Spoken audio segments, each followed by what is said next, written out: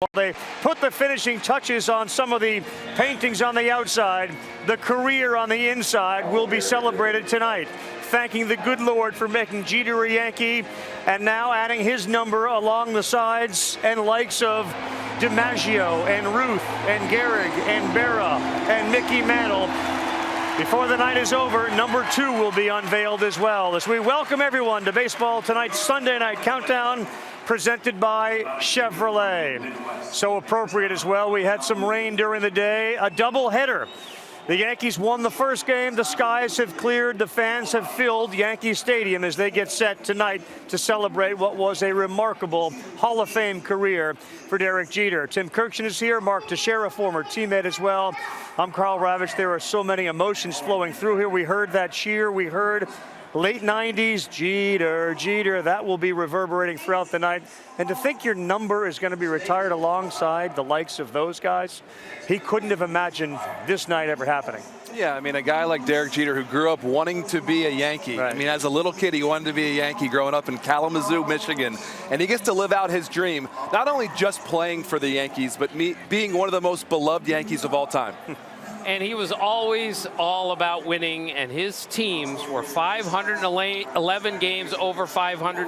That's the highest number of any position player in the history of baseball. Lou Gehrig next at 501, and it's because of the way that he played. When Buck Martinez was the manager of Toronto, he told me you could hear Jeter run to first base every single time, and that's why he's the captain of the Yankees. Significant night for New Yorkers, for baseball fans as well, given they're retiring his number. He wanted to do it on Mother's Day because his mom, as he said, has always been his #1 fan. So happy Mother's Day as well to all those out there and those that have helped make baseball and other dreams possible. You can shed a little light on things not many can. You were a teammate of his for a half dozen years. What was he like in a clubhouse?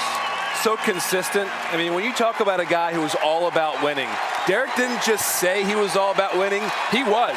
When you lost games, you felt bad because Derek Jeter was on the team and he doesn't lose. Right. So he just raised everybody's expectations, wanted you to play better. You'll see some of the dignitaries, including Derek Jeter, now out towards Monument Park as we get set to unveil his number. The crowd has seen Derek Jeter, and over the course of the next hour, you will hear from Jeter and all the other meaningful people to the Yankees and to Derek Jeter. Let's go by the numbers just to kind of set the table. And Mark, as we take a look at some of these presented by Captain Morgan, you can add some context to them. The numbers are mind-blowing, and they become rather obvious. 3,465 hits. To be able to play this long, get basically 200 hits a year for almost 20 years, he was so consistent. April, October, he was good. In the playoffs, this man was a great player. He really raised his level of intensity and focus. And overall, 744 more hits than anyone that ever played for the Yankees. Pretty rich history. Not bad. The milestone moments, they are too many to count. But when it got to October and November, number 2 became number 1. We will have much more of the ceremony as Derek Jeter sees his number 2 retired this evening. And another monument goes up in a building that has celebrated 22 players and 21 numbers. They got 27 world championships. Jeter's got 5 rings total. All they did when he was on the field was win. The number Tim gave before, 511 games over 500. That's crazy. This should be a wonderful celebration tonight. Stay with us. The entire ceremony from the stadium is coming up.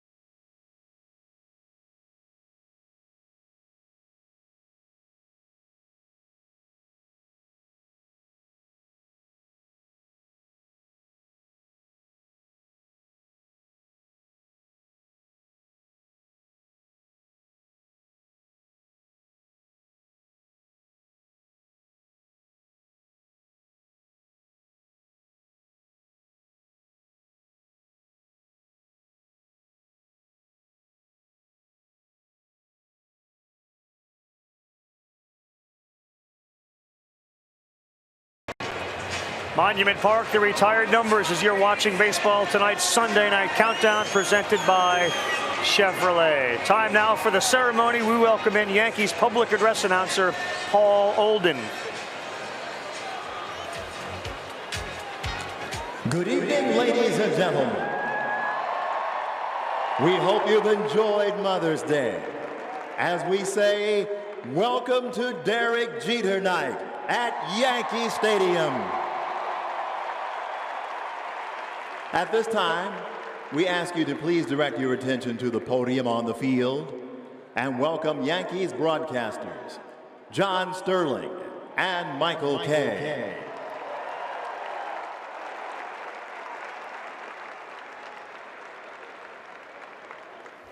Well, thank you, Paul. What a thrill it is to be here tonight as the Yankees honor not only one of the greatest players in Yankee history, but one of the greatest players in the history of the game. If you walk around the stadium or see all the fans in attendance wearing his number 2, you can see how much Derek has meant to the Yankees and their fans. In all my years covering this team, I've never seen a player more beloved than Derek. Probably because as great as a player as he was on the field, he's an even better person off of it. Now, we all know the Yankees are the greatest sports franchise in the world and have won more championships than any other team in professional sports.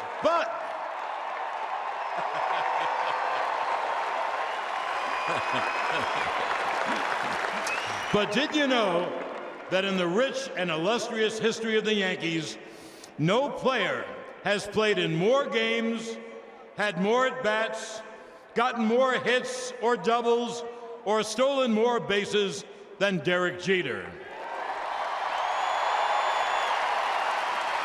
In addition, he currently holds the Major League postseason record for most games, most hits, most runs, most doubles.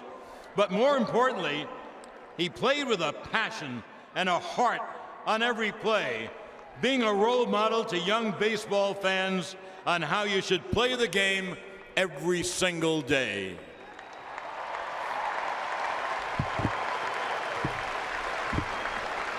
Well, Derek was called up during the 1995 season, and he appeared in 15 games before bursting on the scene for the 1996 season. In his first ever opening day, he had his first career home run and displayed what would be one of his signature defensive plays with an over-the-shoulder running catch. He would go on to win the American League Rookie of the Year and help the Yankees capture their then 23rd World Championship.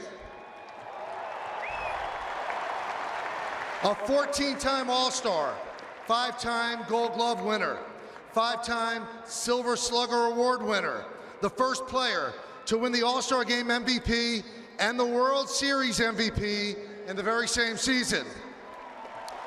Derek is a 5-time world champion and was the face of the Yankees franchise for almost 20 years. Derek was the personification of the word clutch, always seeming to come up big in the biggest spots. Just think of all the amazing plays he's been involved in.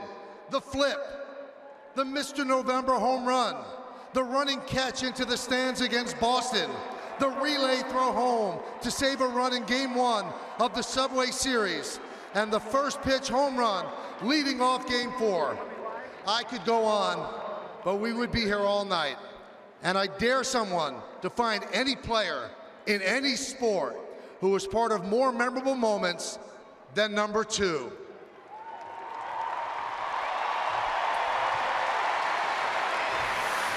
Now, at this time, we ask that you direct your attention to Monument Park in center field.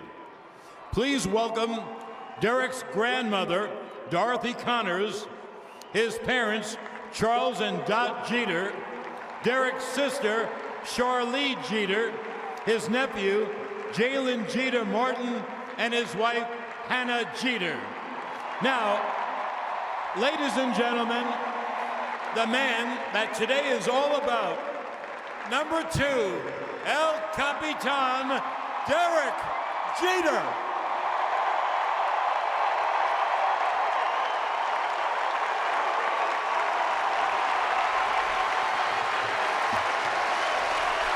Now, at this time, Derek will unveil the newest number to be retired by the Yankees, his number 2.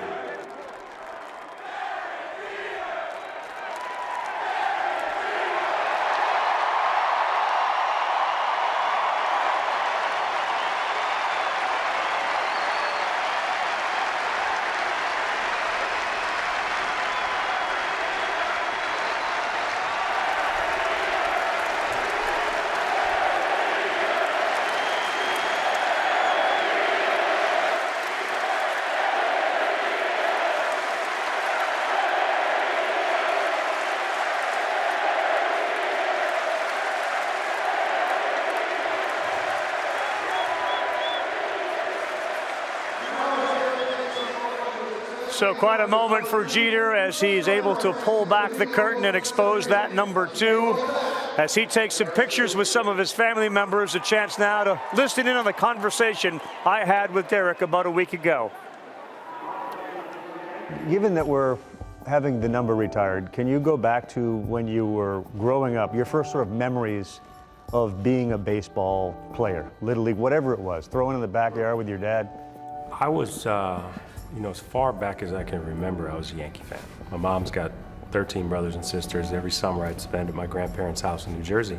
My grandmother was a huge Yankee fan, so I would sit up at night with her and watch the games. And that's where the love affair came about with the Yankees. And I guess the first thing I can remember is playing on a Little League team, and we were the Tigers. The Tigers. And I couldn't have been more disappointed. And I can't tell you anything else about that season, but I was playing for the Tigers. Was there a Yankees team in that league? No, there wasn't, which I guess eased the mind a little bit. What do you remember about watching the Yankees then? And who were the big guys? Who were the players? What did you like about it? Obviously, the pinstripes stood out first and foremost. I think when you're young, it's a visual love affair. And it was Winfield. Big Dave was my guy. I thought he was larger than life. But those were the years. Donnie. Right. Willie Randolph, used to watch all the highlights. So I tried to learn as much as I could about the past Yankee teams, and I just couldn't think of a better organization to play for. When you say you always loved the Yankees and you watched Winfield, was that when you think the seed was planted, or did you at that age, what are you at that age? I mean, I was 4 or 5 So you're not years thinking, old. I'm going to be a baseball player, are you? As long as I could remember, that's the only thing I've wanted to do. There's a great deal of structure and preparation and confidence that you have. At that stage, you're beginning this baseball career as a professional. Did you always believe that you would end up at the major league level? No. I always, in the back of my mind, I did. When I first signed, I was drafted when I was 17. I signed, left the day after my 18th birthday, and never really been away from home with the exception of family trips to my grandparents' house. And had never really struggled when it comes to playing baseball. I went to rookie ball and I struggled, and it was rough. And everyone has a roommate. I didn't have a roommate at the beginning because I signed late. I'm by myself, struggling for the first time, calling home crying, saying I should have gone to school. Can I give the money back, start all over? But my parents were there, and it's really sad to say it because I was there for 2 weeks. My parents came down. 2 weeks later, they came down again, and 2 weeks after that, the season was over. Right. So I really wasn't gone for a long time, but it's dealing with struggle and dealing with failure for the first time. Yeah. I mean, you have a lot of confidence and you've always had success, and now you're struggling. So it was difficult to deal with. You remember the first game wearing pinstripes? The first game I went to, I didn't play because I sort of got there late. I went there and just watched. And first game I played was a doubleheader. I was 0 for 8, I think, with 7 strikeouts. I had a few errors and felt like crying between games. If I could have gone into a bathroom, but this is rookie ball, there's no really privacy there. You're out in the open. If I could have, I would have broke down. At what point do you think you understood the significance of a single digit, given what Yankee Stadium and the monuments and the plaques? I was well versed on the Yankee history, but I never thought about it when I got to number 2. My dad wore number 13 in college, and I always tried to get 13 as much as I could. Jim Leyritz had it when I came up, and the following spring training, they actually changed my number to 17, and because they thought I just didn't want number 2. And I went back and said, oh, you know, I do want number 2. So I think we could go back to the program in 1997 spring training. I was listed at number 17. Really? Yeah.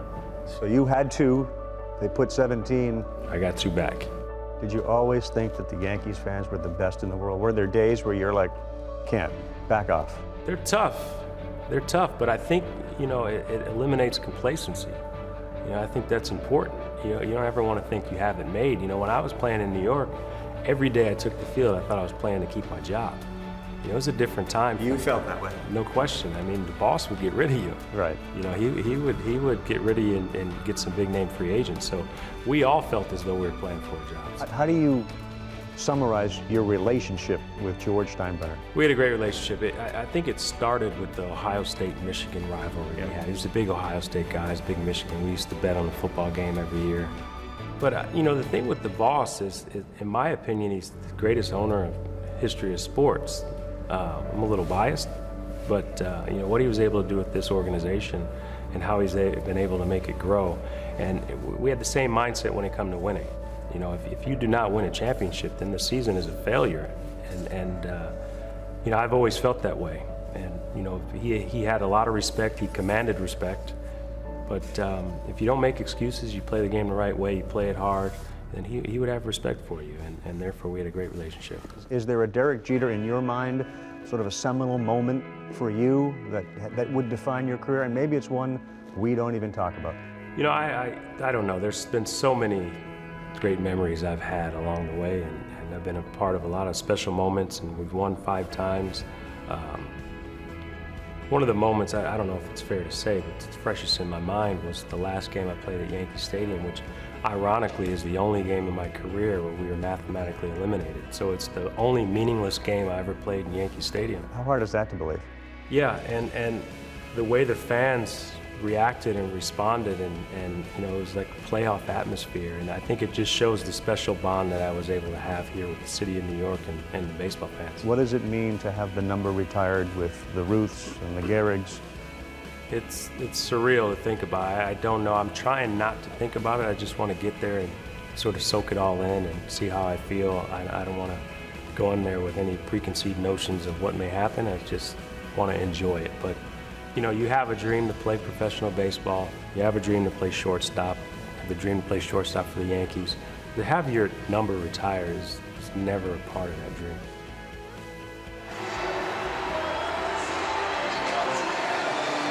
That's the video board, and while we were listening to that conversation, they were showing some of the highlights of Jeter's career here, and shortly they will announce some of those central figures in Jeter's life.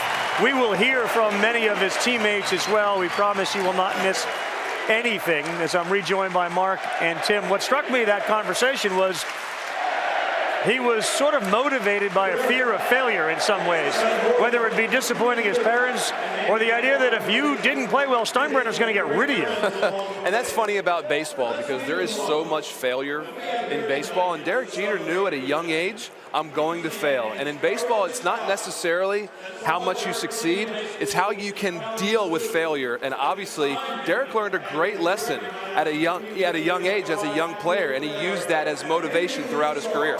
Right, he spoke a lot about his mom and dad there. So after the Yankees won their last championship, my job was to get an interview with Derek after the game, and I followed him off the field. He went into the clubhouse, which is filled with champagne. It's the biggest party you've ever seen, and he never stopped. He weaved his way through all of his teammates until he got to the other side of the clubhouse where there's that little lobby there, and he went out into the lobby and he hugged his mom and dad. Right. Because that's where it all started. Then he went back in and celebrated with his teammates. And that story, and I don't care how corny that sounds, to me, that tells you exactly who he is. Some of the people we're seeing walk out, Gary Denbo, who in that conversation, we saw a 6-minute version, it was a lot longer. He identified Denbo as maybe the most important guy early in his career. This is Gene Stickmichael, who was the GM who helped draft Jeter in '92. The first man was the scout that discovered him, and there was this debate whether he was going to go play at Michigan or be a Yankee. And it was Dick Gross who said, forget, going to Michigan, he's going to Cooperstown to be a Hall of Famer. You know, scouts have an eye for certain type of talent. And everyone will tell you, Derek Jeter was a skinny guy in high school, but he had something. And I think Yankee fans for the next 20 plus years saw that something all the time. And of course, this is the wife of the late Don Zimmer, Jean Soot Zimmer. And the relationship between Derek and Don Zimmer, as much as Joe Torre and Derek had the father-son relationship, he was sort of the uncle, father, mentor in Derek's life. Right, and Zim, of course, was a shortstop just like Derek from a different time. And Zim was one of the great all-time leaders around this club, and he and Derek had a very special relationship. Some of the other coaches, Rob Thompson, the current Yankee bench coach, some of the trainers about to be announced. If scouts can see it, can players in the locker room see it as well, that that guy is a little different? Because you could make the case that he played on a team full of superstars. I don't know if he was always the best player, maybe never the best player, but there was something unique about him. Yeah, you know, every time that you watched Derek, when I was playing against Derek as an opponent, we watched him because we knew there was something special about him. And his consistency amazed me. You know, here's a guy who, if you needed that big double with the bases loaded to clear the bases, he'd give it to you. If you needed him, you know, to lay down a bunt to get a guy over, he'd do that. He made every single play. He made all of the routine plays, had beautiful jump throw. We just watched him, you know, as opponents across the diamond all day long. And many times I heard Joe Torre, who of course managed Derek Jeter, use Jeter in the same sentence as Bob Gibson.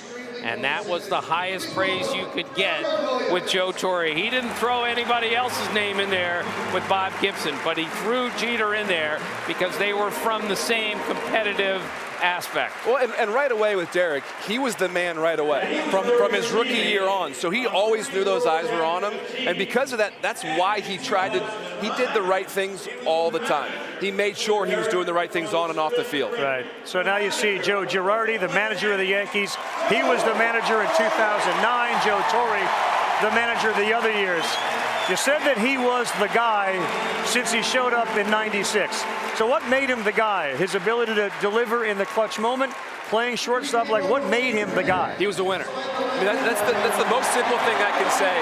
In a city like New York that values winning, the Yankees, the most winning franchise in sports history, Derek Jeter was a winner. And that's why I think the fans respect and love Derek as much as anybody, because when you look at him, you see a winner. What an ovation Hideki Matsui gets here as he's introduced to this sold-out Yankee Stadium. And Hideki Matsui comes out. He, of course, was part of that championship team in 2009. So I've been to a lot of these things. Hideki Matsui maybe gets the biggest ovation of the non-Jeters of anybody because of that huge Game 6 in the World Series in '09. You know, it's amazing how Jeter got through all this without any controversy. But many years ago, George Steinbrenner challenged him on a work ethic situation. I'm not even positive what it was, but I'll never forget asking Jeter, has anybody ever challenged your work ethic before? And he looked at me and he went, no. And that was like it. Like, he was furious. Look, you can take me on for not getting a hit or striking out 3 times, but don't ever challenge me on how much I care and how hard I try. You know, Derek basically told us, you're lucky the boss isn't around anymore. Right. Because, you know, we won so much. The Yankees won so much my first few years here. When we missed the playoffs a couple times, Derek would just kind of chuckle and say, man, you guys are so lucky the boss isn't here because we'd all be gone. What a night as we travel down memory lane with the likes of Paul O'Neill and now, of course, his great friend, Tino Martinez. And now with all these dignitaries having been announced, we're going to kick it up another notch. And for that, we go back to Michael Kay. We have now reached the special part of our guest list, as all of our remaining guests have had their number retired by the New York Yankees. He was a mentor to Derek during his career as a Yankees special advisor. Let's welcome number 44, Mr. October, Reginald Martinez Jackson.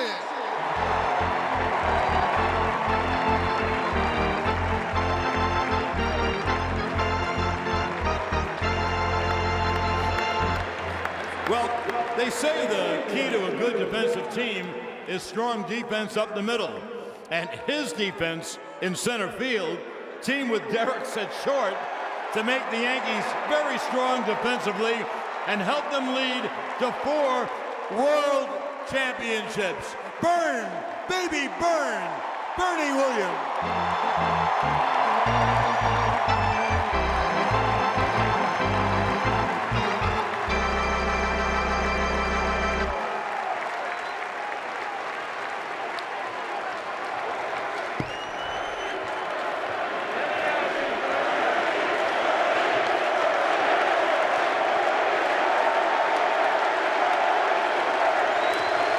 He was there to guide Derek through the rigors of a baseball season when he made the team in 1996, and was someone that Derek could always count on for advice. Together, they won 4 World Championships. Derek called him Mr. T, but you know him as number 6, Joe Torre.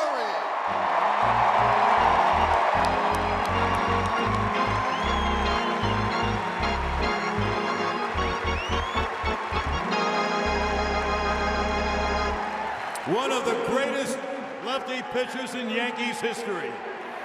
He came up with Derek through the Yankee farm system, and together they won 5 World Championships together.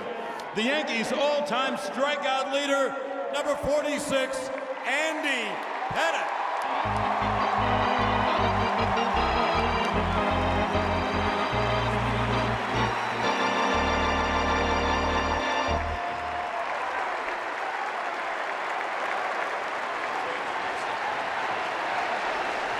Derek had a great view from shortstop for almost all of his 652 saves, and watched as his friend closed out 4 of the 5 World Championships they won together as part of the Core 4.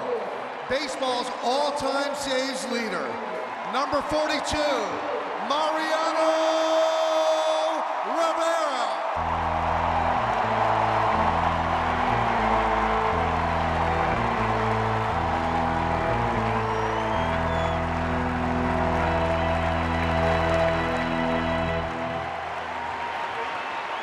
His fiery leadership and passion were quite a contrast from Derek's quiet leadership and hustle. But they worked great together, winning 5 championships. Such good friends, he was there to greet Derek when he crossed home plate after his 3,000th hit. And Derek was the best man at his wedding. Let's welcome number 20, Jorge Posada.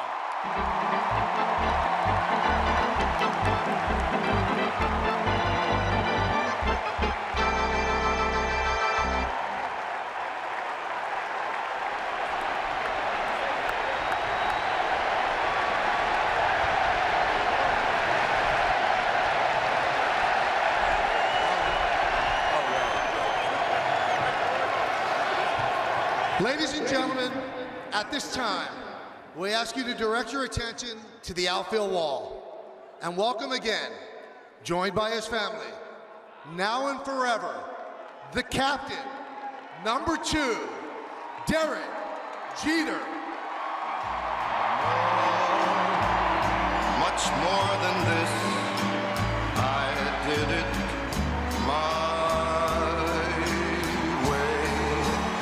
Yes, there were times I'm sure you knew when I bit off more than I could chew. But through it all, when there was dark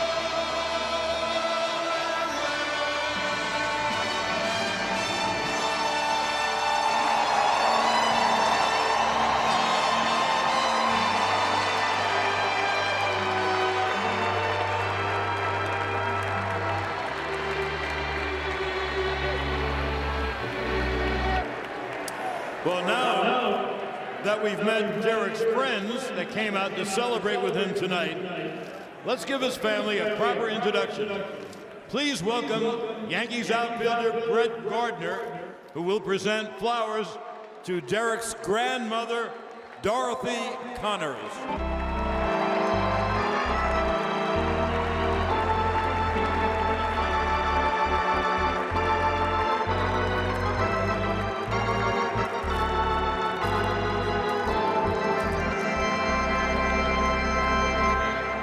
Now being escorted out by one of his favorite players, CC Sabathia, let's welcome Derek's nephew, Jalen Jeter Martin, and Derek's sister, Charlie Jeter.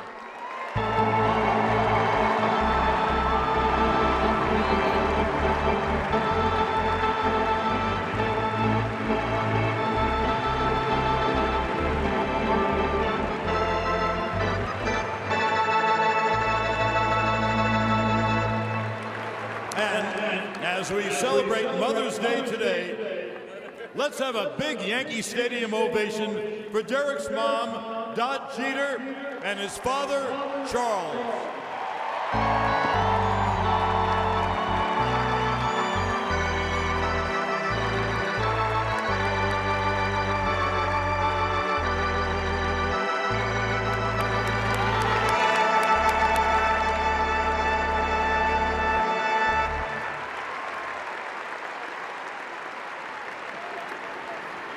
And now, ladies and gentlemen, let's once again hear it for the last man to ever wear number 2 for the New York Yankees. Joined by his wife, Hannah, here he is, Derek Jeter.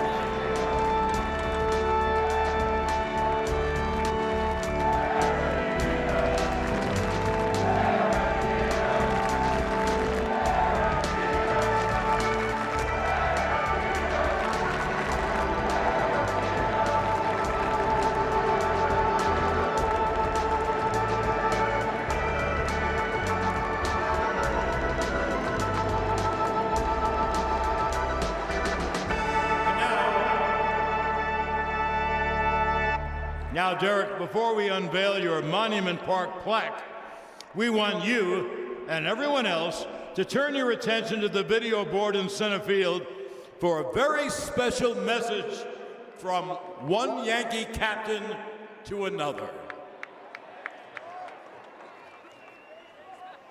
Hey, Derek, congratulations on your day. Well-deserved, as we all know. And I want to thank you for myself, having a chance to watch you come into camp and become a great Yankee. I think on behalf of all the fans probably here today, for the way that you represented yourself, represented the Yankee organization, the way you played the game, the way you treated the fans, speaks volumes of who you are. Congratulations.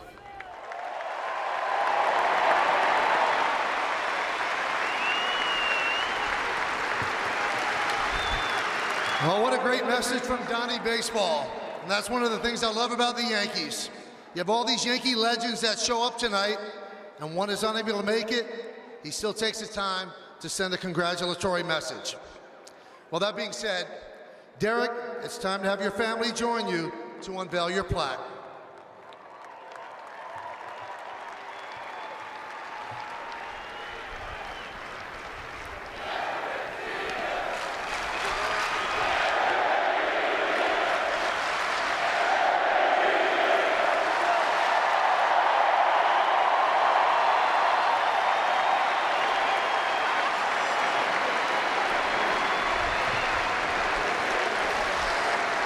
It reads, Derek Sanderson Jeter, the captain, Mr. November, New York Yankees, 1995-2014.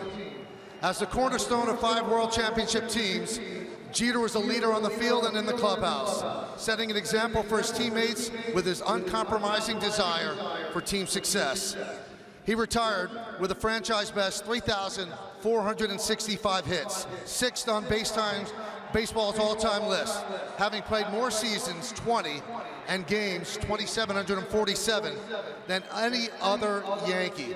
A lifetime .310 hitter with a .377 on-base percentage, Jeter was the longest tenured captain in team history, holding the role from June 3rd, 2003 through the end of his career in 2014. Jeter garnered 14 All-Star nominations, 5 Gold Gloves, and 5 Silver Slugger awards. In 2000, the shortstop became the first player in Major League history to be named All-Star Game MVP and World Series MVP in the same season. A consistent winner, he compiled an incredible .593 regular season winning percentage, 1.628, 1,117, and 2 ties in games played, and he retired as base time's all-time postseason leader in games, 158, hits, 200, runs, 111, and doubles, 32. Dedicated by the New York Yankees, May 14th, 2017.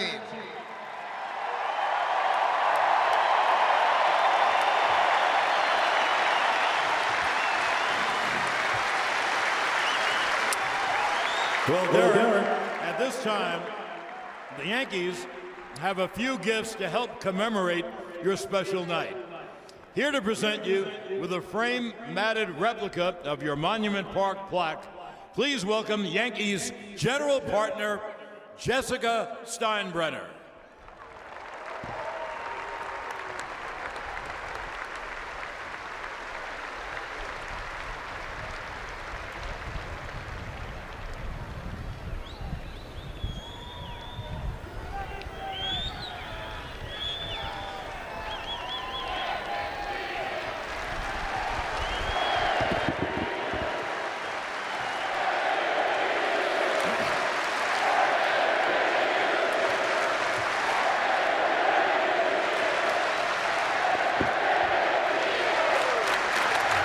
Next, Yankees managing general partner Hal Steinbrenner and his wife Christina will present you with a frame matted replica of your number 2 Monument Park plaque.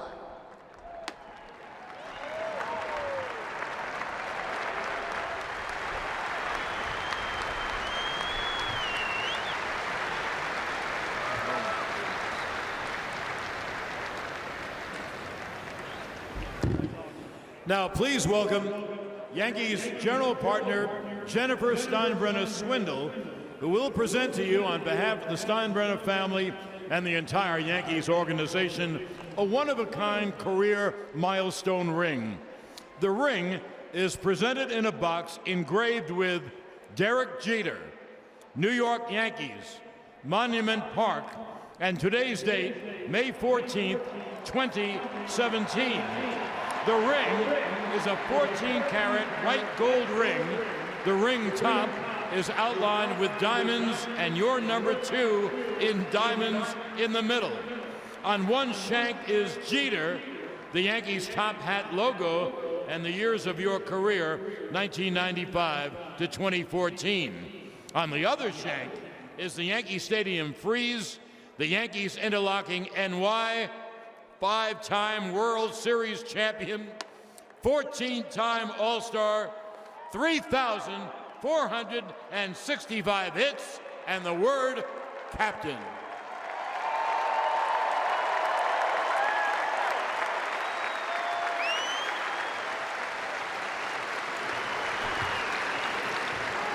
And lastly, as you can see, some of our special guests today are wearing a navy blue blazer with a patch on the front pocket. This weekend, the Yankees are excited to introduce and unveil the Monument Park Blazer. This special blazer is reserved only for those Yankee greats whose career in pinstripes was so remarkable that it earned them enshrinement into Monument Park in center field. Derek, now to present you with your Monument Park Blazer. Please welcome to the field your good friend, former teammate, and the man whose idea this was for this special recognition. Here he is, Carlos Beltran.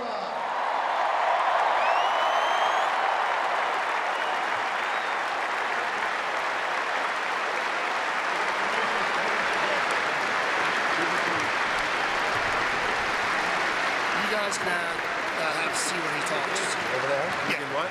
You guys do it. Tell me when. And now, for one final time, let's hear the immortal voice of the legendary Bob Shepard. Number 2, Derek Jeter. Number 2.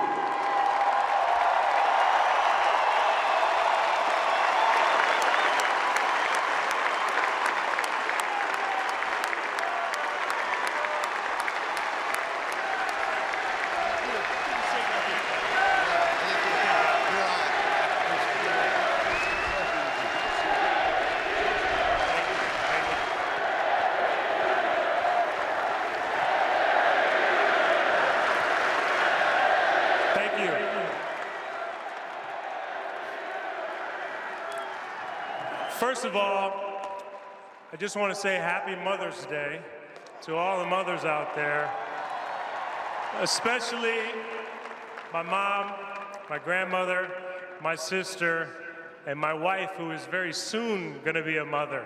So happy Mother's Day.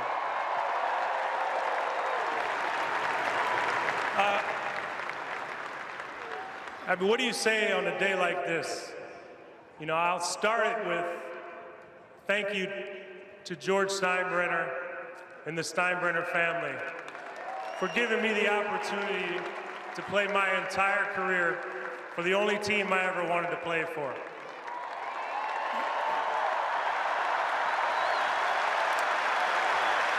I want to thank my managers, coaches, teammates, support staff, those of you that are here today, and those of you who aren't, for being with me along that entire journey.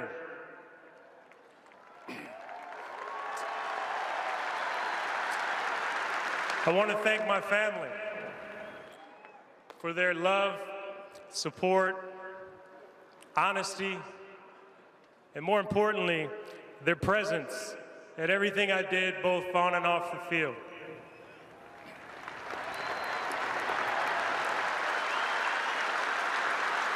And the fans, wow.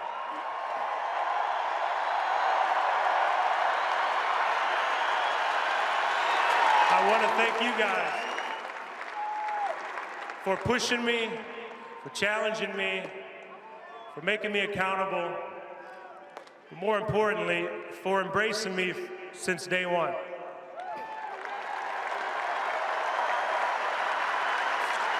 You know, I was asked recently by someone, they said, if you could trade places with one person, who would it be? And I say this very humbly, but there isn't a person or player I would trade places with that's playing now or ever.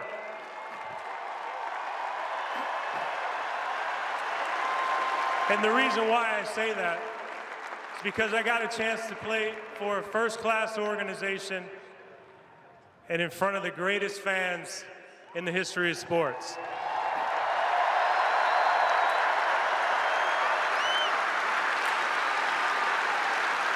And you know, you play here in New York for 20 years. You know, I learned that time flies, memories fade, but family is forever. And I'll be eternally grateful to be a part of the Yankee family. So I can't thank you guys enough. Thank you very much.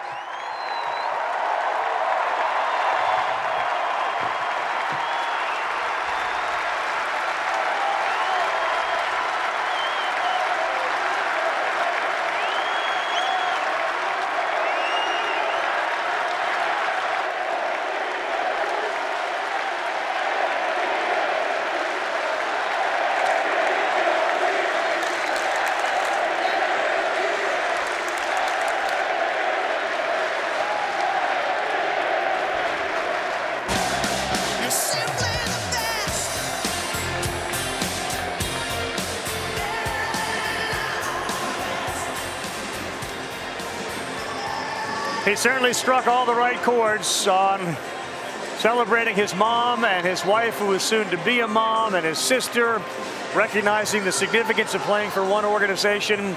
And he certainly didn't miss the opportunity to remind the fans how important they've been along the way. Yeah, Derek's one of those guys that is truly appreciative of all the support he's gotten from the Steinbrenner family. He always makes a point to thank the Steinbrenner family and everything they've done for him. That's very special to me. And the Yankees have had more practice at this than anyone. Nobody throws a better ceremony than the Yankees. And Derek Jeter was sensational in his comments today. Really impressive. Is this what you mean by consistently good every time out? Every time he speaks, every time he's in the public eye, he's always so good. I mean, it's unbelievable. This guy just is so comfortable out here with 50,000 fans screaming for him. Yeah, on the biggest and most demanding stage in Major League Baseball, Jeter for 20 years continued to deliver on a high note, and he certainly delivered again here tonight. We'll continue as number 2 now is retired, meaning all the single digits in Yankee history have been retired. We'll be back.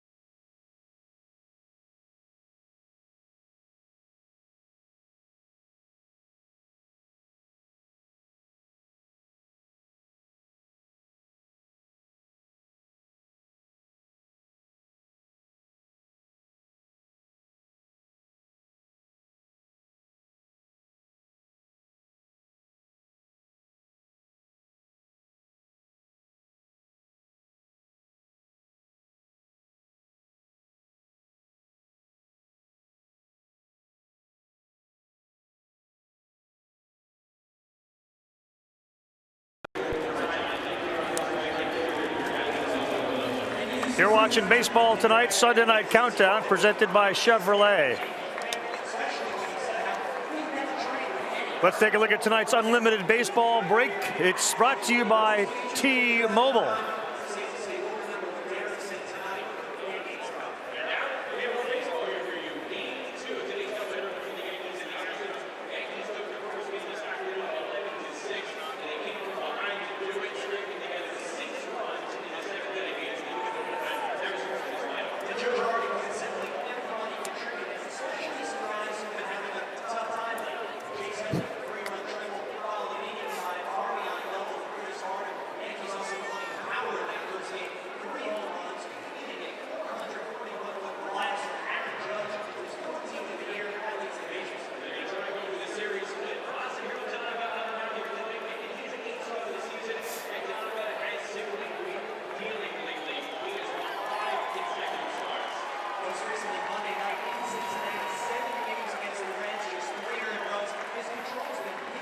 Well, just a kid from Kalamazoo, Michigan, who turned himself into a legend in New York City. Tim Kirkshin, Mark Teixeira, quick final thought.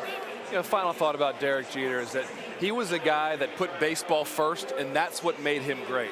I think Derek should write a book that should be given to every great young athlete. Forget about baseball. Every great young athlete to talk about how to handle yourself in the spotlight. And the reach went way beyond New York. When Dave Roberts played for the Red Sox, I asked him, who is the face of baseball? And without hesitation, he went, Derek Jeter. Right. Who else? And that's how I'll always remember him. Derek Jeter. Who else? Still may very well be the face of baseball. Tonight, number 2 is number 1. Enjoy the game, everyone. I've loved what I've done. I love what I do. More importantly, I've loved doing it for you. So from the bottom of my heart, thank you very much.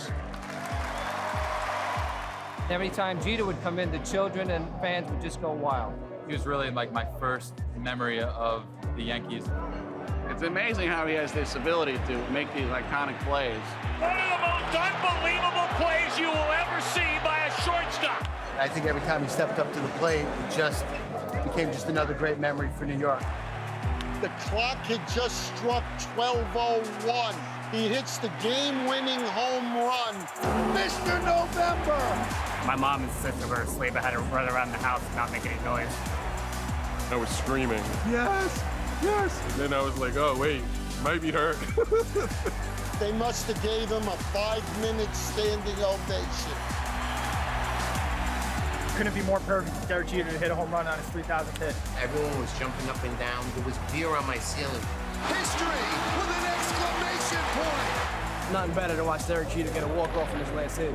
It was like a storybook ending, and it was really just perfect. Basically the capper on what was an unbelievable career. One of the players that came up big in big moments. Like number 7 belongs to Mickey Mantle, number 2 belongs to Derek Jeter. No one else will ever have that number, and nobody else should. Number 2 is New York.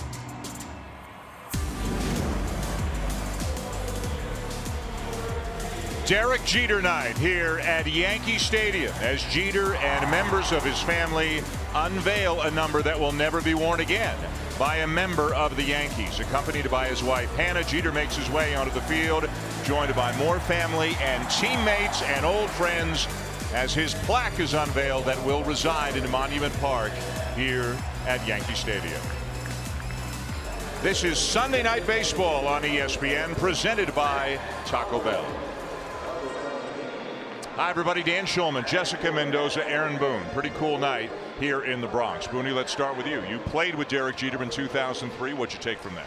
Yeah, you know, playing my whole career before I got here in the National League for 6 years with the Reds, I knew from afar that he was a really good player. But when I got here and played 3 months with him, I knew how special he was. The intangible elements were off the chart. Yes, he was a great athlete and a great player, but it was the intangibles in the most crucial moments when there was crisis, when we needed the big play. he was amazing at it. And it's the intangibles that he had greater than anyone I've ever seen, and the reason they celebrate him tonight. Well, and Booney, when I think about his true legacy, it is the players that are left that are the future of this game. I mean, how many players are wearing number 2 because of Derek Jeter? Yep. Even tonight, the Astros, Alex Bregman wears number 2 because he grew up watching Derek Jeter. Carlos Correa, who's a future star of this sport, shortstop, epitomizes his game and the way he lives his life after Derek Jeter. And when you think about all of the things that Derek Jeter has done throughout his career, nothing will be bigger than the mark he will leave in the future players of the sport. And as if there was any doubt, he totally nailed the speech too without a cue card, but that was never in doubt for Derek Jeter. We got a ball game tonight. We've got the Houston Astros, who have the best record in baseball. Charlie Morton will be on the mound. He is hot in his last 3 starts. The Yankees, who won the day game here, the early game of the doubleheader today, they will counter with Masahiro Tanaka, who has won each of his last 5 starts. A big day of baseball on and off the field here at Yankee Stadium. Derek Jeter's number is retired here today. Some former teammates with him on the field, and some members of a very exclusive club welcoming him to their midst.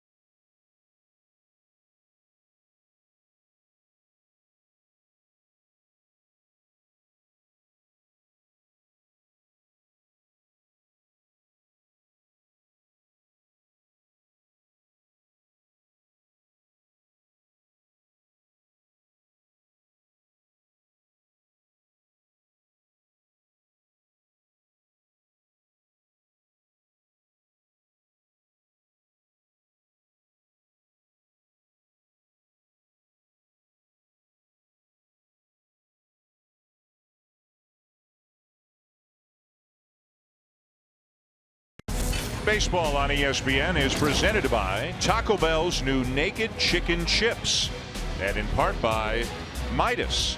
For brakes, tires, oil, everything, trust the Midas touch. Derek Jeter's night here in the Bronx. His number 2 retired here tonight. He's already given the speech. And as the Yankees take the field to get us ready for this game between the Yankees and the Astros, we are expecting one last bit of business for Jeter here tonight, as he is going to toss out the ceremonial first pitch. Number 2, Derek Jeter. Number 2.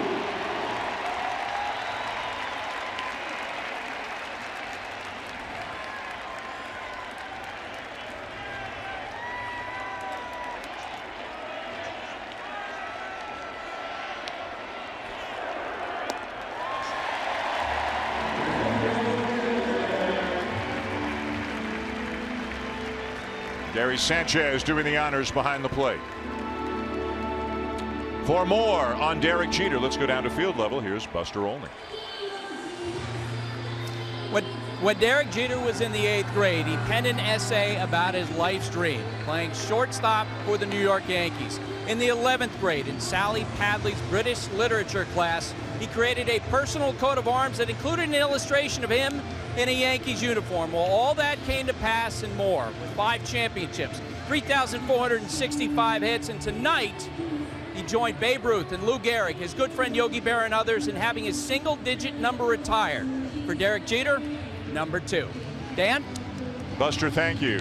The last of the single digits, leaving 0 out of the conversation. 1 through 9 all retired, and Derek Jeter certainly, it goes without saying, deserving of the honor, the Rookie of the Year in the American League in 1996, a part of 5 World Series championships, a 14-time All-Star. He won 5 Gold Gloves during his career, and he finished 6th all-time on baseball's hit list with 3,465 hits. Some gaudy accomplishments, to say the least. Derek Jeter will join us a little bit later on tonight in the booth. But there's also a great ball game tonight. 2 terrific teams, the Astros and the Yankees. Jose Altuve and the Astros looking to take 3 out of 4 in this series. Let's check out their lineup, brought to you by Taco Bell. Oh, Jose Altuve, one of the best hitters in all of baseball. 3 consecutive seasons with 200-plus hits, and he's been hot as of late and has good numbers against Tanaka. 4 for 9, a home run and a double. Right behind him is Carlos Correa. 363, 4 home runs. He is a guy that does very well in this stadium and has good numbers against Tanaka as well. On the mound tonight for the Yankees, right-hander Masahiro Tanaka. As we mentioned a few minutes ago, he has won his last 5 starts. Was roughed up in his first start of the season. Did okay in the second, but the last 5 much better. 5-0 with a 2.78 ERA. When he's keeping the ball down, of course, he can be awfully difficult. He's facing a very good offensive lineup. Second game of a doubleheader. Rain yesterday. Yankees won the early game today, 11-6. And underway here in the nightcap as George Springer looks at a strike. You see lots of pink all over the ballpark, of course. It is Mother's Day. Major League Baseball with a huge initiative to raise awareness for breast cancer research. And that's why you see umpires, players, and so many others with pink on their uniforms here tonight. In the stands even.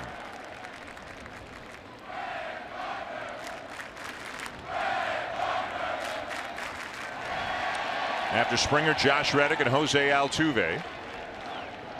60 degrees at game time here in the Bronx as Springer fouls it back, and it's 1-2. This Houston team is 25-12. Won the first 2 games of this series before losing this afternoon. A.J. Hinch has a team with a very good offense, and the pitching has been good this year. Not earlier today when they gave up 11, but they entered action today with the best ERA in the American League. This is a formidable team, to say the least, as Tanaka misses a little bit low.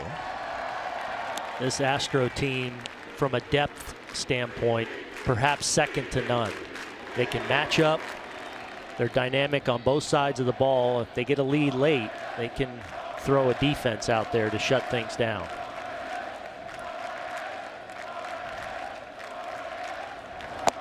Down and away, and a full count on Springer.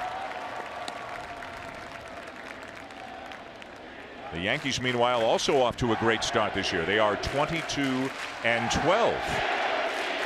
And now Springer's going to step out for a moment. They're doing the roll call for the defense, as they always do here at Yankee Stadium. They've gotten through everybody on the field, and now they're doing it for Derek Jeter.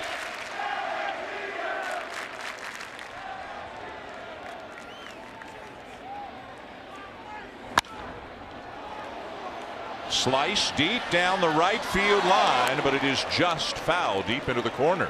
There's an electricity right now in this ballpark that we have not seen in a few years.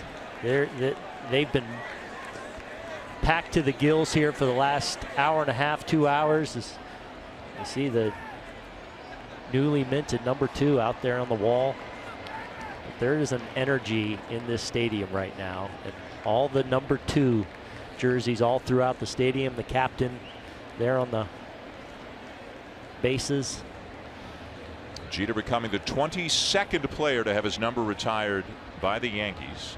21 distinct numbers. Bill Dickey and Yogi Berra both number 8. And you know, with all the rain we've had here this weekend, and even a little bit during game 1 of this doubleheader, figures when Jeter got here, the skies open up. Blue Sun. skies, yeah. Beautiful night. You knew it would.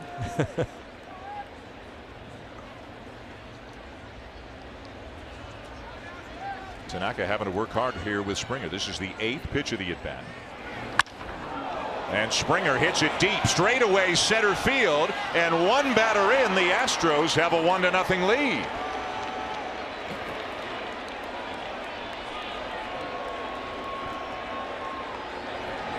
And just a great at bat by George Springer, working the ball. It's going to be down in the zone when it's against Tanaka, and for Springer in this at bat, he just kept fighting off first the split and then the slider away, and he finally gets this slider that's hung a little bit higher in the zone. This is the game plan for all the Astros hitters, is to try to get something just above the knees. They know it's going to be low, and Springer right on time. You get an idea of his strength right there. That's a slider on the outer half of the plate that he rides out to straightaway center.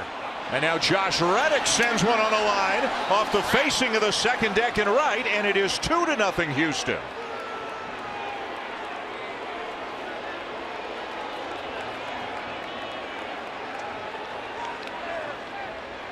Back-to-back home runs to open up the ball game for the Astros. Well, we're getting a look at just how dynamic this Astros team is and the confidence with which they're playing. You see the swagger that they bring to the park. It looks like maybe just a little sinking fastball that just is kind of flat.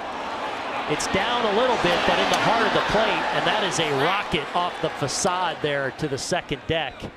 But this is an Astros team playing with a swagger, a confidence. They know they're real good.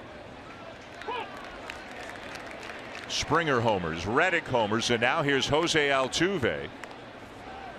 The Astros, as we mentioned, are coming in with the best record in baseball.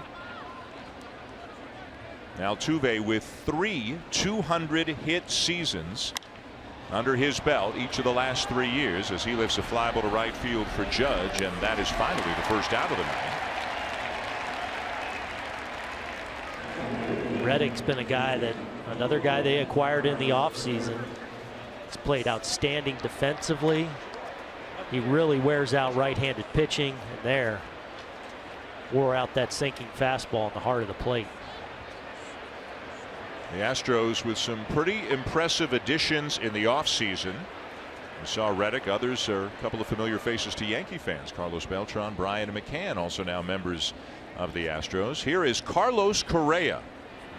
And you couldn't blame Correa if he's in the dugout during the Jeter ceremony, leaning over the railing saying, man, one day I wonder if I've got a chance to wind up doing something like this, to having the career that this guy had. That's a big thought, but he's got the talent to have those big thoughts. The day he was drafted, that's what he said. I want to be Derek Jeter. And to put even that expectation on yourself. I mean, the confidence, one, that Correa has, but also even talking to him before the game, he says it's the whole package.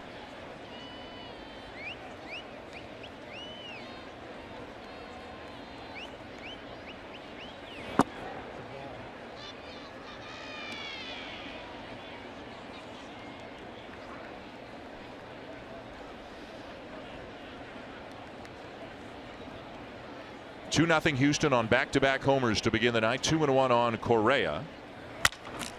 And he slices a ball into right field for a base hit. Meanwhile, just before game time, after Derek Jeter threw out the ceremonial first pitch, He tosses the ball into the stands, not randomly. He's giving it to Spike Lee. It's tough to wow Spike. Spike's wowed right there. Yes, he was. He's a fan. I mean, he's a genuine, just Jeter fan right there. He almost had the no-look catch there. Hung with the ball pretty well, but. Here's Carlos Beltran.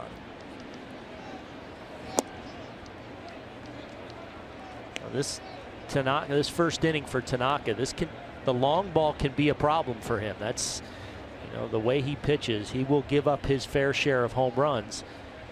The good thing for him is 2 loud mistakes early, just 2 runs though. He has the ability to settle in, even when he struggles a little bit early.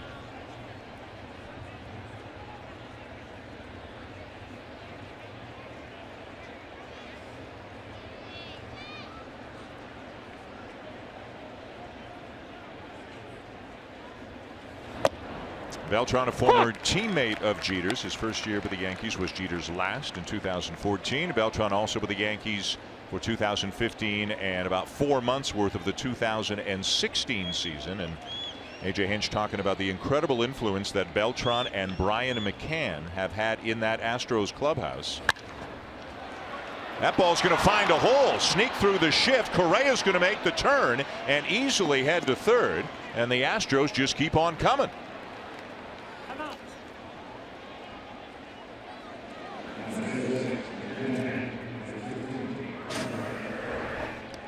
Pitch is kind of flat. Another little 2-seamer, just stays up though. He's not getting that sinker, that ball to go north and south very much. That stays on the plate enough and up. And Beltran, even though he puts it on the ground and into the shift there, able to get good enough wood on it to drive it through and give McCann now a great opportunity with runners on the corners. But I don't think you can overstate the impact that Beltran and McCann have had on this young, star-studded club. Well, it balances it beyond the leadership. It also balances out a very aggressive hitting team. That this team was known more for getting more strikeouts, swinging earlier in counts, and when you just add obviously the presence, but also just the conversations and the at-bats. I mean, there's young eyeballs right now watching this at-bat for McCann.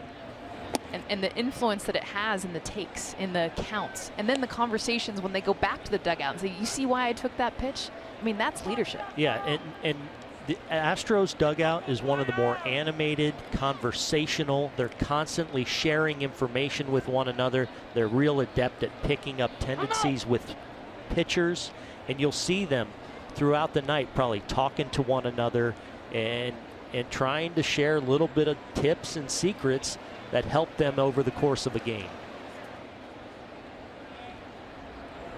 Is A.J. Hinch? I'm sorry, go ahead. And much of that is the Beltran, Brian McCann influence. And as A.J. Hinch told us before the game, I mean, between the two of them, they've done everything that can be done. If there's tough questions the media is going to answer, they're out in front. They'll take the load off Correa and Altuve. If there's a tough pitcher or a tough ballpark they're going to, they've been there. They've done that. They'll tell the younger guys how to handle it. And that started right at the beginning of spring training. Some players tell the story about how Carlos Beltran took everybody to dinner, and you know what they talked about pretty much the whole night was baseball. And that was a change for the Astros to have a veteran leading a conversation like that. A talented, confident team, up 2-0 here in the early going. The 2-2. And it runs back over the inside corner for strike 3 call. Well, Tanaka needed a strikeout there with less than 2 outs and that runner on third. He executes a perfect 2-seam fastball. This is a pitch he likes to use to lefties. Maybe not quite back to the corner, but Eric Cooper, who usually has a little bit on the larger side of a zone, gets the call there as he runs that pitch back to the corner. And now pitch runs in and hits Yuli Gurriel to load the bases.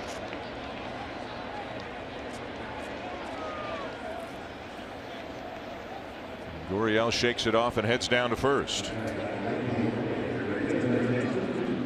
just really just so desperate to get this running fastball in on the hands and to tie Gurriel up, and it just gets away from him, sticks him there in the right in the pad. Soften that blow a little bit.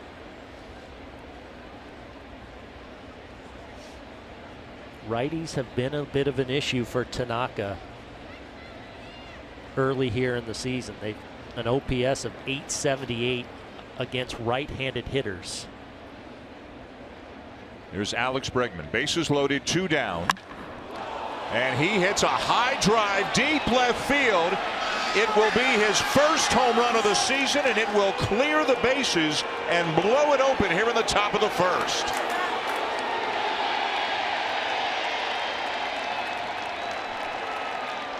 And one of the guys, Jess, wearing number 2 on the back of his jersey because of Derek Jeter. Absolutely. He's a huge Derek Jeter guy. Talking about it all before the game, was hoping to even get a chance to be around him. But as you mentioned, Dan, has yet to hit a home run. In fact, he's struggled with extra base hits in general. And you see on this pitch down in the zone, just does a nice job of getting his hands underneath it to lift it out. And this is something he's been working on, is trying to not get too far under pitches and get into his head that he hasn't had the extra base hits, but he's able to get right on line. And you can tell these Astros hitters have a plan against Tanaka. And don't let Bregman's size fool you in the no homers at this point in the season. This is a guy that's got pop, that's going to hit home runs, and it's probably one of those situations where this is a huge monkey off his back, and now he might settle down and start to hit for some power. But look at the fun that dugout is having right now with Alex Bregman. First home run of the season, first major league grand slam. 3 homers, 6 runs in the top of the first for the Astros.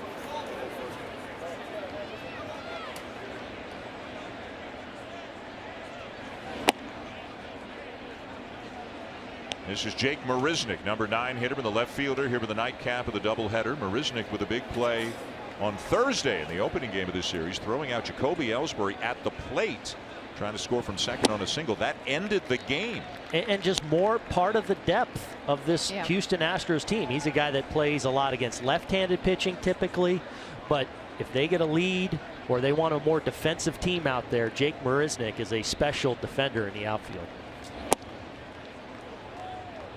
The season high, by the way, guys, for the Astros in any game, home runs, is 4. So they've got a lot of that covered. Tanaka coming in, having won his last 5 starts with a sub-3 ERA during that time period. He's given up 6 runs here in the first.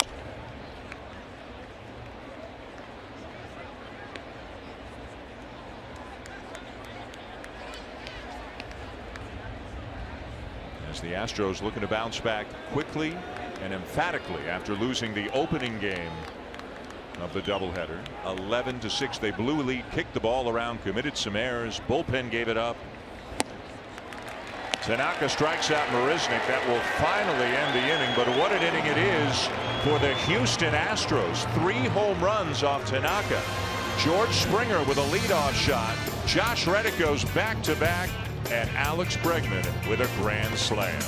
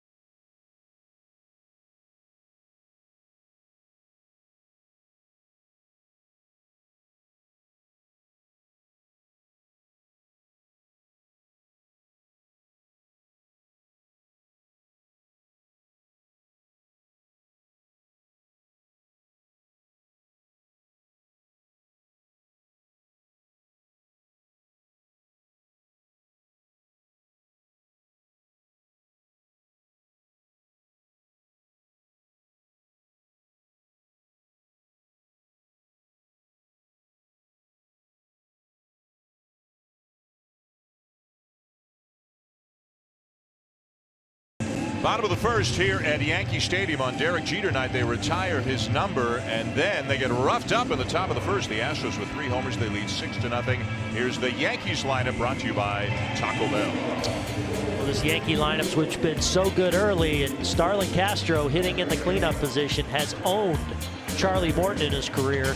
A lot of those times with the Pirates, those 3 home runs. And Aaron Judge, one of the talks of baseball here early in the season, leading Major League Baseball with 14 homers. He homered in Game 1 of the doubleheader today. Charlie Morton on the mound for the Astros tonight. Brett Gardner leads it off for the Yankees. Morton making his 8th start of the season. First year with the Astros, signed a 2-year free agent deal in the offseason. 4-2 with a 3.63 ERA. Even better his last 3 starts, and 25 strikeouts in 18 1/3 innings in his last 3 starts. A guy who is known best for his power sinker, but he's mixing it up a little bit more this year. He's throwing harder, and the strikeout numbers are up. And nothing like taking the mound with a 6-run lead. Although he immediately falls behind 3-0 on Gardner, who hit one of the 3 Yankee home runs in the first game of the doubleheader. Well, there you look at the velocity. That pitch at 97 miles an hour.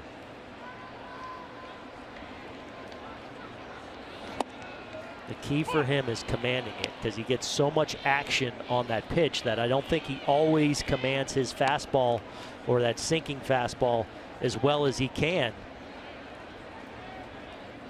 Throwing even some more 4-seam fastballs at the top of the zone, which is why he's had success against lefties. Gardner stays hot. Well, the increased velocity for Morton started last year at the beginning of the season when he was with the Phillies, but he only made 4 regular season starts, suffered a torn hamstring, missed the rest of the season. The velocity's moved up even more this year. A.J. Hinch telling us before this game tonight, this was something the Astros talked to him about as they were trying to sign him. They said, hey, we believe in you. We think you can throw hard. Just let it go. See what happens. He's letting it go, and the results have been pretty good. It tells you the confidence they also have in the bullpen, because I think for AJ, the thing is, go out and throw. Give me 6. Give me 5, because I know what I've got on the back end of this team is going to be able to help you throw some gas, get to 97, and don't hold back. I love what AJ told us about Charlie Morton's question to him. Why did you give me a 2-year deal, right? Yeah. Give credit to the Houston Analytics Department for identifying a way that Charlie Morton could get better.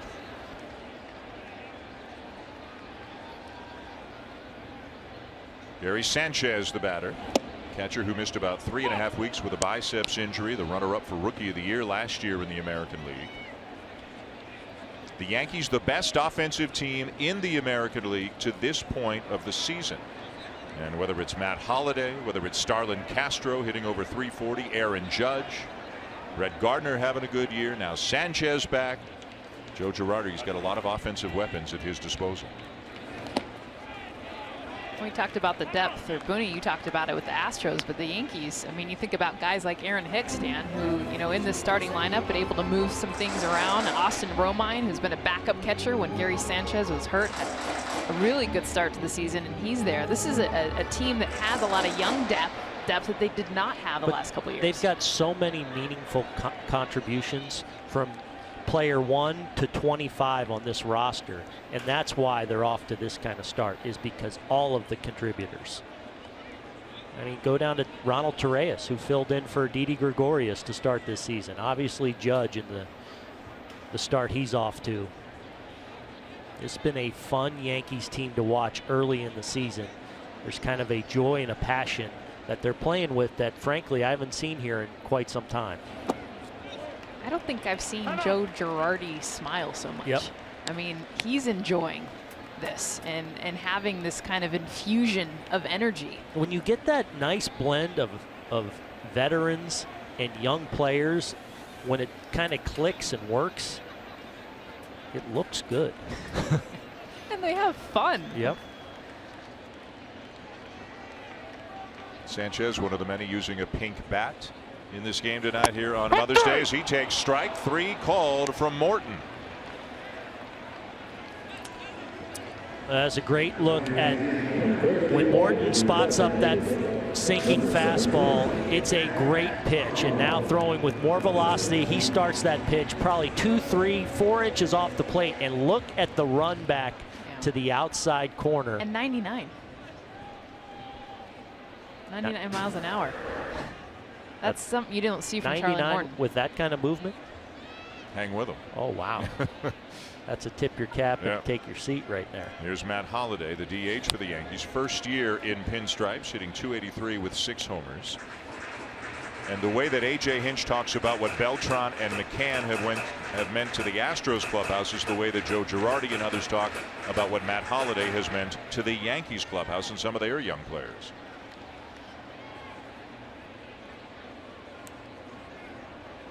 And still a force to be reckoned with at the plate.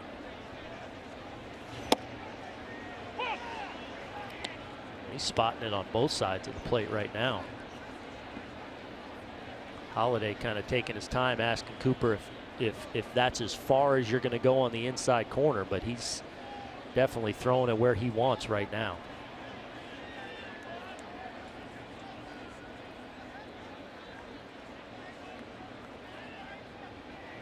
The 0-2. And a swing and a miss at a ball in the dirt. Holliday strikes out, 2 down. Well, his fastball has been so electric early that we haven't even seen the curveball utilized yet for Morton, which is one of his best pitches. And it's because he's been able to not only locate, but look at the late movement on this pitch. And we've seen it out, then in, and now down at 98, 97, and 98 for the K.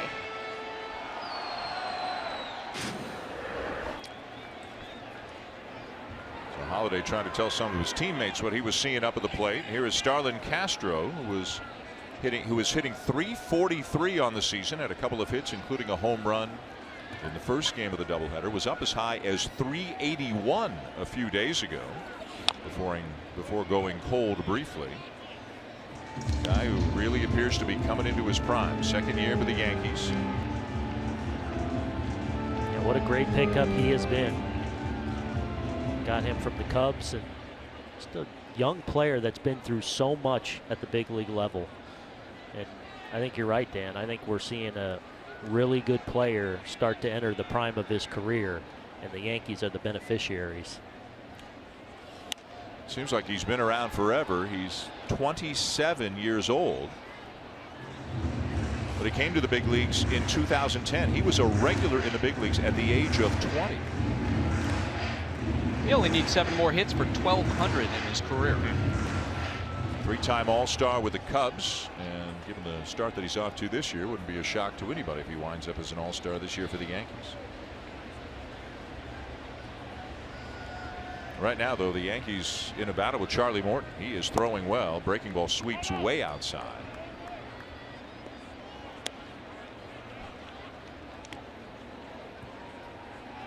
Houston winning 3-2 on Thursday, 5-1 on Friday. They got rained out yesterday. Yankees took the day game of the doubleheader today. It was not really a split doubleheader. It was a single ticket. It started at 2 o'clock. Fans watched the game, stayed in the ballpark, got something to eat, came back, sat down, watched Derek Jeter's retirement ceremony, and then settled in for the second game. And Morton with 3 strikeouts in the inning. So a leadoff base hit, but nothing more. It is 6-0 Astros after an inning on Derek Jeter night here at Yankee Stadium.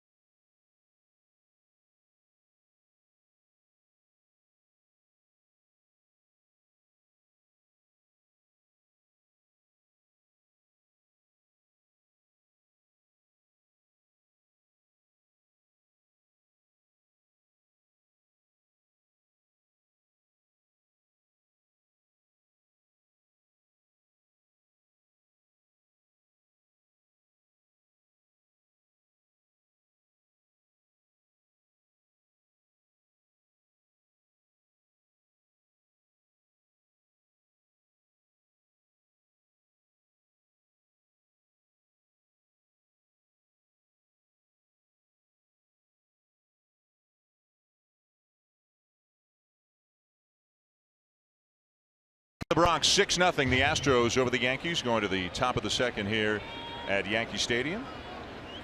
Dan Shulman, Aaron Boone, Jessica Mendoza, Buster Olney, and the man of the night. Very pleased to be joined by Derek Jeter tonight here at Yankee Stadium. On the night his number is retired. How's today going for you? How'd you feel out there? It's going good. I mean, it's awesome. Like I said when I started to speak, what do you say? There's no words that can describe having your number being retired by the New York Yankees. It's beyond words. We got to know, because you nailed the speech. Did you write it down? Did you rehearse it? Or are you just that good at that?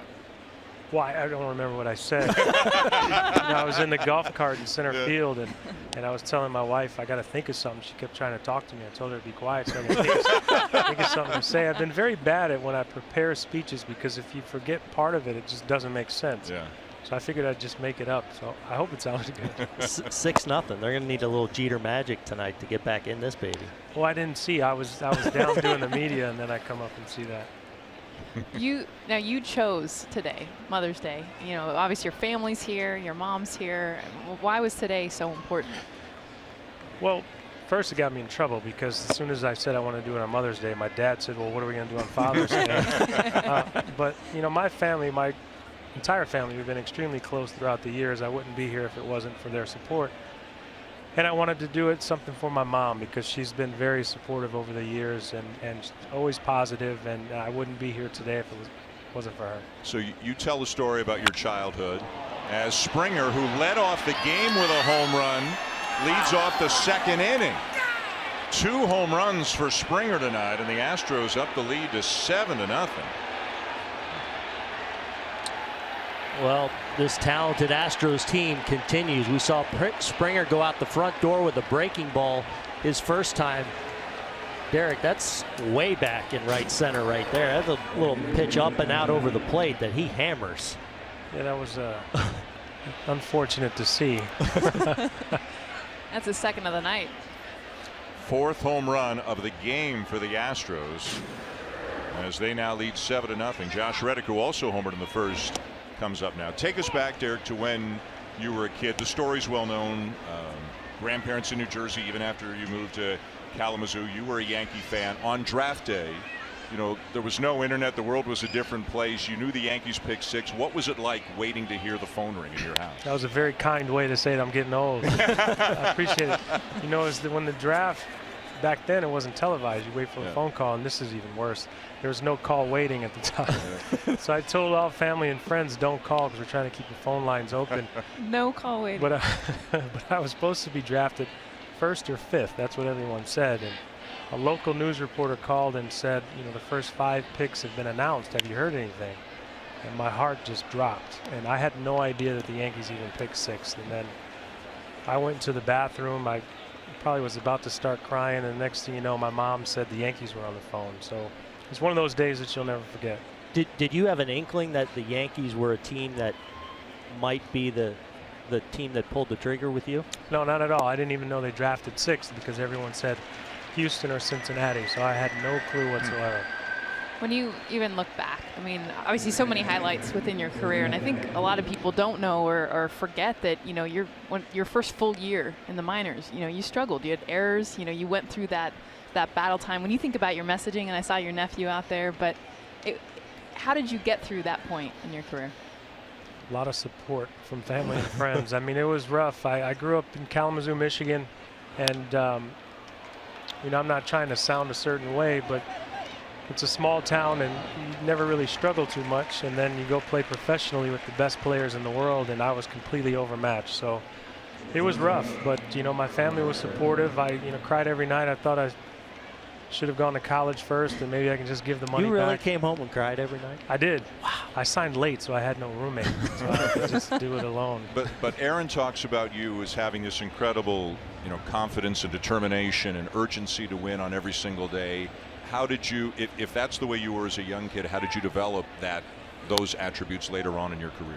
You gain confidence. I think anytime you try to have success, or anytime you've had success, you try to draw on those past experiences. So I had started to have a little bit of success, and I just, every time I was in a particular situation, I just looked back at those times. And I think it's something that you learn over a long period of time. Like grew up in New York. I was here when I was 20 years old, so I was sort of thrusted into some big games early on. How do you keep the emotions in on a night like tonight? I think it helped because I was in center field and I couldn't see the scoreboard and what they were playing. But today is a day, to celebrate. I think it was tougher for me the day I retired when I knew I was taking the uniform off for the last time. But there's just a sense of pride, and I was just so happy to be here. That Homer Springer hit got me thinking about Yankee Stadium. And how much did the big left field, big center, short right field, did that shape your swing at all? No, I think it cost me about 150 home runs. I really hit 500. When I came here, I was like, man, that's a bigger left center than Cincinnati. This could be a problem. Derek, for, say, a little kid who's a baseball fan now, and he or she will grow up and say to his mom or dad, hey, what was Derek Jeter like? How do you want to be known to people who were too young, who didn't see you play? What do you want your legacy to be to that generation of fans? Well, I think it's just someone that played the game the right way, played the game hard, never made excuses. Most importantly, the thing that means the most to me is just being remembered as a Yankee. I'm happy that I got a chance to play my entire career for the only organization that I wanted to play for. And, just being remembered as a Yankee is enough for me. Do you miss playing? I don't, no. I don't at all. It's a grind. I think people assume that it's easy. You show up at the stadium at 6 o'clock, you play at 7, and it's no big deal. But it's a long season, and I only took about 2 or 3 weeks off a year, and then it's right back at it. So I don't miss playing. If I could wake up and just play in the World Series, I'd probably sign up to do it. But the long season, no. I know when I saw you last year, you hadn't watched a lot of baseball. Have you followed this team a little bit more? Are you planning to get back more into the game now that you've been away? I watched highlights because I have a lot of former teammates and friends that are still playing. Right. I watch a little bit more now. I don't have the package, so a lot of Yankee games get blacked out. So I see them when they're on ESPN, but local games get blacked out. So, Derek, looking ahead, it's been reported, obviously, you're part of a group interested in buying the Marlins. You're also going to be a dad very soon, so sounds like you got a lot going on right now. I am going to be a dad, yes. I am looking forward to that. It's a little bit scary. I've always prided myself on being prepared in everything I've done. And good luck with that. Yeah, I'm not prepared for this, so it's a little girl, nervous. buckle up, man. Yeah, I'm a little nervous. A little nervous. Buster, you got a question for Derek? Yeah, Derek, when you unveiled your plaque, you said something after you saw it, and it cracked up your wife, it cracked up Bernie Williams, Mariano Rivera. What did you say? Well, when we were out there for the ceremonies with Bernie, we were laughing because he had that mole on his plaque. Jorge had the big ears, and Andy had the big nose. So I was just happy with how my plaque looked. So nothing they could get on. I'm sure they'll find something. Yeah, they will. And you had a moment with Carlos Beltran, too, out there on the field, a teammate of yours for a year. Yeah, we came up roughly around the same time. I've said it before. Carlos is in the age that he claims. I don't know what he claims. He's 30-something years. I think Carlos might be older than I am. But, to have him come out, and, we were close when he played with the Yankees. And you have admiration for players you play against for a long time, and then you get an opportunity to play with them. You realize how special they are. It's like handing off the green jacket right there. We were talking about, obviously how many players wear number 2 because of you, and even, a Carlos Correa who grew up watching you. What's the reaction? Even, they're all tipping their hats to you. It makes you feel good. You never view yourself in that fashion while you're playing, and even now, in my mind, I'm still young. I know I'm getting older, but in my mind, I'm still young, and I've played against a lot of these guys. But, anytime someone tells you they wear your number or wear their number 2 to in honor of me, it makes you feel good. You don't ever view yourself in that fashion. I think if you do, there's something wrong with you. But it definitely makes you feel good, and you try to have an impression, you try to handle yourself the right way. And if people look up to you, you think you're doing something right. Do you spend some time, just by text or phone, talking to some of the young players, keep in touch, kind of helping them out with their careers a little bit? I do, yes. I meet with the minor league players in Tampa. I live down in Tampa every spring training, get an opportunity to get to know them a little bit. So it's fun to see a lot of the younger guys come up with the Yankees and have success. Well, not a bad deal for a kid who said all he ever wanted to do was be a baseball player, play shortstop, and play shortstop for the Yankees. You nailed it. You got Yeah, to feel pretty good about the first 42 years. I feel like I'm dreaming, and I don't want to wake up. Yeah. Derek Jeter having his jersey number retired tonight. The plaque out in Monument Park. The 22nd player, 21st unique number, distinct number to be retired. So many great names: the Ruth, Gehrig, Mantle, Berra, DiMaggio, and so on, as Beltran sends one foul down the left field line. Got to get your daughter playing softball. You know what? I don't want to push. You know, my parents never pushed me into playing anything. They said they were going to be very supportive, regardless if I wanted to do. And as long as I worked hard at it, they would support me. So whatever she wants to do, I'll be supportive. But I don't know. I'm looking forward to it, and I don't know what to expect.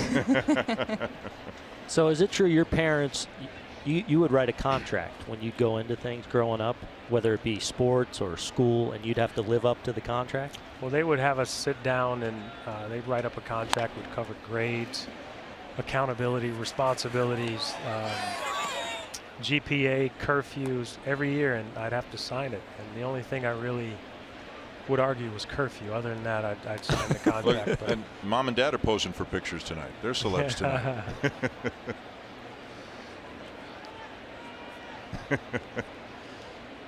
Meanwhile, 7-0 Astros. Another home run this inning for George Springer. His second, the Astros' fourth in this game. And Beltran's having himself quite an at-bat. Battling.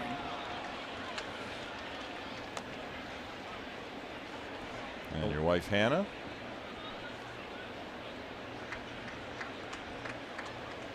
So she didn't know a whole lot about you when you guys met, right? She knew you played baseball, but...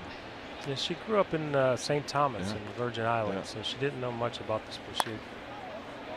She doesn't know much about the sport now either. It's probably a good thing. Is it true she thought you were a pitcher the first time? She didn't even know you were a shortstop? She didn't know. Yeah. No, it's funny because you know, people say, "Oh, she's just saying that," but trust me, she still doesn't know much about this game of baseball. Must have been an interesting experience for her to be here with 50,000 people to be here on this night and see it firsthand. Yeah, you can't really describe how it feels to be in front of this crowd playing and off the wall on the fly. What an at bat for Beltran. And we may have a play at the plate safe. As Correa scores standing up 8-0. You know, we've talked a lot about this Astros roster and the talent that they have on both sides of the ball, but the athleticism we've seen on display tonight as well. Yes, the home runs, but we've seen first to third. We see Correa there scoring all the way from first. And we are going to have a pitching change here in the Bronx. Derek, again, congratulations. Thank you very much. Congratulations on everything. We really appreciate the time tonight, and good luck being a dad. We wish you the best. Thank you. Thanks for having me. All right. Thank you. See you, man. Derek Jeter on Derek Jeter Night here at Yankee Stadium. Tough night for Tanaka. 8-0. The Astros up on the Yankees, but the memories for Yankee fans will be about the pregame ceremony honoring Derek Jeter here tonight.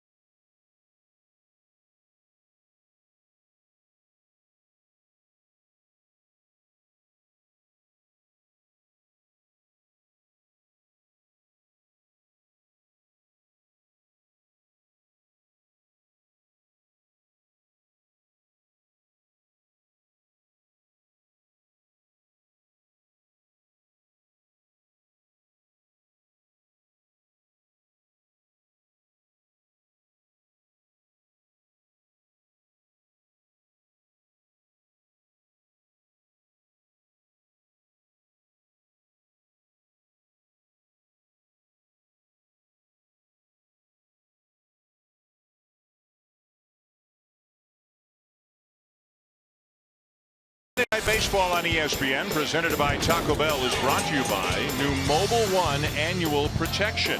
Proven protection for 1 full year. Signs of Jeter all around the Bronx, outside the ballpark, inside the ballpark on Derek Jeter night. But man, oh man, tonight's Yankees, they need a whole lot of Jeter and a whole lot else. They're down 8-0. Masahiro Tanaka out of the game, and this is right-hander Giovanni Gallegos. Well, on to hopefully give the Yankees some innings. Severino wasn't able to get deep in the ball game in the first game. Fortunately, a couple strong relief outings spared the bullpen a little bit, but they need to get some length here now out of Gallegos, who's recently up from AAA. Brian McCann will be his first batter.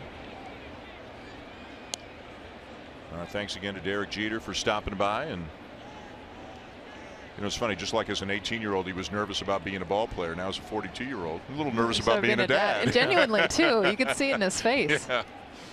It's the unknown.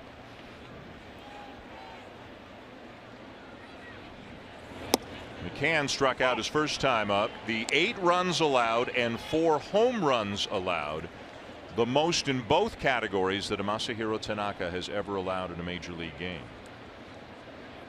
Not the kind of start that Joe Girardi could have expected, could have anticipated in any way. Tanaka had come in victorious in each of his last 5 starts with a 2.78 ERA over that stretch.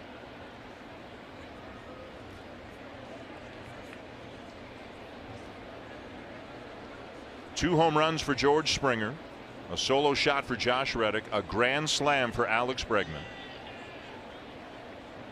Beltran with a terrific at bat, the last batter that Tanaka faced, fouling off pitch after pitch before doubling in a run. Astros are making this ballpark look pretty small. It's a good hitter's park, especially to down the right field line to right field, but when the Astros are clicking, they can make a lot of ballparks look small, and Gallegos and Sanchez cannot get on the same page. Well, and for the Yankees, for this outstanding start that they're off, I think the one question you have about them, are they for real? Can they sustain this start and really be at the top of the Eastern Division? And I think it all comes down to their starting pitching, and I still think that's where they have question marks. You know, Tanaka with a rough outing tonight, but Severino and Pineda have been guys that have really taken another step this year and look like they're maturing into the pitchers that they hope. But Severino with a rough outing in game 1, that's going to be the telltale sign for this Yankee team. Can they starting pitch well enough to continue to win at a high level?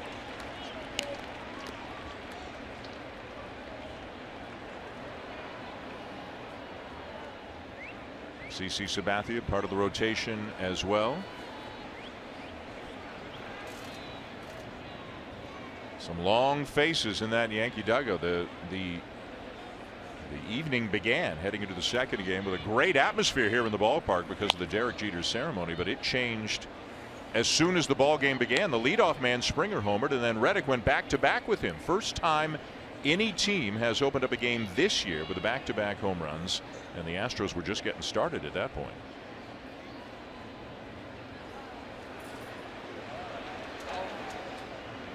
And they are an exuberant bunch, aren't they?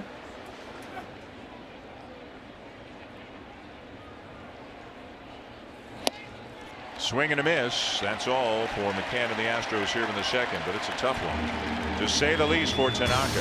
Houston in command.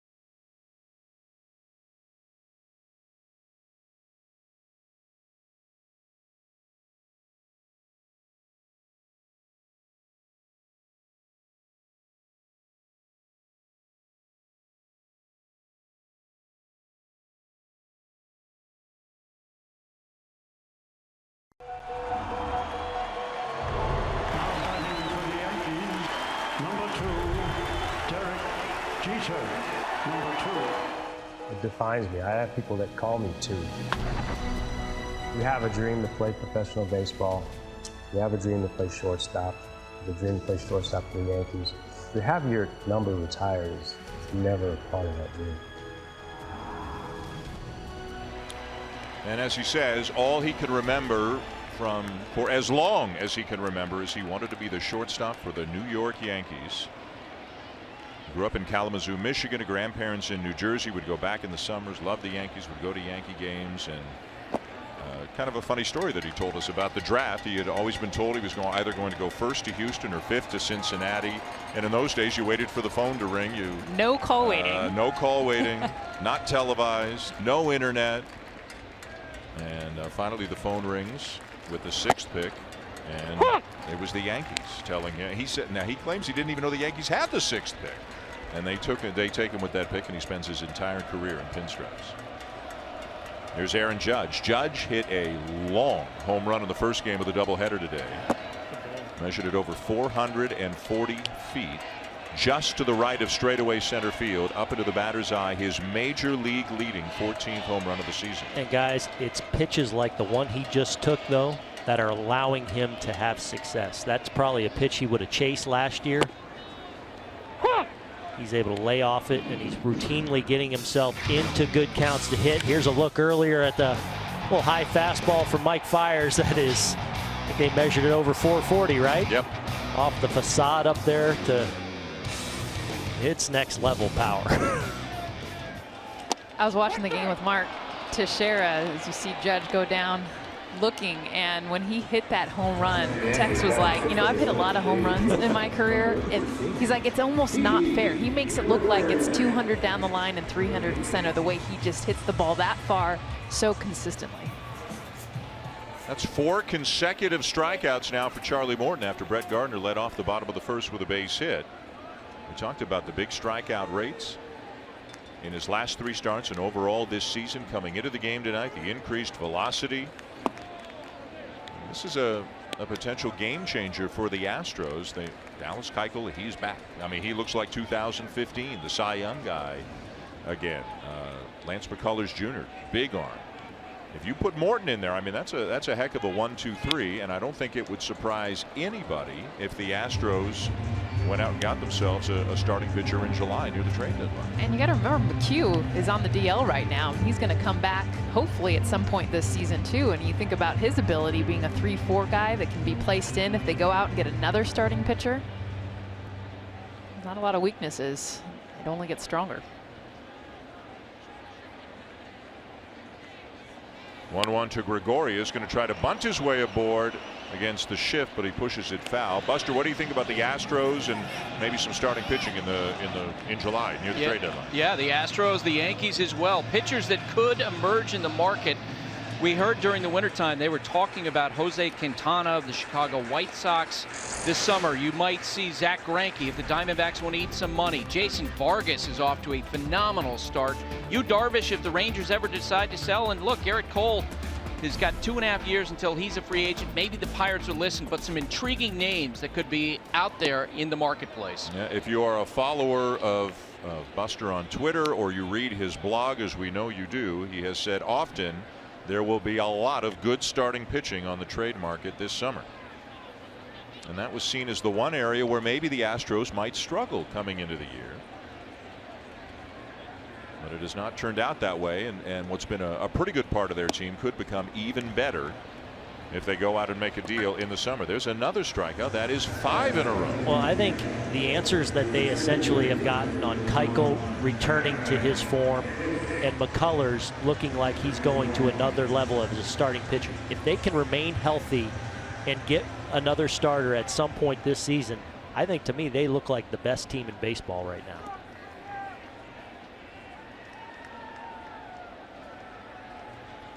Here's Aaron Hicks. Jacoby Ellsbury out of the lineup here in the second game of the doubleheader, and Hicks has been a super 4th outfielder, if you will, for the Yankees, getting a chance to play fairly frequently and hitting for average and hitting for power. Look at the OPS, well over 1,000 in his opportunities so far this year. Joe Girardi likes to sit down either Ellsbury or Gardner against a lefty. Hicks a switch hitter, so he'll get in there from the right side against the lefty, and every now and again getting in there against a righty as well. Matt Holliday can get a day off as the DH every now and again, so Joe Girardi has some options, and Hicks is kind of he's pushing Girardi to try to find more playing time for him. Well, and I think that competition has been good for everyone else as well. I mean, Ellsbury's playing well. Gardner's playing outstanding. Holliday, and I think that healthy competition for at-bats has been a big deal. Meanwhile, Charlie Morton getting it done after the leadoff base hit by Gardner in the first 6 consecutive strikeouts. Jess Mendoza with Carlos Correa when we come back.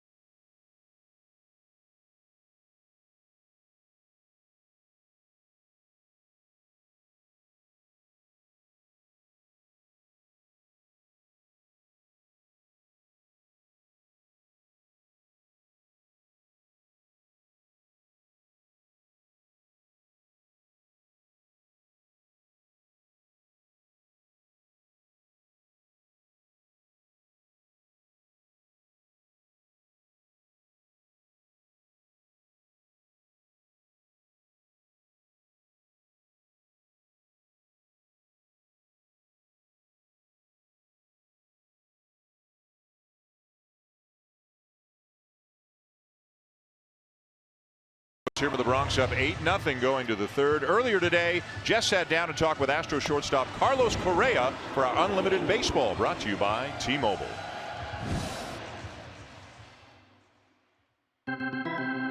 Carlos, since you were 6, 7 years old, little kid, you grew up watching video, watching the Yankees, idolizing Derek Jeter. Kind of walk me through that young Carlos Correa, 6, 7 years old, and how you looked up to Derek, this guy right here. Yeah, I was 5 years old when I started playing baseball, and then my dad used to love Derek, the way he played. He's the one that introduced me to the game, and I would watch a lot of clips from Derek. I would watch a lot of games from Derek. When he did the jump throw, and we'll practice it every single practice. I will finish with a jump throw to first when I was 6, 7 years old. So I've been practicing that throw since I was that age. So growing up, I loved Derek, the way he played, the passion way he played, and he was a winner. So that's really important. Well, even when you were drafted, number one, probably the biggest day of your life up until that point, you said, I want to be like Derek Jeter. Why? Yeah, I guess, he was a guy I really loved. He was a great player. Yeah, that's me right there. He was a great player. He was great on and off the field. And, that's who you want to be like. You want to be able to be a great player, but be a great person as well. And that's who Derek Jeter was. Absolutely. And you mentioned the jump throw. Okay, so I watch, you guys, are identical. And you said how many times you practiced it. But, after every practice, look at this. This is like to a T. When did you start trying to be exactly like him, especially with the cliche throw? Well, since I was little, like I told you before, I practiced it, and then I got to pro baseball, and I figured, might as well do it every time the ball is hit that way. I thought it looked cool, and I remember that it was bases loaded in Kansas City in the 9th inning with 2 outs. And just by looking at this. Yes, you and remember? I made the throw to first, and then the next day I get to a clubhouse, and the coach is telling me, "Oh, you should have made that throw to second." I'm like, "I got the out first." Like, it doesn't matter. But I think it's just a cool throw, and I practiced since I was a little kid, so I was very confident when that moment came up. And one of the things, too, Derek always was known for was his work ethic. Something from 5 years old on, you knew you wanted to be a baseball player. Derek Jeter, from 5 years old on, would draw pictures. He knew in his life he was going to be a baseball player. How has his work ethic kind of seeped in? And here's you training a spot that you trained even since 5 years old. Yeah, in Puerto Rico, obviously watching TV all the time, and you watch Derek Jeter, the way he talked about his work ethic and the way he went about his business every single day. You're trying to be like him, so you're trying to do the same things he did in order for you to get to where he was at that point. So for me, it was every single day with my dad, working at the ballpark, at the beach, running on the track, in the gym every single day, trying to get better every single day and try to get to the big leagues at some point. Awesome. He had a lot of influence, and obviously on you. Thanks a lot, Carlos. Thank you. Appreciate it. Carlos Correa, one of the so many great young shortstops in baseball right now, and a guy who, as you can tell from what he said to Jess, a guy who admired Derek Jeter immensely as he grew up as a kid and started to find his way in baseball. It's incredible to me, even just talking to Carlos, and at a young age, just the understanding not only that he wanted to be a baseball player, but asking his father at 8 years old to go to a school where he could learn to speak English, that he knew that he was going to be in the big leagues. He wanted to be able to not just be the player, but be someone that could talk to the media and be a personality. 3 up, 3 down inning for Gallegos. We go to the bottom of the 3rd, 8-0 Astros.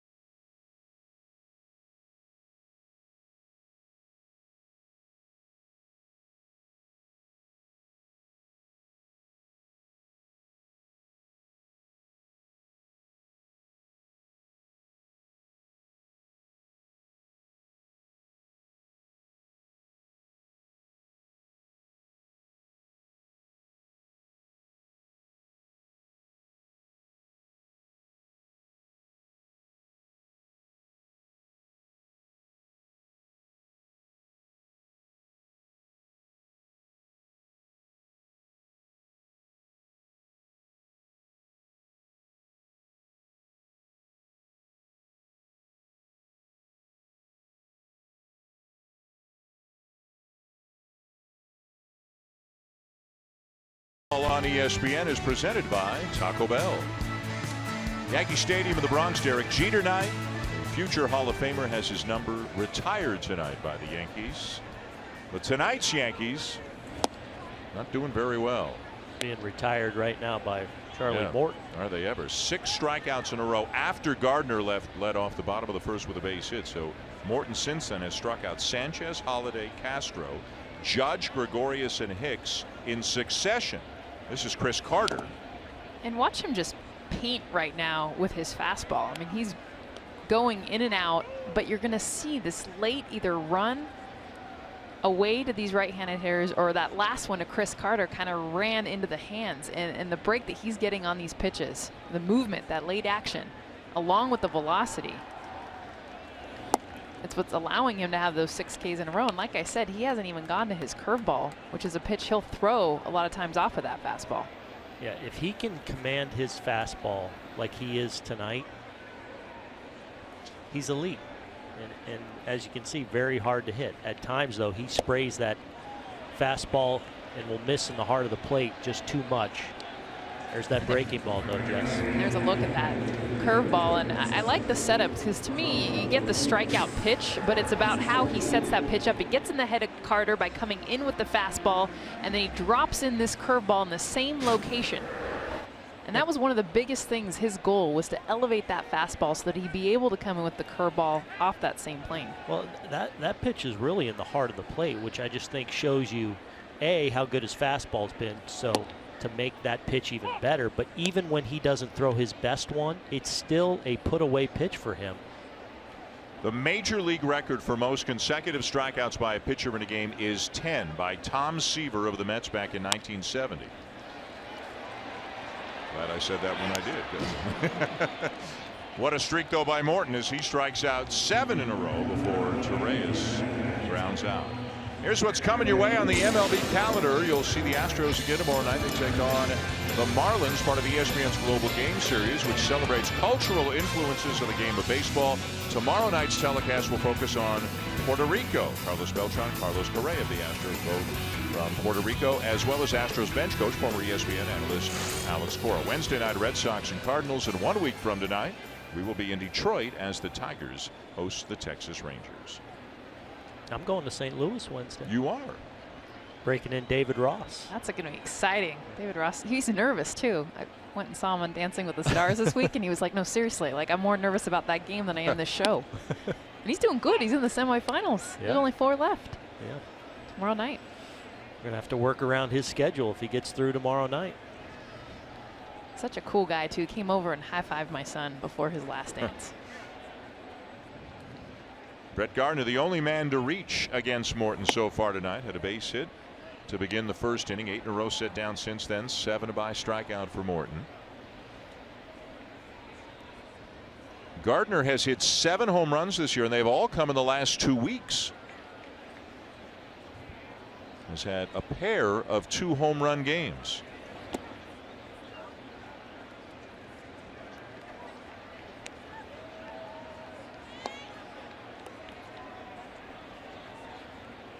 Gardner was involved in the pregame ceremony. There were a lot of people out there, but I think he took a bouquet of flowers out to Derek Jeter's grandmother, if I'm not mistaken.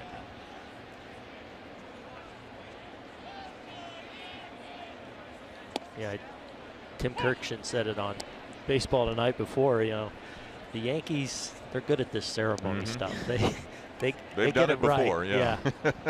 And it was pretty moving. I love what Derek said coming out in the golf cart. Hannah's trying to talk to him. And he's like, I got to figure out what I'm going to say. He figured it out.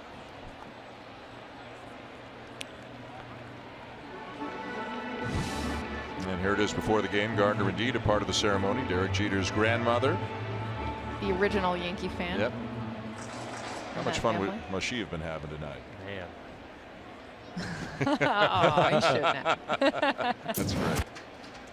Mariano Rivera, Jorge Posada, Andy Pettit, Bernie Williams, Tino Martinez, Paul O'Neill. Morton hits his 5th batter of the season and puts Gardner on the painful way. Let's go down to Buster.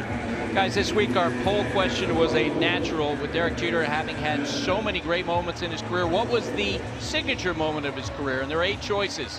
Jeffrey Mayer's homer in the '96 ALCS, leadoff home run in Game 4 of the 2000 World Series, the flip play in the American League Division Series against Oakland, hit a catch into the stands in that same series, walk-off home run in the 01 World Series, Mr. November homer, the dive into the stands against Boston in 04, hit number 3,000, or the walk-off hit in his last Yankee Stadium at bat. Go to ESPN.com to vote. Not a lot of guys you could have that kind of quality for. To talk about 8 plays in their career, that's a pretty impressive list right there. Easy answer for me. Easy answer? For me. For you. I'm torn between 2. I got one. What do you got? What do you got, Dan, first? I got either the flip or Mr. November. I mean, that home run to win Game 4 just after the clock turned midnight. Mr. November. That or the flip play is Mine's yours one of those? Mine's Mr. November. Absolutely. Because I remember watching it and the clock strikes midnight. I mean, that's so Jeter. I mean, it's like Cinderella-esque. And then he hits the walk-off like 5 minutes later, the first time a game ever goes into November. This is no doubt for me the flip. No doubt. I mean, because it's the Jeter intangible element, and that's just such an intangible play. Like, what the heck is he doing in that spot? But he's there, boom, boom. I covered that game, guys, and that was the reaction. Where did he come from? Yes. Like, why is he there in that spot? And the Yankees were just trying to cling to a lead in that game with Mike Messina pitching against Oakland.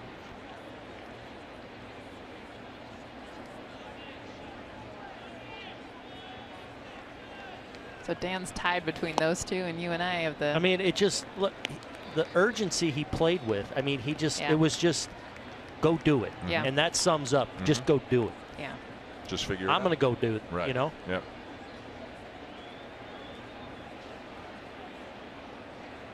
A lot of moments, a lot of clutch moments. Hit over 320 in the postseason in his career. Winds up 6th on baseball's all-time hit list with 3,465. There's so many numbers that will just, are so amazingly impressive. But hit a 321 career hitter in the World Series. The World Series MVP in 2000. I just think about the list of hitters that he's on for 6th all time. And think about the people that are in front of him, behind him. My favorite number is 4 for Jeter. That's the number of games he played in a 20-year career that began with the Yankees eliminated from contention. Buster's bang on. That's incredible. It really is. 4 games in his entire career where his team had been eliminated from the postseason, and one of them was that last home game at Yankee Stadium where he had the game-winning hit. Well, and one of the things that Carl Ravitch talked to him about in the interview is a memorable moment for him, and he said because it's the freshest, it's that base hit that he got in walk-off fashion. And the funny thing is it was a meaningless game. Yeah. Certainly in his eyes, who obviously was all about winning. My favorite part of that, do you remember who scored that run? It was a young guy named Antoine Richardson, who was a September call-up who came on to pinch run. Now imagine what's going through Antoine Richardson's mind when Jeter knocks that base hit into right field. He's got to score. You can't. And Richardson was fast. I've watched the play a few times the last couple of days. Like Richardson's like, if I don't score, Jeter doesn't get the game-winning hit. Wow. Like I did not know that. That's really cool. He's got to score. Otherwise, that play is not on this list. It doesn't become. It's got to be nervous. It doesn't become part of Jeter lore. Like imagine Joe Girardi turning to Richardson and saying, and I can't remember who he pinch ran for, but saying, "Okay, kid, go in." And Richardson's like, "Yeah." And then, oh man, like there's pressure on him. You want to talk about a moment where you need a good secondary lead and a good jump because you just knew Jeter was going to get a base hit to right field, and it was pretty close at the plate. Yeah. So Antoine Richardson, if you're watching tonight, you're a part of this. Be proud of the role that you played. There's ball 4.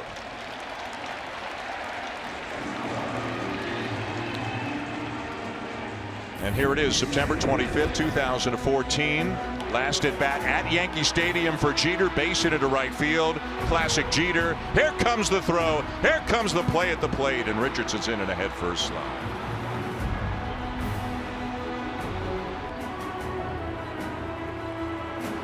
You know, I remember watching that game and watching him go out to shortstop and to see the emotions welling up in him, something you didn't see. To see the moment actually kind of get to him, those last innings out on defense was something to behold. Well, that's what was crazy is him talking about going back to his room in the minors almost every day and crying. And you even said, you're like, did you really cry? And he's like, I did. I didn't have a roommate, and it was hard. Signed late, didn't have a roommate. Probably what, 19 years old, first full season in minor league ball. The beauty about this game is I don't care who you are, at some point it will humble you. And even the great Derek Jeter, you look at his family there, his mom, his sister, looks like his nephew, there's his dad in the background. Special night for the Jeter crew. What did he say to you when you hit the home run to win the ALCS? He met you at home plate, right? I don't remember what he said right away, but you know, he would talk a lot during the regular season when I came over. Bouncing ball, force out at second to end the inning as the Yankees leave a couple of men on. 8-0 Astros at the end of 3. More on the flip play when we come back to Yankee Stadium.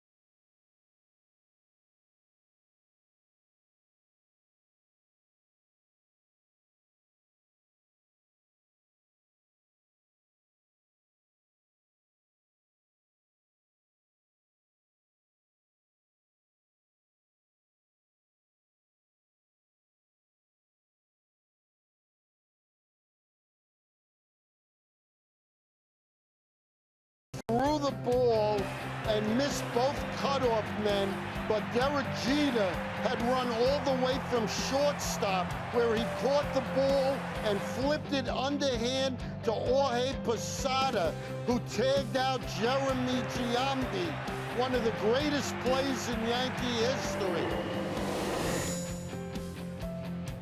A stunning play by Jeter back at the 2001 postseason. Somebody skipped their graduation to be here. I saw another sign. A kid had a sign here tonight. Keep in mind it's Mother's Day. And the sign said, "I like my mom, but I love Derek Jeter." I mean, that flip play, man. What? Just out of nowhere. I got to go win this game right Just now. the feel for, I mean, obviously being in the right place, but the feel for everything that was going to transpire. He read it perfectly. Meanwhile, the Astros dominating on the field, up 8-0. They've hit 4 home runs in the game, and this guy's hit 2 of them. George Springer homer to lead off the game, and then a homer to lead off the second inning. Masahiro Tanaka knocked out after an inning and 2/3, gave up 8 runs, all earned, allowed 4 homers.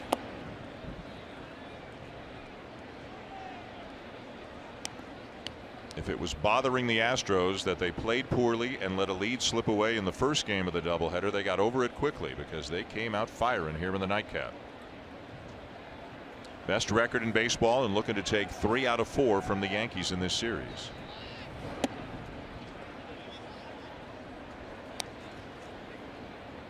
This Astros team, they are just playing like a team that knows they're a cut above. You talk to these guys, they just feel like they are better than you, and they're playing like that early on. That's a guy swinging for his 3rd home run of the game.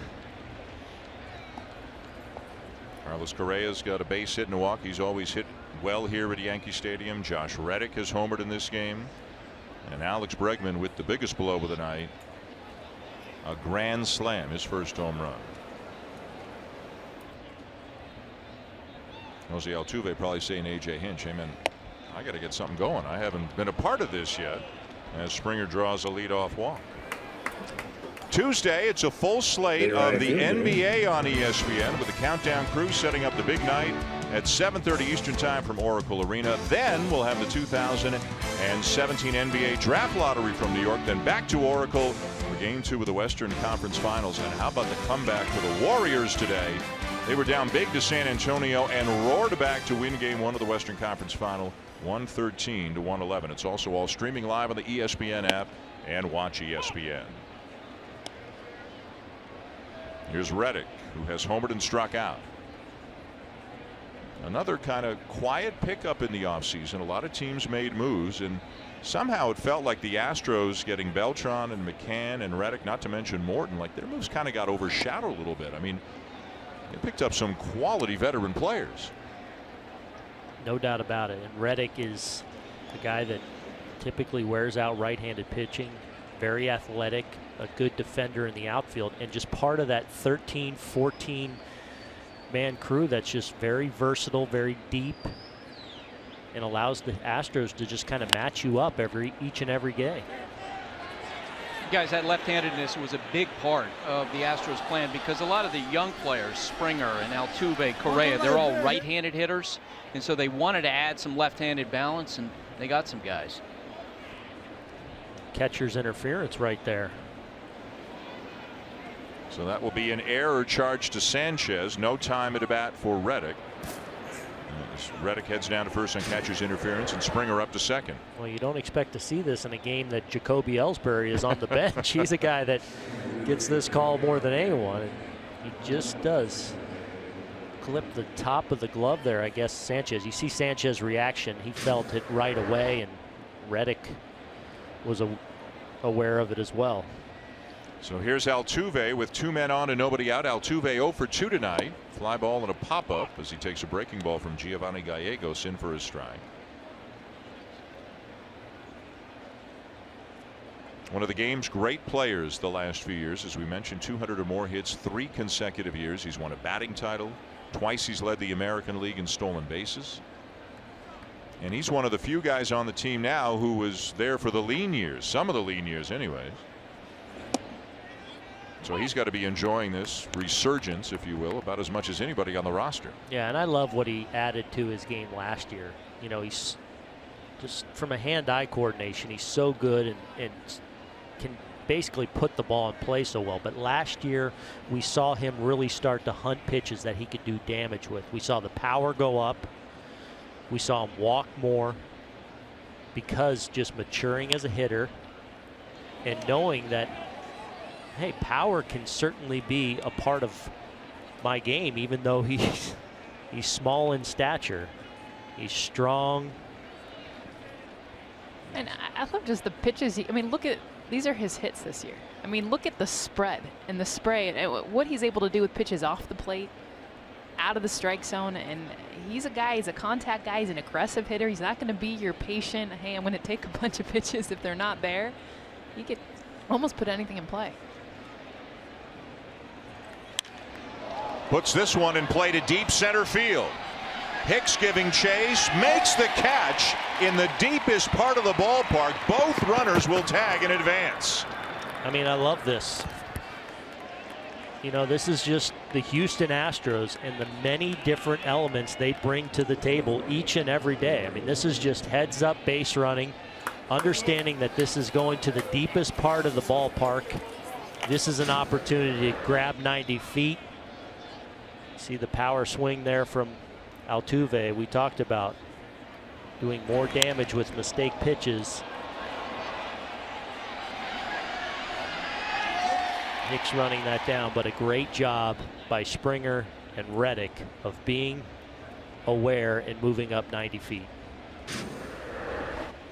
Even up 8-0, looking for more. Second and third, one out as they advance on the deep fly ball. And here's Carlos Correa, who has singled and walked and scored twice.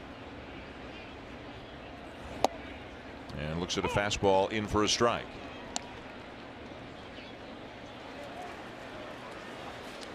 Not a lot of soft landing places in this Houston lineup. Altuve, Correa hitting 3-4. Veterans like Beltran and McCann 5-6.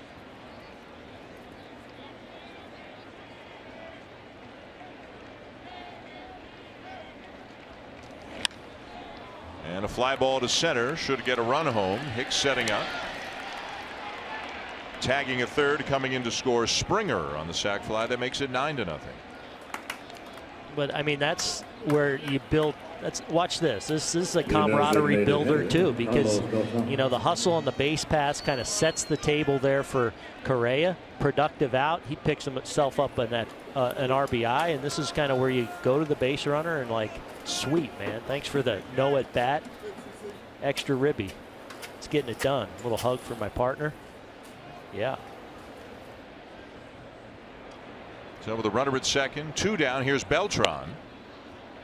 Beltran has singled and doubled, scored a run and driven in a run. One of the game's most prolific switch hitters really in history, in the top 3 or 4 in a number of different offensive categories when it comes to switch hitters.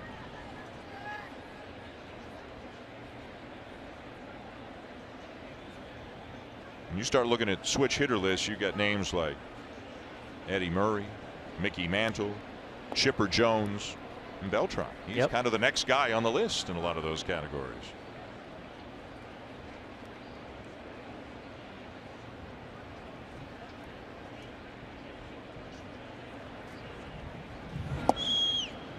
Well, that's a strike, but it was a cross up between Gallegos and Sanchez, so the way Sanchez caught it didn't look like a strike.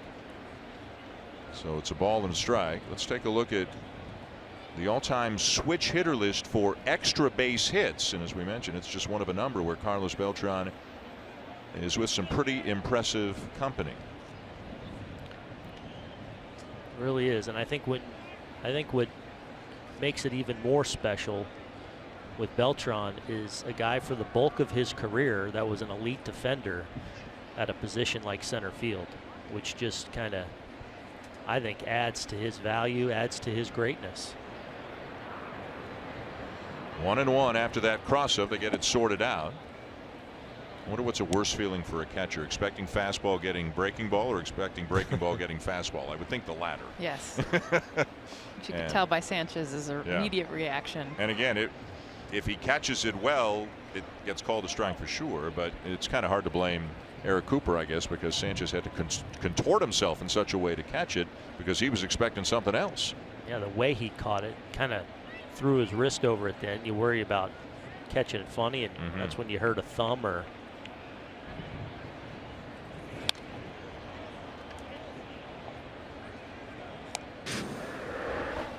Here's where you're thinking this breaking ball is going to go in the dirt. Oops, nope, that's a fastball. We need to have a conversation. Figure this out. Good save, though.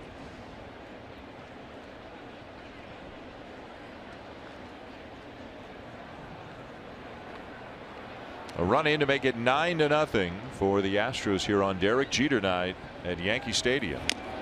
And a foul tip held by Sanchez. Beltran strikes out, and that's the inning. When we come back, we'll speak with a man who managed Derek Jeter for so many of his biggest and best years. Joe Torre will join us next in the booth.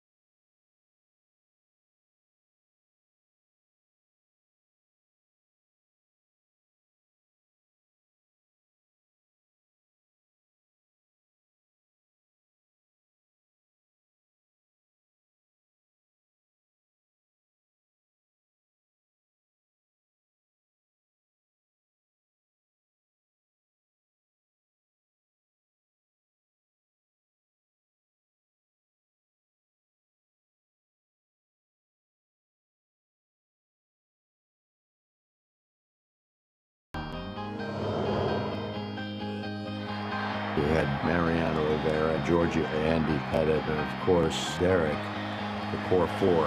To have these guys be able to stay together that long and still have it mean so much to them is fun to watch. The man who managed Derek Jeter to 4 of his 5 World Series championships, Joe Torre, now the chief baseball officer for the sport, and he himself has his number 6 retired. Thank you very much for joining us here today. Dan, it's a pleasure to be here. I mean, the score is a little lopsided. This is very uncharacteristic for a Jeter evening, I can tell you that. He's going to have to sprinkle some of that Jeter dust on him if they're going to get back in this one. What was tonight like for you, Joe? It's when this group gets together, it's always goosebump time for me, because even if we don't keep in touch, when we seem to get in the room, there's no shortage of conversation, and it's just a lot of fun. The jabbing at each other, and it's special. I just felt very blessed that I had the opportunity to be with that group. They were a bunch of grown-ups that, and you were part of the group, especially 2003, what you did. But wow, it's just great when we're together. When did you know Derek Jeter was Derek Jeter? Well, it's interesting. I think I was one of the voices at the end of spring training when they were talking about, having a bad spring. Maybe we shouldn't start the season with him. And I said it's too late, as far as I was concerned, because we can always send him out if it doesn't work. And then, opening day in Cleveland, he hits a home run and makes a circus catch. And I said, it was like an exhale time. Wow. But, even during spring training, Booney, he had a bad spring, and you look in his eyes, and he wasn't panicking. and that always tells you a lot about a young player. You know, not that he's trying to make up for anything. He's just going to go out and do the best he can, and we'll see what happens. We had a conversation up here about, you know, so many great moments. You know, we listed them all, and Buster's got his poll. But I mean, for you, I'm sure it's hard to narrow down one. But what stands out? Well, you're right. There are so many, and this afternoon, my wife and I were talking about it, and I said, you know, the home run he hit in the World Series of '01. In game, what was it, game 4? Yeah. Game 4 turned him into Mr. November.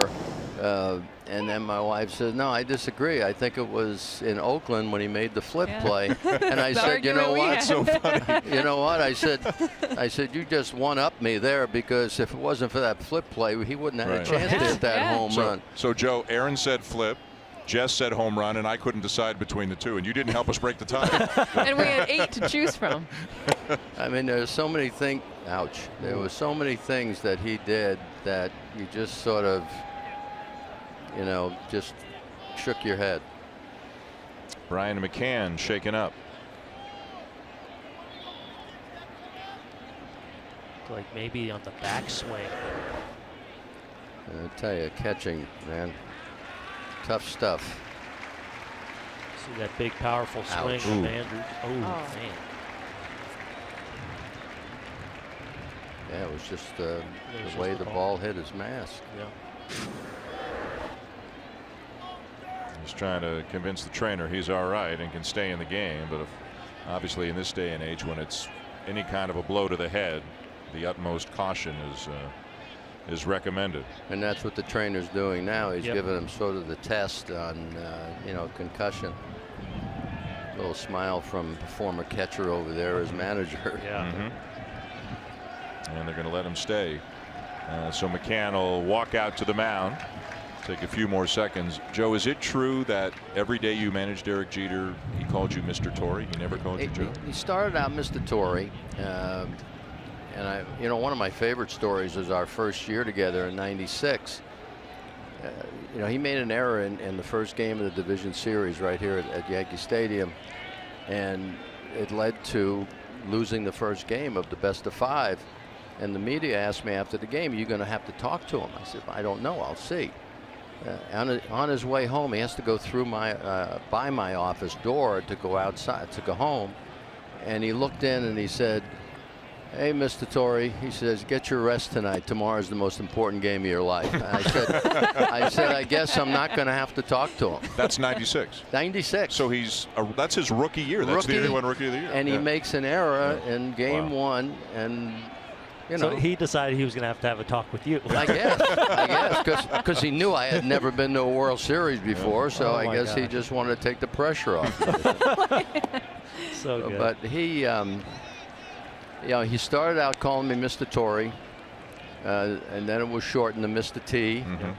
And at this point in time, you know, we've known each other a long time. I'm Buddy. Oh, that's good. Yeah, Buddy. But it's still Mr. T. Yeah. It's still Mr. T. And, you know, his dad calls me Mr. Torrey, and I try to stop Charles from doing that because I feel old enough without having his dad call me Mr. Torrey. It's interesting to hear him, the anxiety and the nervousness of the next phase of his life. Has he asked you about advice on, you know, obviously retirement now for him, being a dad, all those things that he's entering into? Well, I think we all know what he wants to do. You know, he'd like to stay in the game and in the capacity of ownership. And, you know, it's hard not to pull for him, but, you know, we'll have to see what happens. You know, I don't think he'll ever put the uniform on again. I really don't. You know, that last time he had the uniform on and played in the game, it was pretty special. Yeah. You know, when he gets the base hit. I mean, just like when it started raining here today. We knew darn well it wasn't going to rain during the ceremony. But, you know, we talk a lot. You know, we exchange texting now that my daughter taught me how to text. So, you know, he's real. You know, what can I tell you? He's real, and it's really easy to be a friend. 1 on, 1 out, bottom of the 4th. Joe Torre, baseball's chief officer, joining us in the booth, and of course a man who managed Derek Jeter for so many years. Buster Olney has a question from down on the field. Buster. Joe, what I remember is the hardest days for you managing Derek Jeter were those days when you had to take him out of the lineup for injury, and he would hover around you in the dugout. What was that like? Yeah, you're right, Buster. He was a pain in the neck, I'll say. He, you know, that and giving him a rest. I used to say, you know, what do you say? You take a day off? He'll say, no, I'm fine. I'm fine. And I would never give him a day off. And I finally learned by, you know, how to get him a day off by saying, do you want this day or this day? I made him make a decision on one or the other. But opening day in Toronto one time where he tried to go from first to third on a ground ball because they always shifted on Giambi, and the catcher beat him over there to third base, and he slides in head first, dislocates his shoulder. And I went out to obviously see how he was because he didn't get up, and that was a bad sign for me. He rolled over and he was looking up at me, and he says, I'll be in there tomorrow, Mr. T. I said, okay. Double play ends the inning. Joe, we appreciate the time. Thanks for being a part of this tonight. Fun being with you guys. Thank you. Joe Torre. We'll be back.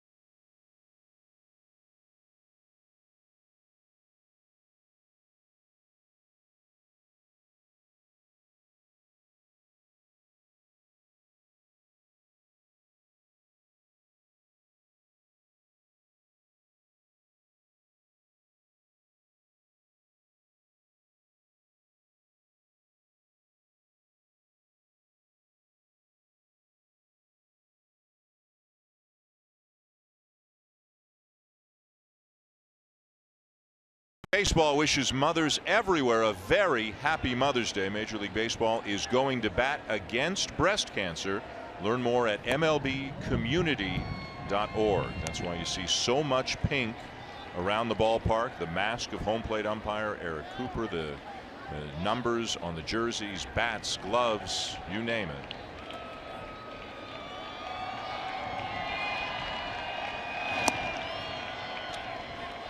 During Derek Jeter's speech, he wished a happy Mother's Day to his mom, to his grandmother, and to his wife, who is a mom-to-be fairly soon.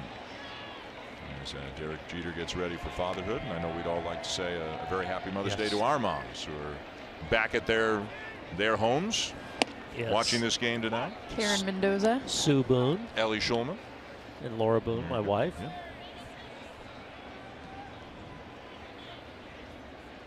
Brian McCann leading off the 5th inning for the Astros, so shaken up for a moment by that foul ball off the mask. It stays in the game and appears to be all right. Meanwhile, after Gallegos took over in the 2nd for Masahiro Tanaka, now here in the 5th, Chasen Shreve is warming up in the bullpen.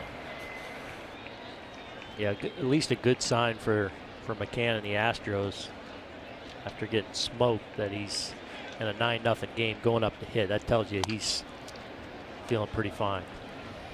Ground ball into the shift for the first out. Let's take a look at By the Numbers, brought to you by Captain Morgan. And number 2 becomes the 21st different number retired by the Yankees. 22 different players, because number 8 retired for both Bill Dickey and Yogi Berra. All the single digits, leaving 0 out of the equation, have been retired. Number 2 retired today in honor of Jeter. I mean, think about that. 21 different numbers have been retired, including number 6 for Joe Torre, who was with us last half inning. Not a lot of choices as a young player going to spring training with the Stripers. That's why Aaron Judge has got 99. That's right. So 2 presumably will be added there at some point. Jeter's got the 2 out at Monument Park in the plaque, but up in left center above the grandstand, they have another area where they show all the retired numbers. 2 is not there yet, but obviously will be at some point in the near future. The Yankees at some point will have a triple digit or spring training. They'll be now entering the game 107. Are you going to halves? There's 46 and a half or 46 and a hook. Yeah. Base hit for Gurriel. Guys, Joe Torre was talking about that first spring training with Derek Jeter in which he didn't play very well, and there was some anxiety about how he would perform. In fact, the Yankees talked to the Seattle Mariners about getting a veteran shortstop who could maybe fill in till they thought Derek was ready. They decided not to make that trade, and that's a good thing because the pitcher they would have given up to get Felix Fermin was Mariano Rivera. Ooh. Wow. It was part of the proceedings here tonight.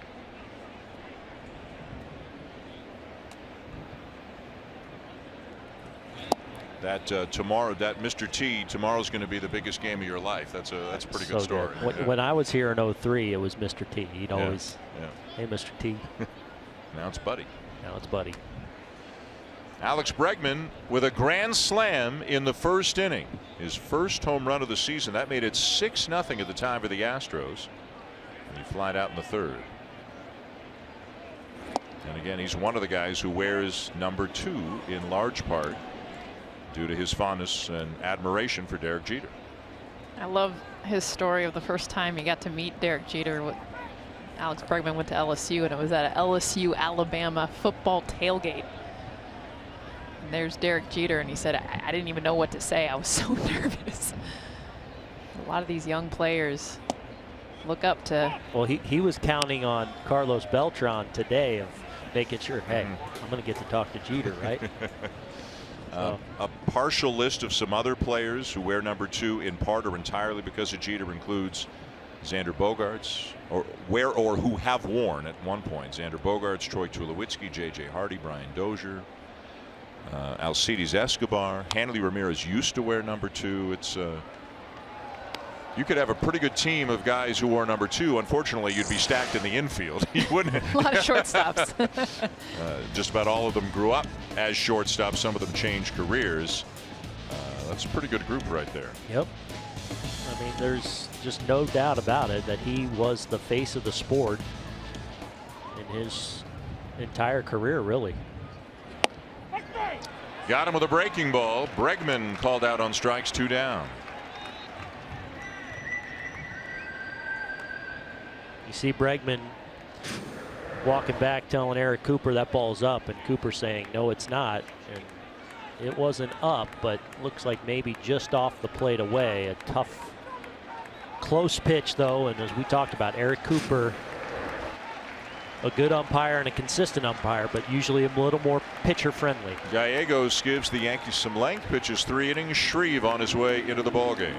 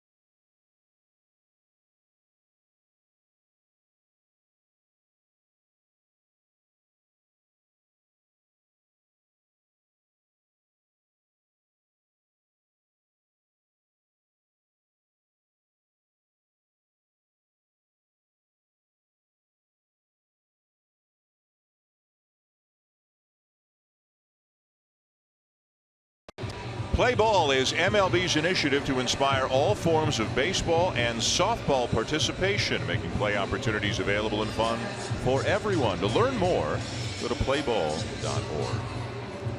Yankee Stadium in the Bronx, Derek Jeter night here, but it's been all Astros once the game began, as we have a new pitcher for the Yankees, third pitcher of the night.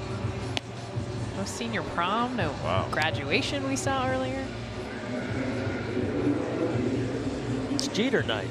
That trumps it all. Yep. There's a look at Jason Shreve, the lefty for the New York Yankees. Fastball in the mid-90s. Done a nice job. And 6 games of work coming in. Fastball mid-90s, typically slider and split. Runner at first, 2 down. It is 9-0 for the Astros. They got 6 in the first. They've hit 4 home runs in the game, all of them coming off Masahiro Tanaka. He gave up 8 of the 9 runs, an unearned run scored in the 4th.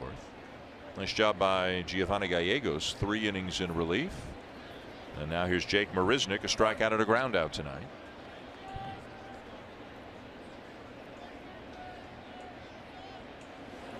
Yeah, they got good work from Gallegos. Chad Green, who was called up for Aroldis Chapman, who went on the disabled list today, gave him 3 innings in the first game, and Adam Warren came on to kind of cover up the short outing by Severino. But important, when you don't get starting pitchers to go deep in the game, you need a strong effort from someone in that pen to kind of preserve the bullpen. And even though they've had 2 struggling outings, a couple guys have really stepped up to preserve the back end of this Yankee bullpen for the days ahead. Yankees with an off day tomorrow. They take on Kansas City on Tuesday. Houston will be in Miami to begin a series tomorrow night.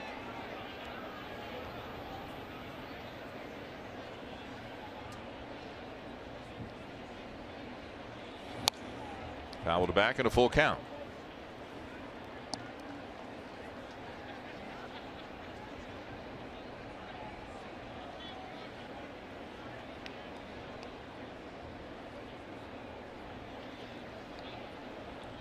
Gurriel will be on the move from first. Carter off the bag, playing behind him now with 2 down and a full count.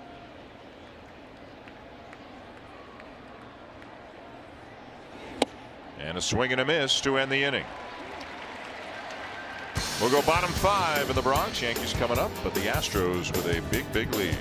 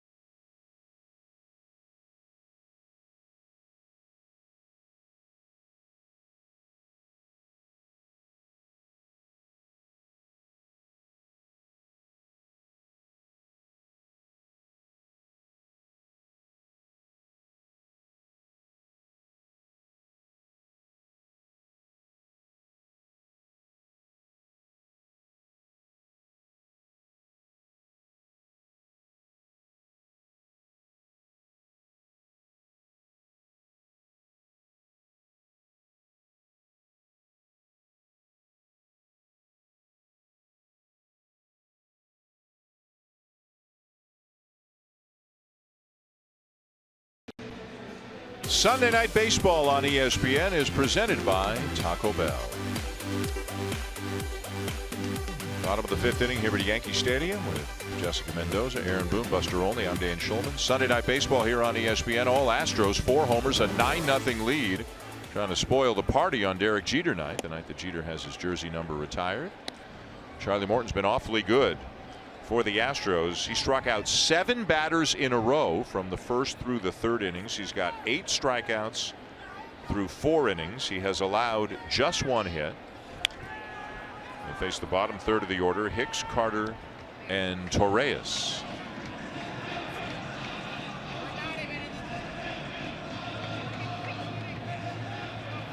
Is that a Jeter? Little Jeter doll? Could be a Jeter. Yeah.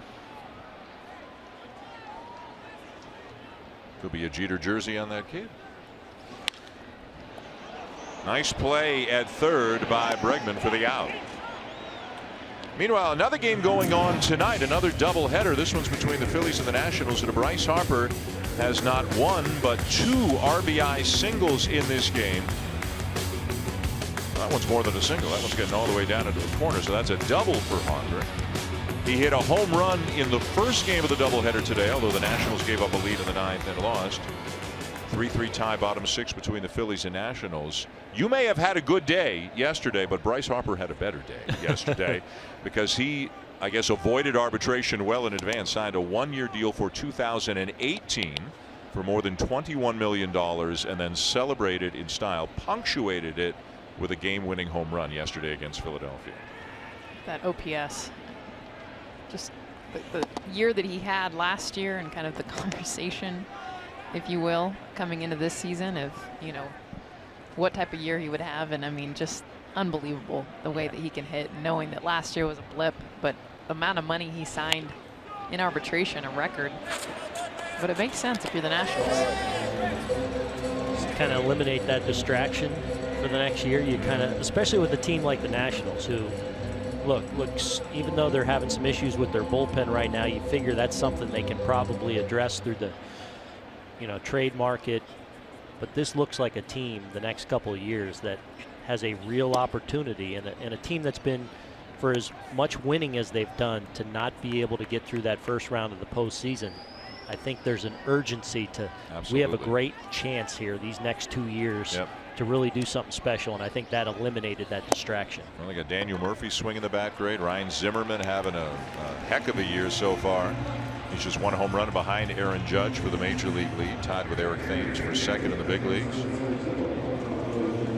Max Scherzer is on the mound in that game tonight for the Nationals, and again, they're knotted up with the Phillies, 3-3 bottom 6. Guys, I don't like, I like to look at on-pace numbers, not because I think the player's going to wind up there, but because it gives you a context for how well they're playing. Right now, Harper's on a pace for 210 hits, 127 walks, 175 runs, and 149 RBI. Wow. That's how hot Bryce Harper is right now. I mean, that makes his 2015 season, when he was the unanimous MVP, seem like kind of an off year. If he can continue to put up those numbers, those are crazy numbers. Weekly hit past the mound, only play to first, and out by a step is Torreyes. Carter to second, 2 down. Well, we've seen 2 really athletic plays here from Houston defenders. We talked about this team of stars. Correa, I think, continues to evolve defensively at shortstop. Big guy comes flying in here, knows he's got to hurry, gets to that short hop and an easy transfer, and gets Torreyes rather easily. But Bregman earlier, a really nice play. This is an athletic, potentially outstanding defensive club. Hey, to Buster's point about Harper, one more number. You know what his on-base percentage is right now? 540. It's 503. 503. Wow. I mean, we still forget how young he is. Yeah. And all, you know, at 24 years of age, you know, all the experience he's already gained, and, you know, technically hasn't even entered his prime yet. That's a scary thought. Yeah. Here's another scary thought. It comes up anytime you mention him on Twitter. Yankee fans respond, how about in Yankee Stadium?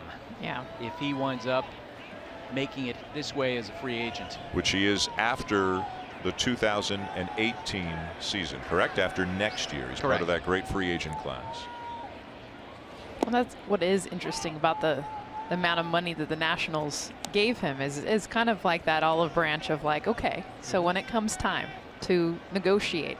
But I don't know. I don't know if the Nationals will be in the ballpark of what some of the numbers are getting thrown out there. Oh, they will be. The Nationals don't put anything past Mr. Lerner. Like if push comes to shove, he'll throw down with anyone. If that's the way they're going to go, they'll be in the ball game, financially speaking. 1-2 on Brett Gardner, who has singled and been hit by a pitch tonight. It'll be interesting to see that bidding. It is. Throw the Yankees in there, and well, you know the Yankees are going to be in there. Oh yeah.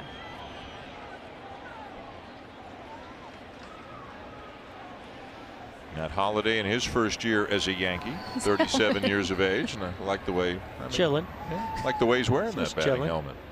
Stylish.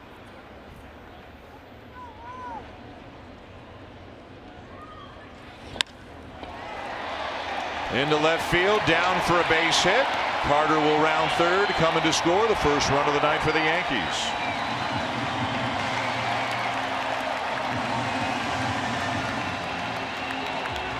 Well, Gardner just continues to have quality at bats here. He gets a little breaking ball that kind of try to bury down and in, but just stays on the plate. And you see just a real short, simple swing, just trying to put that thing in play with a runner in scoring position.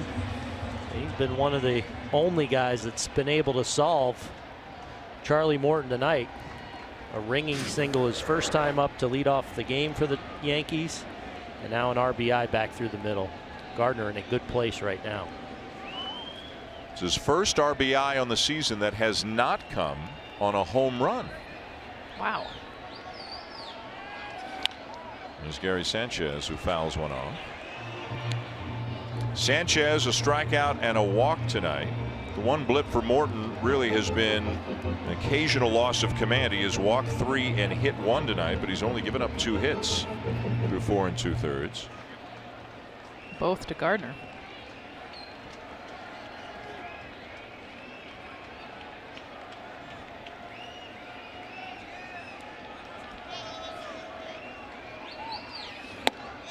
And a strike, 0-2. And that's a pretty big hole on the right side. They are holding on Gardner with an 8-run lead and have the shift on with 3 on the left side of the infield. So there is nobody really between first and second right now. And you would say, why are they holding him on? It's simply an extra base hit. If you can keep Gardner from scoring, it's one less run, obviously, and they're playing the percentages, saying there's about 0 chance Sanchez hits a ball that Gurriel would be able to get if he were playing straight up. So maybe just try and cut down a little bit on the secondary, even in a lopsided score right now of Gardner.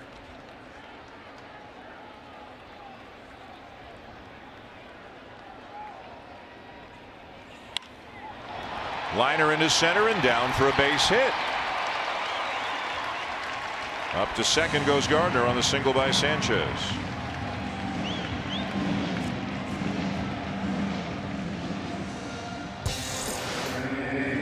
Here's a look at what's coming up on ESPN this week. Around the majors tomorrow night. Monday Night Baseball, the Astros and Marlins, part of our global game series. We'll focus on Puerto Rico tomorrow, including a closer look at Carlos Correa and Carlos Beltran. Wednesday Night Baseball, the Red Sox and the Cardinals. And then 1 week from tonight, it will be the Rangers in Detroit taking on the Tigers. The Cardinals, who were struggling so much at the outset of the season, are playing much better right now. They beat the Cubs again today, 5-0. Took 2 out of 3 in that series. The Cardinals have won 8 out of 9. Now here's Holliday driving one deep right's going to go. 3-run homer, Matt Holliday.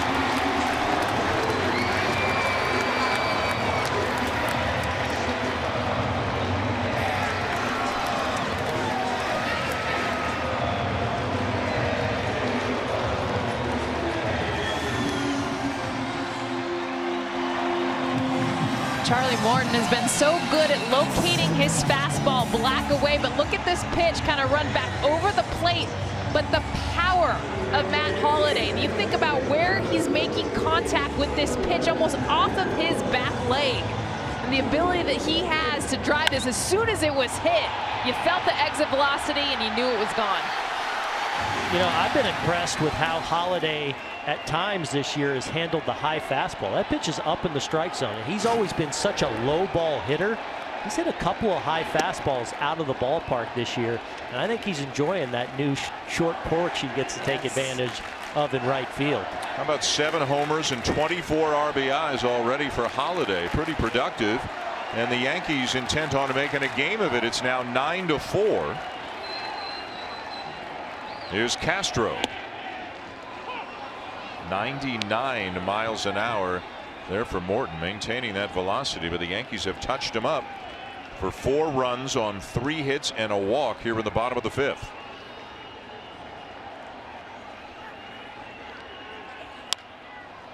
Reaching for it, pokes it down to third. Bregman got him. The Yankees may be looking at it. Castro still hanging around. Joe Girardi's looking down to one of his coaches who's on the phone to decide if they want to ask for a review on this play. Looked like he was out with the naked eye. Yankees in theory have 30 seconds to make a decision if they're going to ask for this to be reviewed, and they will not ask for it to be reviewed. So the inning is over on that good play by Bregman.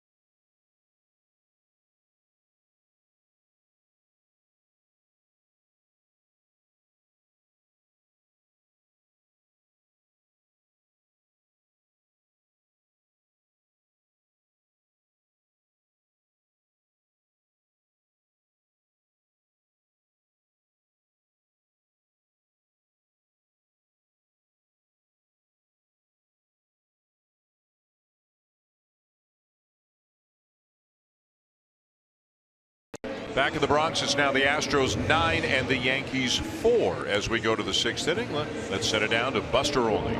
Guys, let's get to know Derek Jeter, who, when he was a kid growing up in Kalamazoo, wrote essays saying his dream was to play shortstop for the Yankees. But in the year that he was drafted, there was concern among teams that he intended to go to the University of Michigan.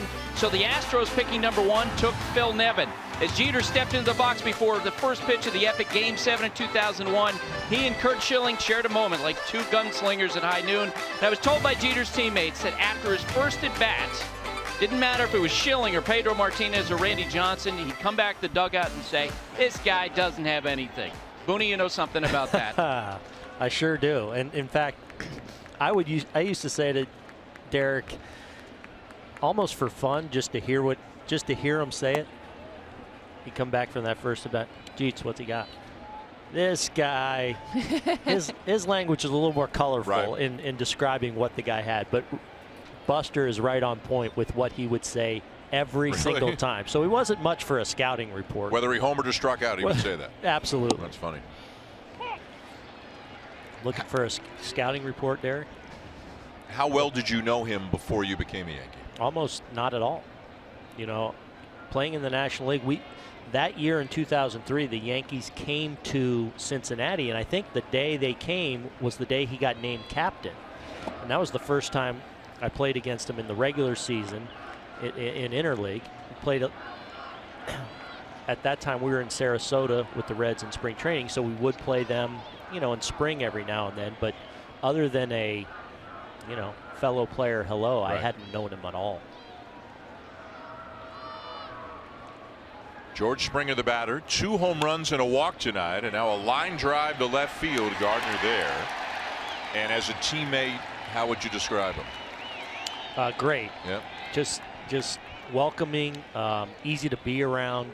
Behind the scenes, just comfortable to be around. He's very lighthearted when he's not between the lines. But then, honestly, it was like nothing I'd ever seen competitive-wise. When it really was go time, there was just this determination, this urgency that he always had, and it was palpable and something I can picture looking at him in the game, just saying, I'm taking this. So right his now. words, his look, what was it about him? I think it was just the urgency in his demeanor, and then how he would go out and play, though, and just, I'm going to take this game right now. I mean, you playing next to him, having him over your left shoulder too. I mean, you get to a point where you start to feel and understand even like the body language and like when he was upset or not, or where he wanted to be in position. And yeah, I mean, I was pretty fortunate. I got to play with Barry Larkin in Cincinnati, and then I came here and played with Derek. So back-to-back Hall of Famers was all I knew as a shortstop. So it was a treat for me, and getting to play alongside of him and behind the starting rotation that I got to play behind when I came over here was awesome. You left your mark too. I know you don't like to talk about it, but Joe Torre referenced it. Derek Jeter referenced it. The home run to win Game 7 of the ALCS in extra innings against the Red Sox back in 2003.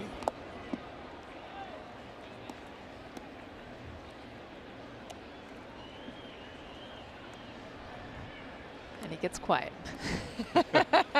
He's not even listening. He's in another time and place right now, recalling it. I was thinking about Mariano Rivera going 3 innings in that game, and Joe Torre has said, everyone said he's coming out if we have to go to another inning, and that's not true. He would have been out there for the 4th inning. Sunday Night Baseball on ESPN, presented by Taco Bell, is brought to you by Acura, precision crafted performance, and Travelocity. Wander wisely. Pre-game, Jeter and his wife Hannah, the plaque that will go into Monument Park alongside his retired number, jersey number 2, will never be worn by any Yankee ever again. And as they said here at Yankee Stadium tonight, one final time. So Bob Shepard, the late great PA announcer for I don't know how many decades at Yankee Stadium.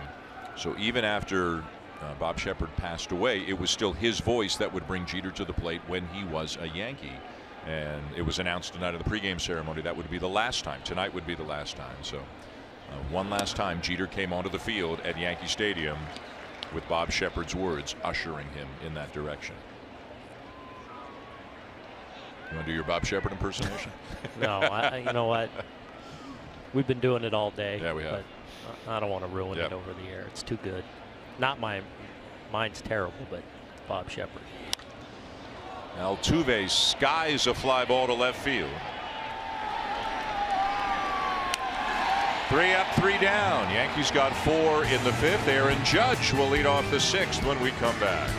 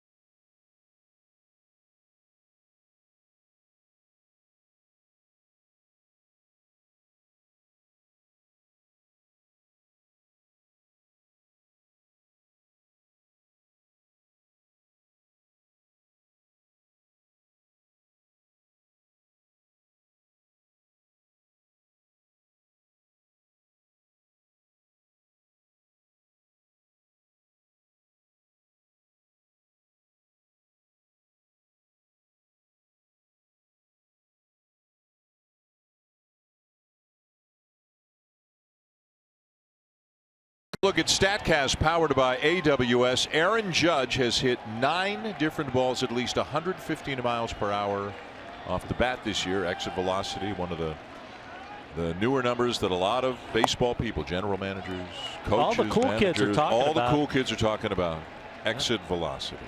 And so tied for second is a group of big, strong men, including Giancarlo Stanton. They've got 2. Aaron Judge has 9.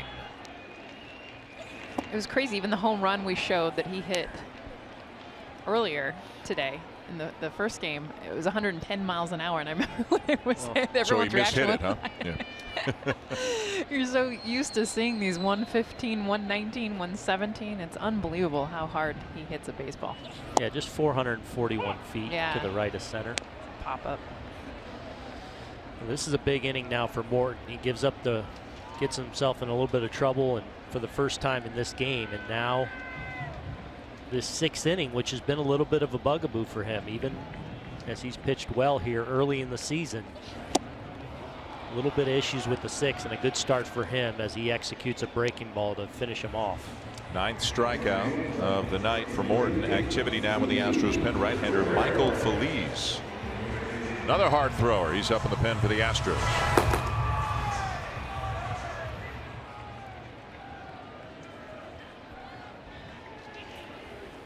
Houston looking to make it 3 out of 4 here in the Bronx. Before they head to Miami, 3 games with the Marlins, and you can see them tomorrow night on ESPN. That's our Monday night game.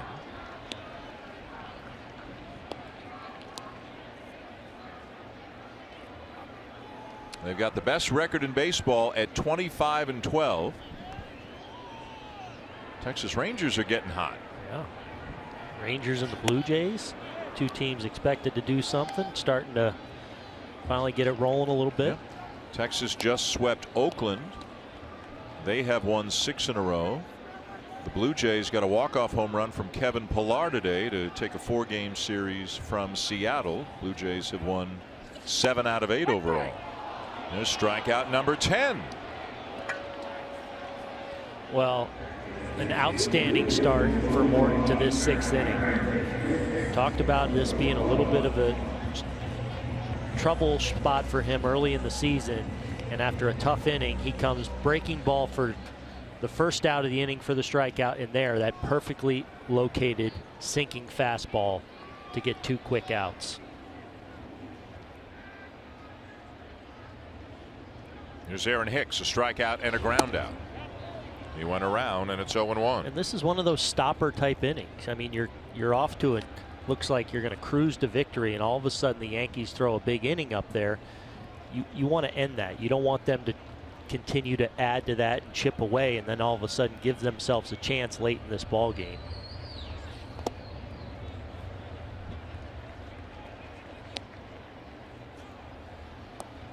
Ten strikeouts tonight for Morton as he faces Hicks. His career high is 12.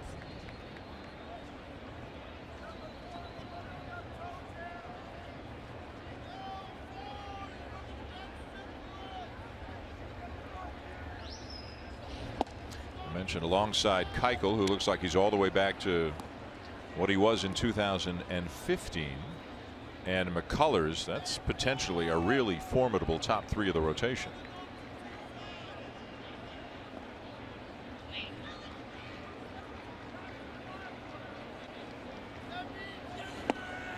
Keuchel right now is 6-0 with a 1.69 ERA through his first 8 starts of the season. Well, Dan, he was dirty Thursday night against the Yankees to open up this series. How he was tearing up, and remember how hot the Yankees were coming in.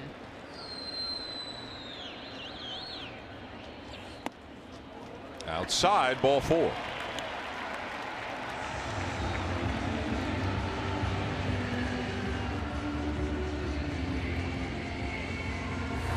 A.J. Hinch on his way out. Looks like Feliz thinks he's coming in. We'll wait for the official signal. Has he made the signal, or is he this? There's the call. So Morton will go 5 2/3. Feliz waiting for the official summons. It's already come. He's on his way into the game.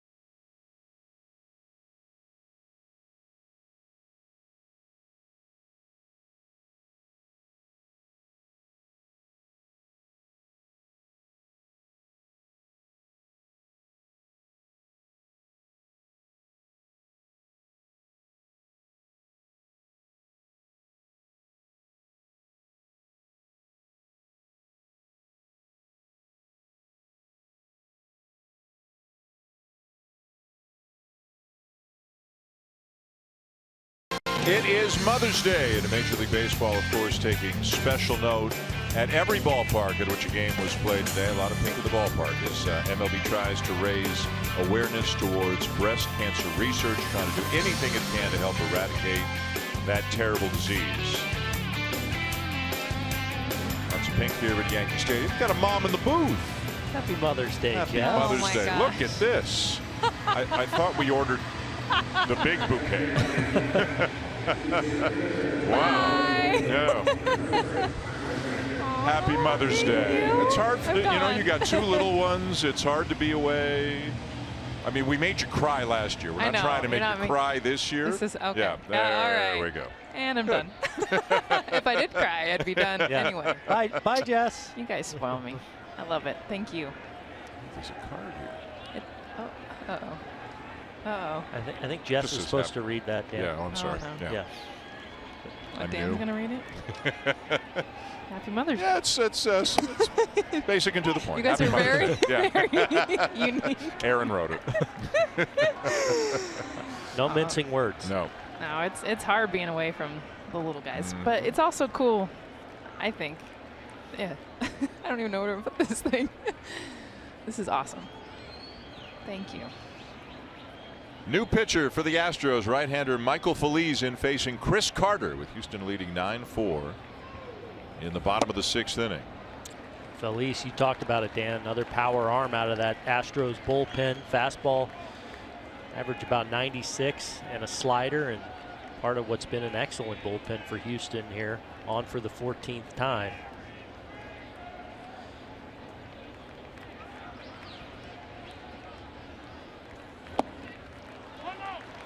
Two and one on Carter, who has struck out and walked. 41 home runs a year ago for Carter. Was not offered arbitration by Milwaukee, became a free agent, a late signee by the Yankees. Has been well documented. Buster's talked about it a lot. It was not a great time to be a power hitter, especially a right-handed power hitter. There were a lot of those in the market, so a lot of people had to wait around a lot longer than they thought to get that contract. Greg Bird on the DL with an ankle injury. No timetable for his return, so Carter is going to get a chance to play a lot of first base. The Yankees have gotten very little production out of the first base position so far this year. And Dan, he didn't play a lot in spring training. I mean, he got some at-bats, but this is a guy and a hitter that needs to have consistent at-bats, to be that power guy, to be able to get on time, because he's a high strikeout hitter. And Feliz strikes him out to end the inning. We are through 6 in the Bronx on Derek Jeter night. The Astros leading 9-4.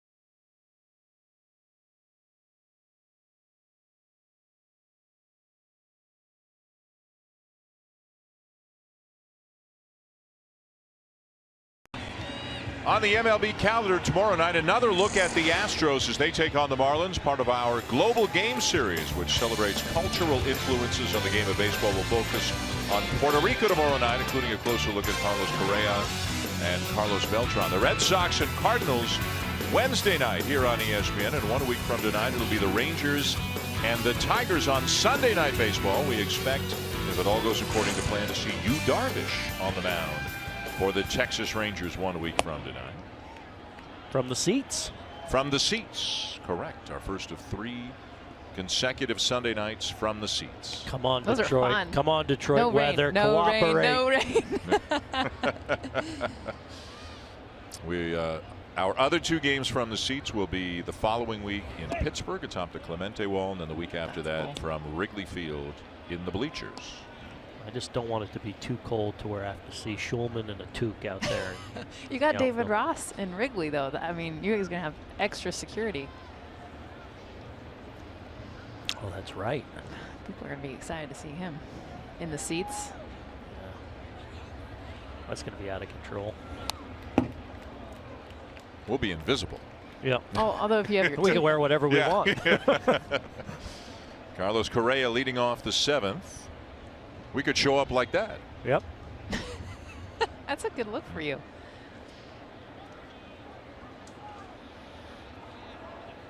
It was a packed house here at Yankee Stadium before the game, or between games, I guess I should say, because it was a doubleheader. And from what we understand, the secondary market was going strong for Jeter night here in New York. But when the Astros got 6 in the first and eventually got out to a 9-0 lead, the crowd thinned.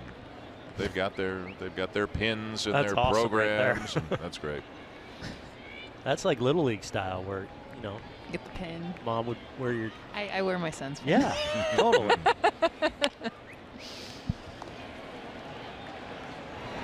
One down. A little credit to the Yankee bullpen tonight, which has been Giovanni Gallegos and now Chase and Shree, trying to give their offense a chance to get back in it. But the Yankees got 4 in the bottom of the 5th. They've still got a big hill to climb. But these 2 relievers have given them a chance.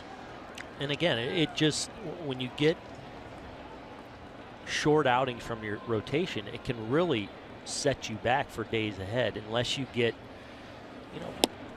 big efforts or quality outings from different relief guys. They've been able to do that and not have to lean on Clippard or Betances in games where they don't necessarily need them. And with Chapman down on the pen, you really want to preserve those guys. Yeah, but think of who the Yankees. Days ahead. Look at how the Yankees had coming in today. Their 2 best starters, yep, Luis Severino and Masahiro Tanaka, and to think that they would have the outing that they did and put the pressure so much on the bullpen. Just not expected. No. And you mentioned it earlier. I mean, this is what is at the core of this team. And yes, they can hit, and there's so many things they do well, but that starting rotation is absolutely necessary for them to be able to get to where they can be. It's in the October. key, and it's the biggest question still remaining with this team is their rotation.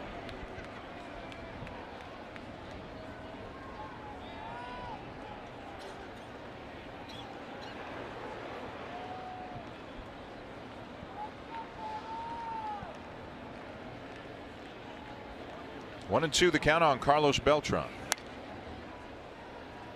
Beltran with a single, a double, and a strikeout. 2 for 3, a run scored, and an RBI tonight. Turning around now to bat for the right side against the left-hander Shreve.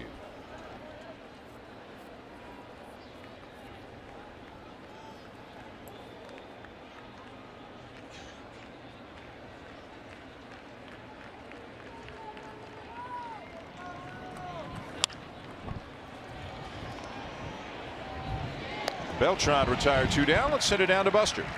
Guys, this week's filibuster poll question is about Derek Jeter. What was his signature moment? And the baseball universe is spoken. It's in a wipeout flip play in the 2001 American League Division Series. Game 3 in Oakland. The Mr. November home run was second. I done told y'all. You may have swayed him, though. Well, you have a lot of influence, especially Yankee audience. Then Joe Torre comes in and his wife. That's right. Trumped him, said the flip was better than the Mr. November walk-off.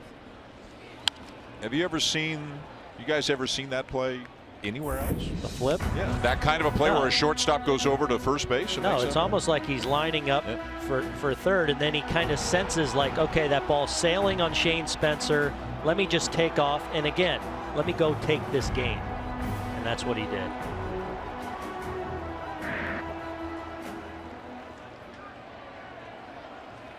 That's 8 pretty good plays, and for one of them to get 50% of the vote is saying something. Yeah.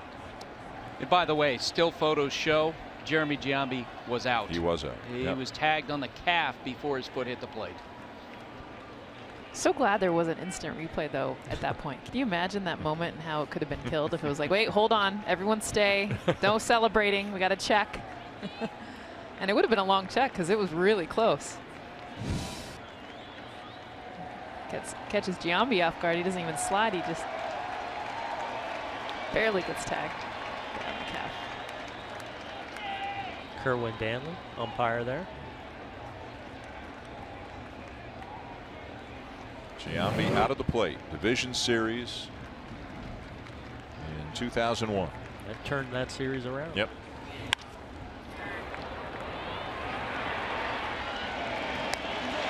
McCann is retired. 3 up, 3 down, mid-7, 9-4. Derek Jeter remembered for one of his great plays, the flip, here tonight.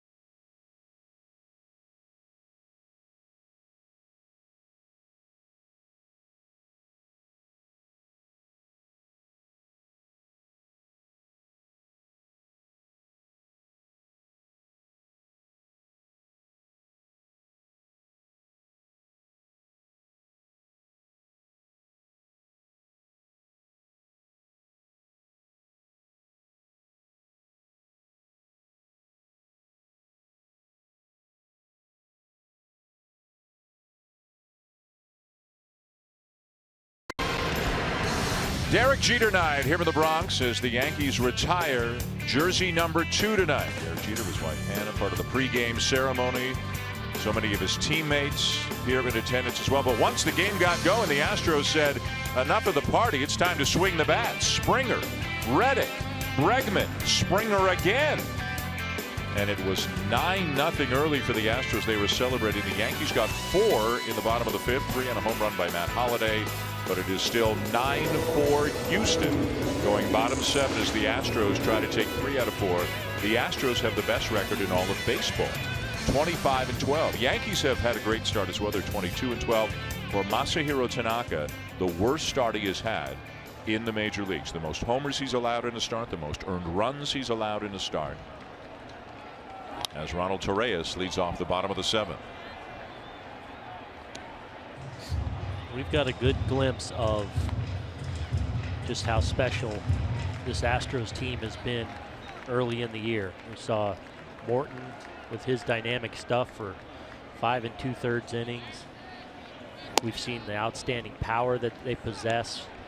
We've seen the athleticism on the left side of that defense with Correa and Bregman playing well tonight.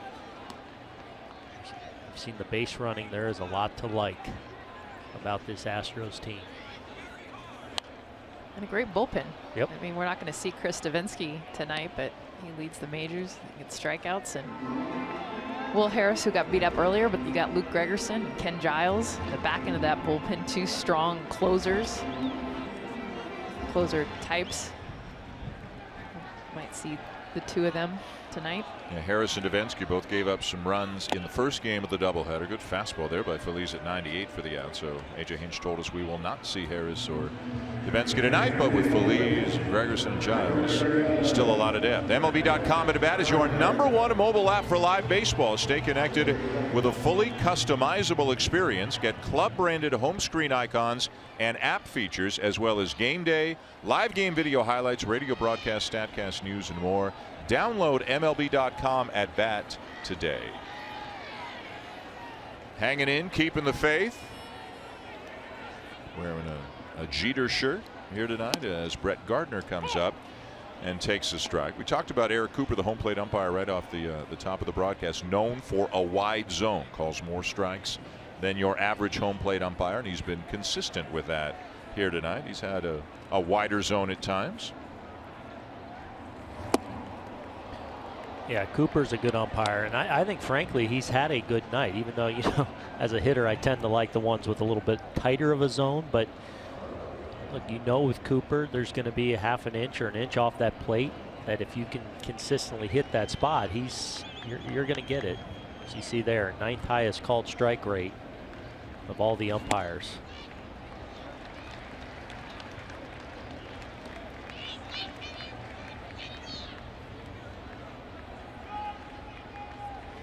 Charlie Morton went 5 2/3, gave up 4 earned runs, struck out 10. Michael Feliz and struck out both batters he has faced since coming in. And now Gardner lines the ball into right field. And this is getting all the way to the wall. What a night it has been for Gardner.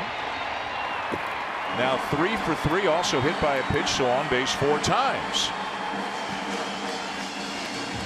Well, he's been having the at-bats, too, to work the count to get the pitch that he wants. This is a fastball over the middle part of the plate, and we've seen Gardner just destroy the right side of the field, being able to pull the ball. We get this one a little bit off the end of the bat, but swinging it so well the last couple weeks here. The extra base hits and the home runs, the biggest difference. You know, he's doing such a good job when he does get those hitters counts. He's hitting for power, and you know, and in his last at bat where he got the single with the runner in scoring position, 2 strikes, where he just kind of shortens up on the swing a little bit. He is really controlling the strike zone, understanding the situations in the counts, and stringing together a lot of it. Really nice at bats. Gary Sanchez, the batter, 1 for 2 with a walk.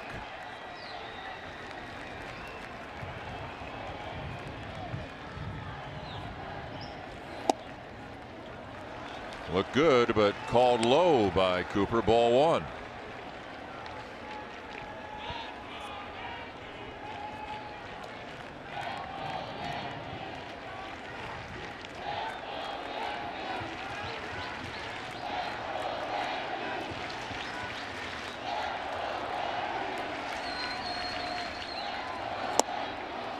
Breaking ball, swing and a miss. Sanchez out over the top of that, and it's 1-1. Waiting on deck with all the tools of the trade, Matt Holliday, the DH who homered his last time up. And a switch batting glove. He had a pink batting glove on for the homer, didn't he? He did. I think he had 2, actually. No, he had 1. Just 1? Just 1, because not a look you see very often. Back in the day, a lot of guys would go bottom hand glove and top hand wouldn't wear a batting glove, but you don't see it very much at all anymore. Holliday going a little old school.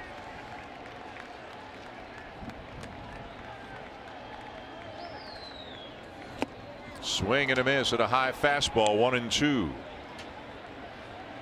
Well, Phillies showing you the special stuff that he has as he, on a 1-0 count, throws a real nice slider to get back into the count, and then just shows he can, now that he's planted that seed, that he's willing to throw that slider. Will climb the ladder with the heater, 95, right by Gary Sanchez. And now can go a lot of different ways. He's playing the high fastball or the breaking ball off the plate. Hooked down the left field line, but foul. And that was meant to be down and away and trying to get a chase, but it just kind of spun in the middle of the zone. Unfortunate for Feliz, he was a little bit out in front on this pitch.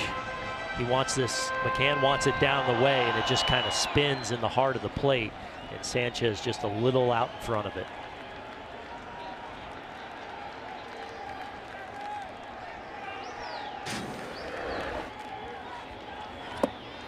Chase is down and away, a big second out of the inning for Feliz. And now Matt Holliday comes up. His last at bat with the white batting glove. He goes opposite field with the home run. Matt Holliday, one of the quieter names because there's so many young, big bats in this lineup, but Holliday quietly having a very strong season. So he struck out and grounded out with the pink one. Okay. You're right. Gosh, you got me. He did have pink on at some point. Not that baseball players are superstitious or anything. I'm sure it's the batting glove, though. I mean, obviously. Meanwhile, guys, in Washington, the Nationals, who gave up 3 in the 9th to lose the first game of the doubleheader, the Phillies have just scored 2 in the top of the 8th. And now lead Washington 5-4. Bullpen for the, especially in a game that Max Scherzer starts. That trade urgency is going to start to get hot in DC as they're might address that sooner rather than later. Freddie Galvis tripling home a couple of runs. Jacob Turner was on the mound when that happened. So it's 5-4 Philly in the 8th. They try to sweep a doubleheader from the Nats. 2-1.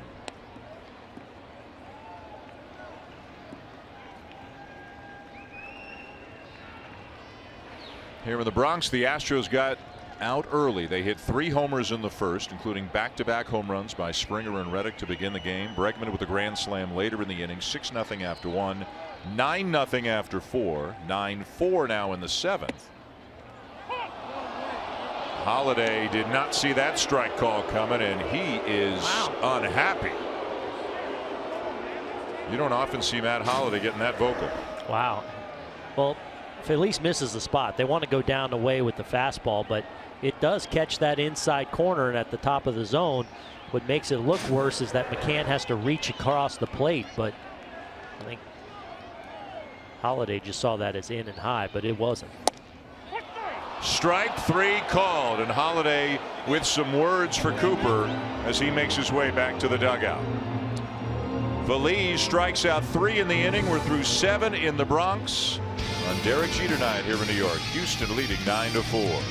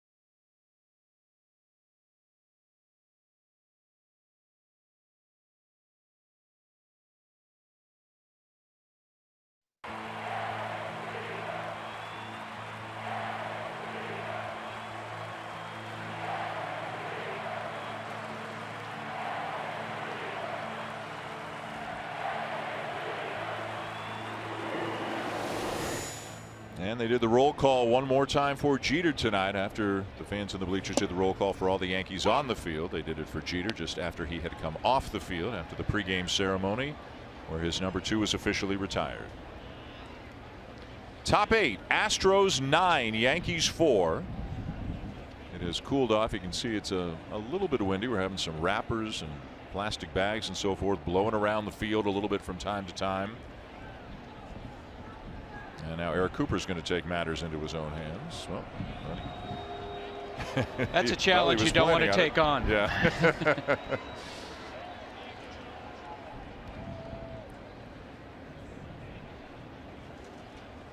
New pitcher for the Yankees is left-hander Tommy Lane. Tommy Lane with a cutter, fastball, slider change, occasional curveball. A little bit of a tough start for him to the season, on for the 12th time now.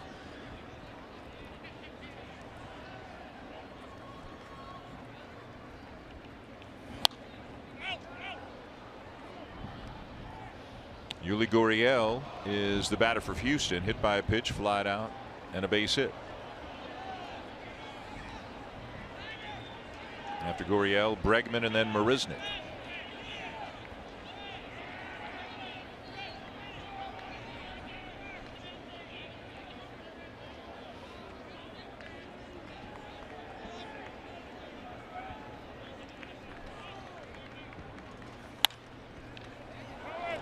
Nice backhanded stop, Carter. Flip to Lane, 1 down. Sunday Night Baseball on ESPN is presented by Taco Bell's new Naked Chicken Chips. Members of the Astros showing their respect, tipping their caps to Derek Jeter pregame during the ceremony. We are here in the Bronx, Yankee Stadium, Houston 9, and the Yankees for the Astros. Trying to make it 3 out of 4 over the Yankees here in this series between two of the hottest teams in the first 6 weeks of the season. Here's Bregman. First home run of the year was a big one, a grand slam back in the first.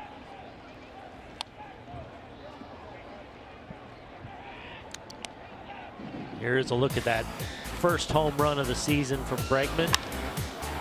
And he knew it right away. He knew he had that click, and that deep left field here, that was a no-doubter, and the route was on for the Astros here early in the Bronx. One of the many who wears the number 2 for Derek Jeter.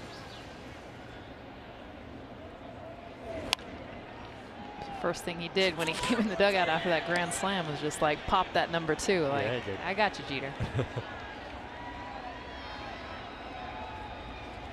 Remember AJ Hinch telling us before the game that it wasn't mandatory for any of the players to come out, you know, and watch. And I mean, they were like puppy dogs sitting over there in that dugout. He knew he didn't need to say anything.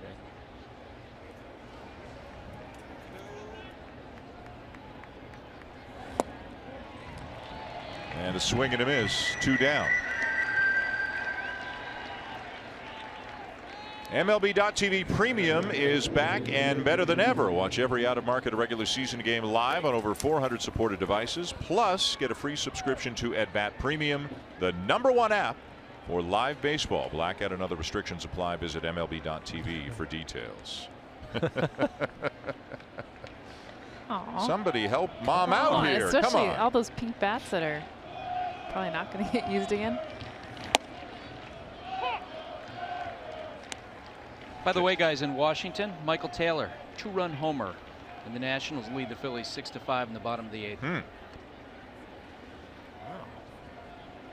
Back and forth, fireworks in the nation's capital.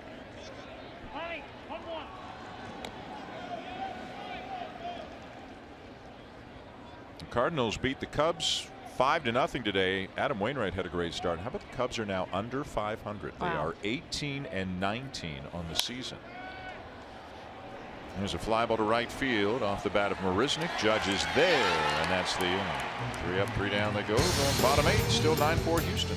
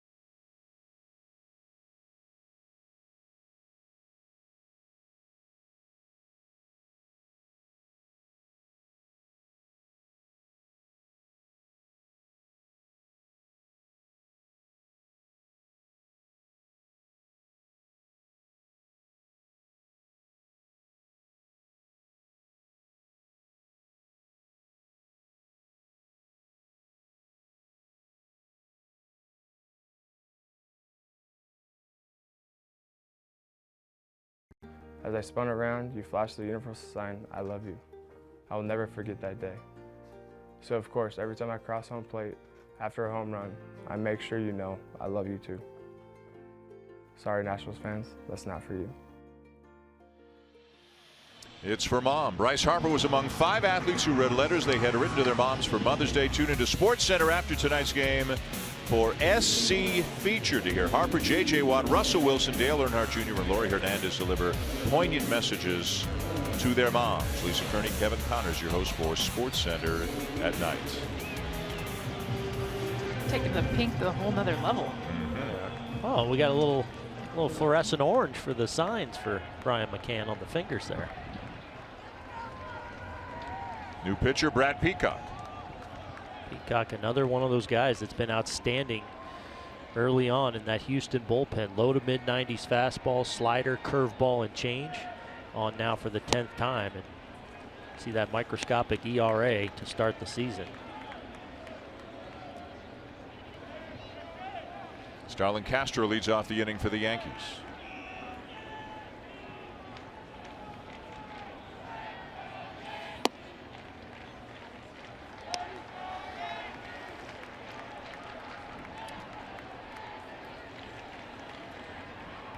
Castro tonight 0 for 3 with a couple of strikeouts. He'll be followed by Aaron Judge and then Didi Gregorius.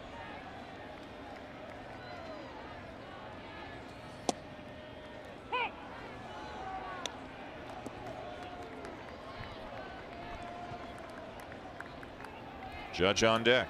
Homered in the first game of the doubleheader today, 0 for 2 with a walk in the nightcap.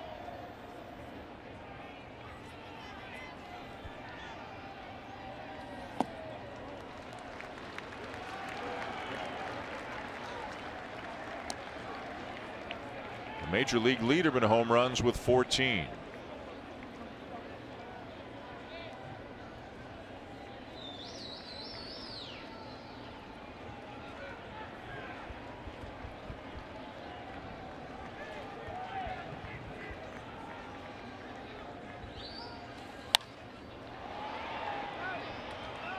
It's such a signature Starlin Castro wasted pitch swing. I mean, he does such an incredible job being able to reach pitches that are off the plate, and he does it time and time again.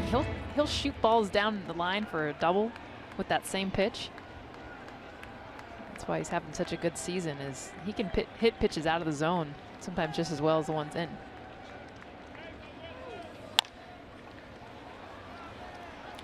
Bouncer to second, one down. Now, the baseball world is mourning the loss of former umpire Steve Palermo today, who passed away at the age of 67. It was announced Palermo was an umpire for many years, and then during his tenure as an umpire, he broke up a robbery, and while he was trying to chase down the person who was committing the robbery, he was shot and was partially paralyzed. He eventually became an umpiring supervisor for many years for baseball. You know, we would see him every year in the postseason. I mean, a very visible, recognizable, passionate guy about baseball, and our deepest condolences go out to the Palermo family and to his baseball family as well. Yeah, sad day. Great umpire in his day, and a guy that was always, as you said, Dan, fun to come into contact with, and just the personality, the stories, and like you said, the passion that he lived with. You could always feel when you were around him.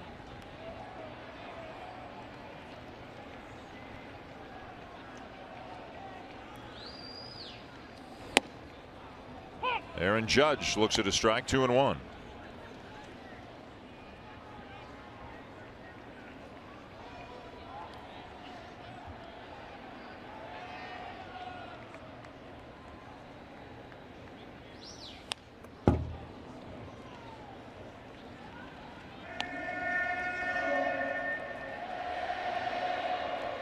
Joe Girardi a couple of weeks ago was asked about Judge and more about his demeanor and the way he carries himself rather than his ability, and he said, you know, he kind of reminds me of a young Derek Jeter, and if you want to get people going in this town, that's what you say. And he was talking about it, you know, his poise, his composure, his potential leadership abilities as he gets older. There is a presence about him as a young man. Like, there's just a real calmness to him. the adjustments he's been able to make with his swing over the wintertime and carrying really solid game plans night in and night out. We see this again where he's just winning pitches routinely within the at-bat, getting into better counts and doing all kinds of damage. Yankees looking for base runners, down by 5 here in the bottom of the 8th. And up steps Didi Gregorius, 0 for 3.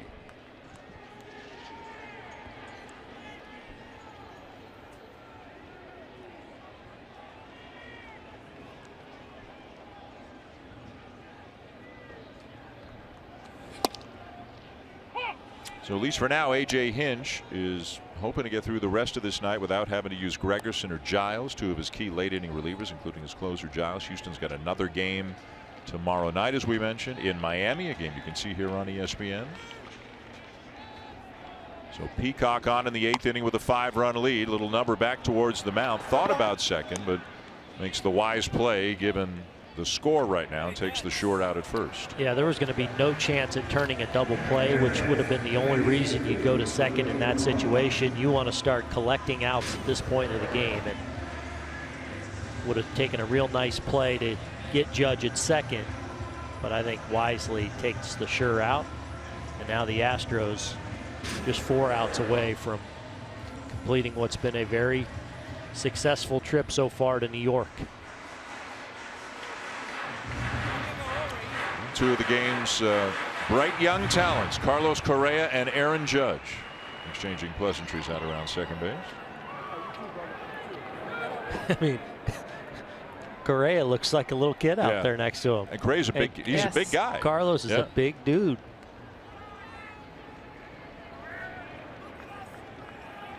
Batter Aaron Hicks. It's like a defensive end standing next to the quarterback out there.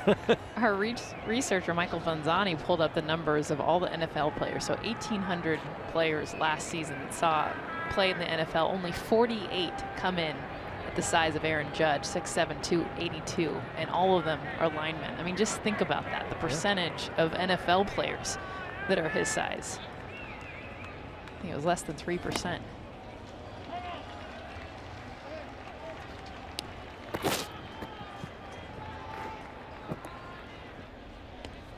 Hicks tonight 0 for 2 with a walk.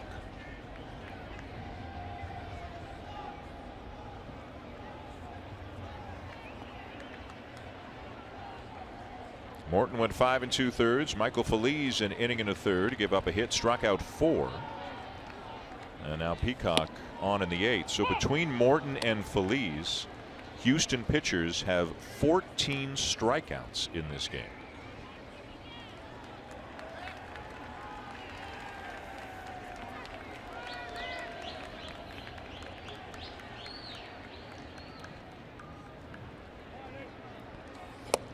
A little bit low. And I feel like, honestly, what kind of put the nail in the coffin early for this Yankees team, at least getting them to not score runs early, was the 7 straight strikeouts by Morton. And what that does, 7 of your 9 batters go down without even making contact. Morton had it going. Well, we talked to A.J. Hinch about that before tonight's game. And it's something that the Astros have become much better at putting the ball in play more consistently. Remember when they became a playoff team 2 seasons ago, one of their Achilles heels was they were a big-time swing and miss club. Not as much anymore. And he was talking about sometimes there's nights where you're striking out so much it can just be kind of deflating to the group and to an individual.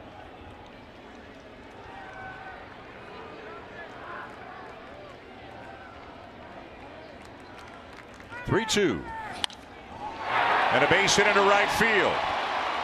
Judge will be held at third, and the Yankees have runners on the corners with 2 down.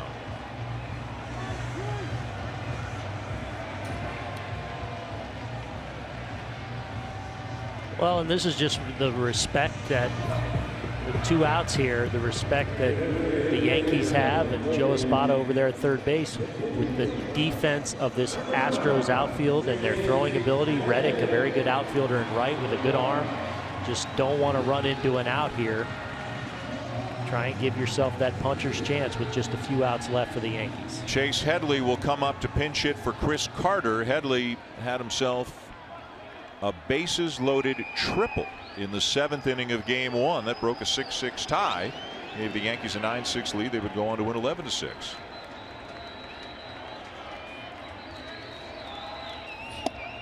And a strike. Guys, I was thinking about on that base hit to right field, and Aaron Judge has come rumbling around third base. Catchers all around baseball are saying, thank goodness they changed the collision rules. Well, that's where my eyes went. I mean, forget the hit. You want to watch Aaron Judge as he's rounding third. Is he going to go? And he can move. I think that's probably one of the more impressive things is, 6'7", 282. But, I mean, he can run. He can play defense. He controls all that weight and body very well. Swing and a miss, 1-2. Headley got off to a very fast start this season, has cooled off, but did come up with a big 3-run triple in the first game of the doubleheader today.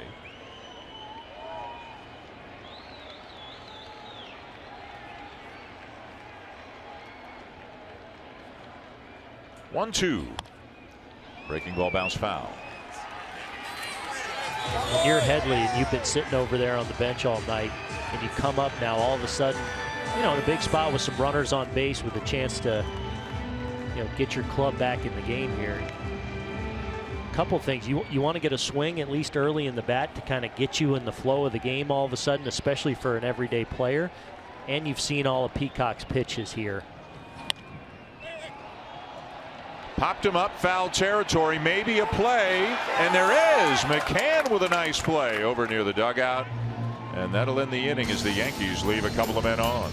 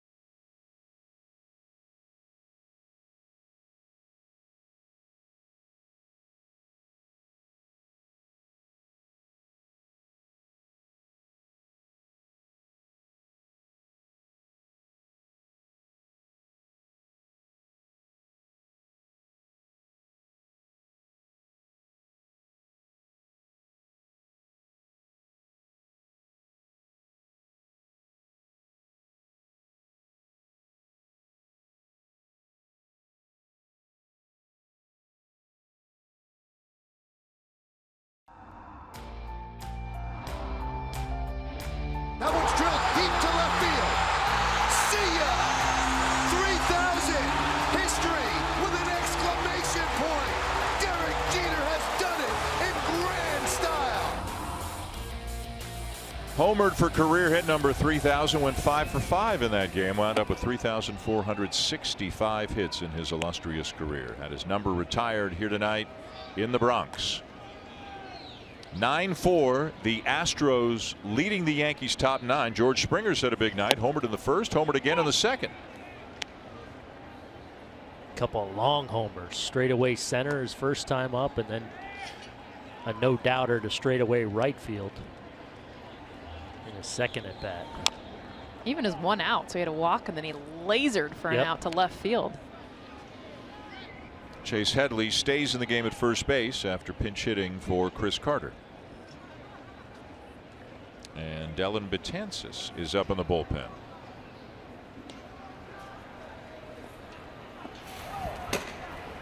Who will now serve as the Yankees closer for the foreseeable future, with Aroldis Chapman now on the disabled list.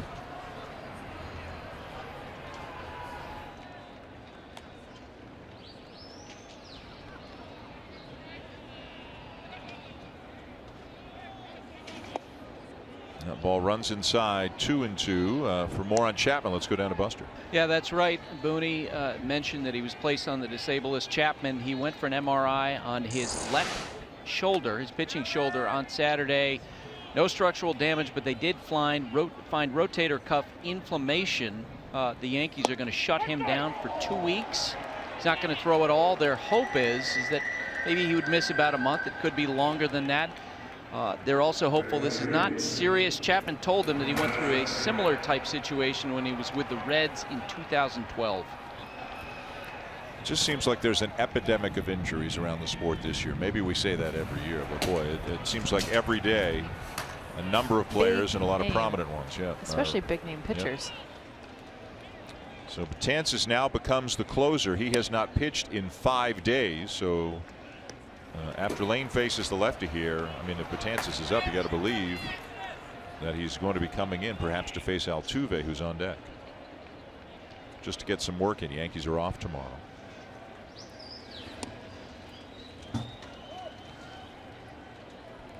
Josh Reddick homered in the first inning. 1 for 3 overall. Well, and if you did bring him in, it's a chance here for Tommy Lane, who struggled a little bit, who would seemingly, though, have a little bit larger role as you've cut into the depth now with Chapman going down. So if you can get him a positive outing, he had a 1-2-3 inning his last time, facing the lefty here. Sanchez has dropped 2 pitches in a row. Might have cost Lane a strike on the last one. They did get the call on this one. He's a little frustrated, pounding the mitt. Of course, his manager knows a thing or two about catching.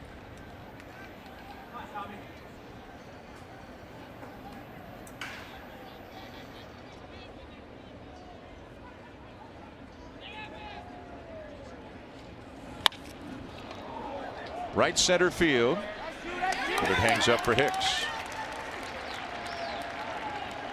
And here comes Joe Girardi up the steps, and he wants Betances. He's going to get the big righty a little bit of work. So Altuve will face Betances when we come back to the Bronx.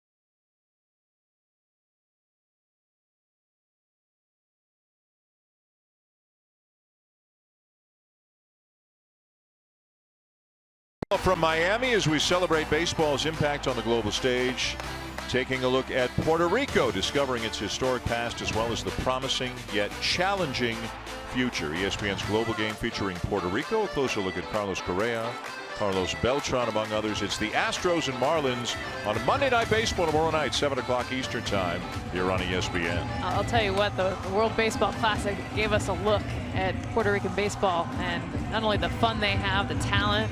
Take a look at Carlos Correa, who prides so much of what he learned and the people and the culture that's there, but watching them play the game. And he's rocking to Dylan Betances' walk-in songs. He's feeling it. That's what you saw them do so Yeah. much. Blonde hair and dance moves and a lot of smiles, a lot of fun, and some really good baseball.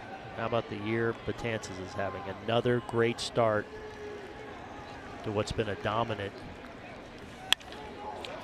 Now Altuve all over that first pitch as he lines it into left center for a base hit.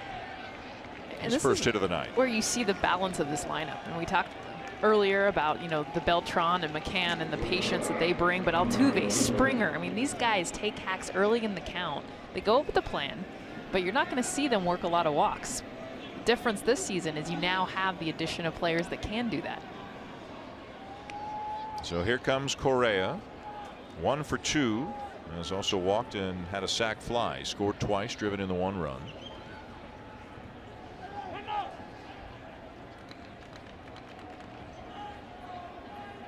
This is Betances' first outing since May 9th in Cincinnati, so with that off day, seemed a certainty that Joe Girardi, regardless of the score, would try and get him just a little bit of work to keep him fresh and sharp. That bullpen tonight has been outstanding again in relief of a tough outing from Masahiro Tanaka. What did you see from Tanaka? Where were the mistakes made? You know, there wasn't any bite on his pitches. He didn't have the finish on his split, his slider, and his sinking fastball. And look, he's got to get that downward action on those pitches down in the strike zone. He was flat all night in the zone, and with this Houston Astros team, as we saw tonight, they will make you pay if you're not on top of your game. Well, as a hitter, you know if you're going in facing Tanaka that you're looking for something just a little bit up in the zone. You know his deal. You know that he can bury you knees and below. So if you can get something just above the knee, which they got, they jumped all over it immediately.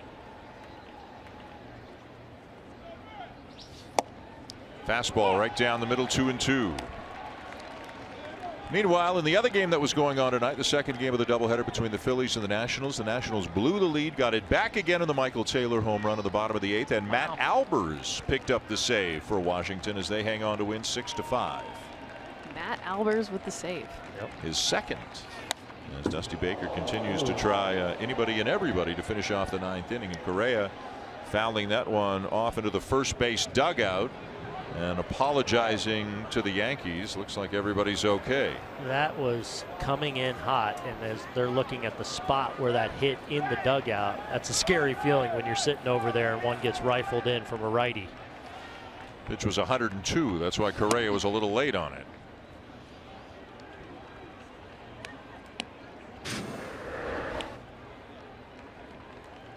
Look alive over there, boys. Look alive.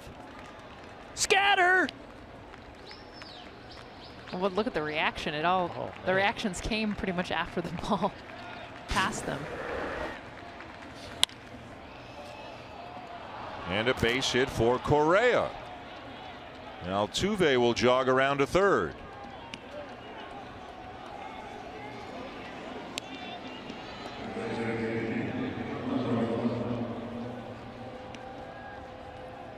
Carlos Correa, one player from Puerto Rico with a base hit, and here comes another player who will be featured tomorrow night on the global game as Carlos Beltran comes up.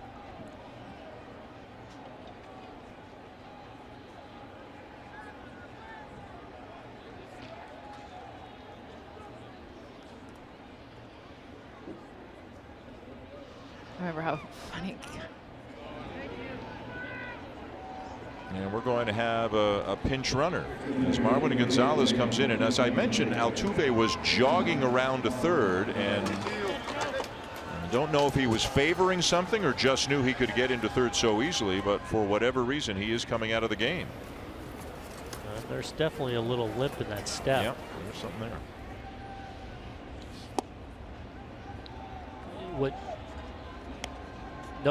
The fact that nobody went out and checked on him, though, tells you that maybe it's something that they were aware of. And after seeing him run first to third, exercising caution and getting him out of there. That ball off the glove of the catcher. Play at the plate, not in time. Gonzalez will come in to score. Correa to second, and the Astros add a run. Well, Sanchez continues to have a little bit of a difficult time back there. As this, Dan, you touched on, he's mishandled or dropped a number of pitches that haven't been costly at all, and this just looks like maybe a breaking ball. At first, maybe thinking it was fouled from Beltran, and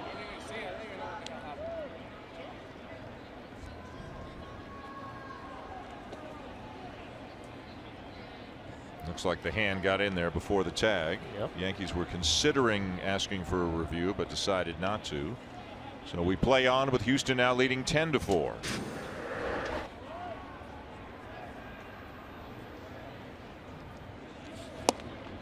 And you wonder with Sanchez, remember early in the game when he got crossed up and kind of awkwardly was able to catch the fastball. You wonder if that jammed something up with his hander a little bit, because there's been some pitches tonight that not difficult pitches to handle that Gary Sanchez wouldn't mishandle as much as he did, as he does a real nice job in the dirt right there on a tough pitch. Blocks that perfectly, though. Remember, missed a few weeks early in the season with that biceps injury. 2-2 the count on Beltran. 10-4 Astros, top 9. Inside with a fastball, and the count runs full. And Betances maybe getting a little bit more work in than he intended to. He came on with 2 outs and the bases empty. He's given up a couple of hits. Now facing his third batter in Beltran.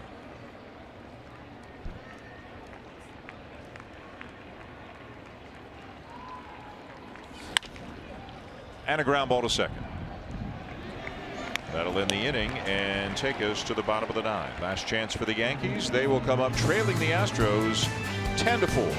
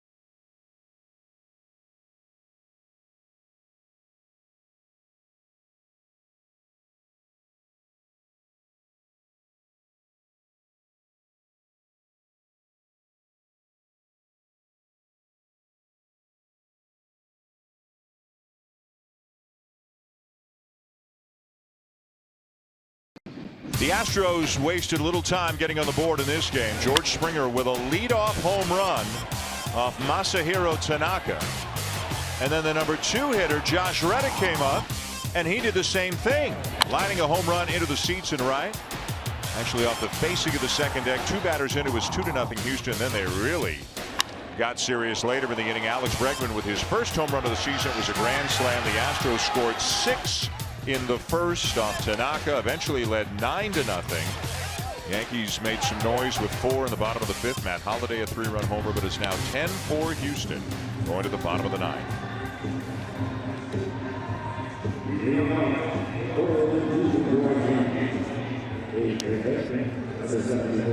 And some changes for the Astros going to the bottom of the 9th inning, including pitcher Diane Diaz. Well, he was added to the roster with the can add a player with anytime there's a doubleheader. Having a nice year at AAA for the Astros. A little bit of time in the big leagues with the Reds last season. Fastball slider change. Ronald Torreyes leads it off. Marwin Gonzalez stays in the game at second after pinch running for Jose Altuve. Gonzalez, we didn't see him swing the bat tonight, but very versatile guy, especially on the infield. And when he's gotten his chances, he has swung the bat with authority. A lot of power for Gonzalez so far this year. Yeah, stretch where he had 4 home runs in 5 games. Yeah, 9 on the season. And that's not what he's known for. I mean, he is definitely a defensive specialist. And when you think about the different positions he can play, especially in the infield, and he'll play some outfield too, but he can make a Sports Center type play at any one of the positions around the infield. Yeah, to be able to legitimately play all 4 positions, it gives A.J. Hinch and the Astros just so much flexibility especially when he's swinging the bat like he is. It allows you to give guys days off. So he talked about, Correa might get a day off in Miami with all the games here. It allows him to sit Altuve, or if he's banged up going into tomorrow, to sit Bregman and keep regular at bats for a guy that can have a real impact.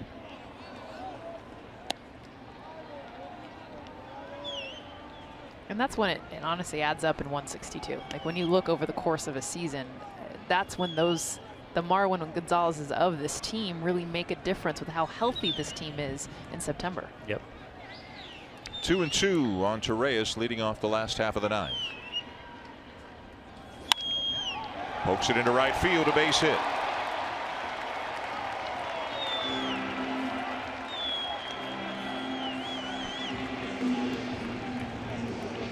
So the leadoff man aboard for the Yankees, and that'll send it back to the top of the order for Brett Gardner, who's 3 for 3 in this game and 6 for 8 in the doubleheader today. That's a day. Big part of the Yankee win in the early game today is they won 11-6. He homered in that game.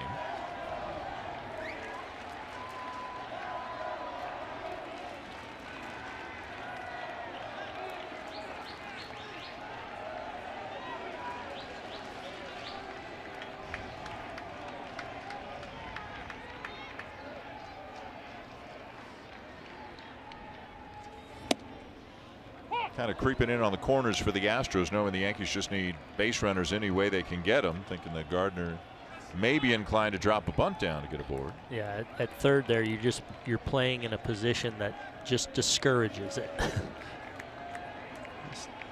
Bregman's in a spot where it's kind of off the table there.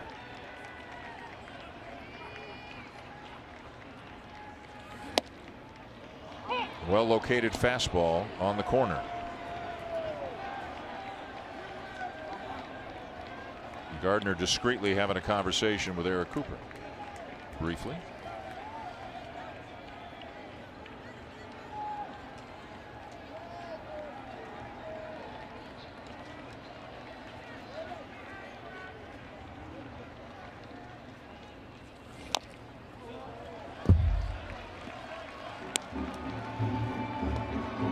Houston off to Miami tomorrow night. The Yankees are off tomorrow. They'll begin a series with Kansas City on Tuesday. In Kansas City, we will have the Texas Rangers and the Detroit Tigers 1 week from tonight on Sunday Night Baseball.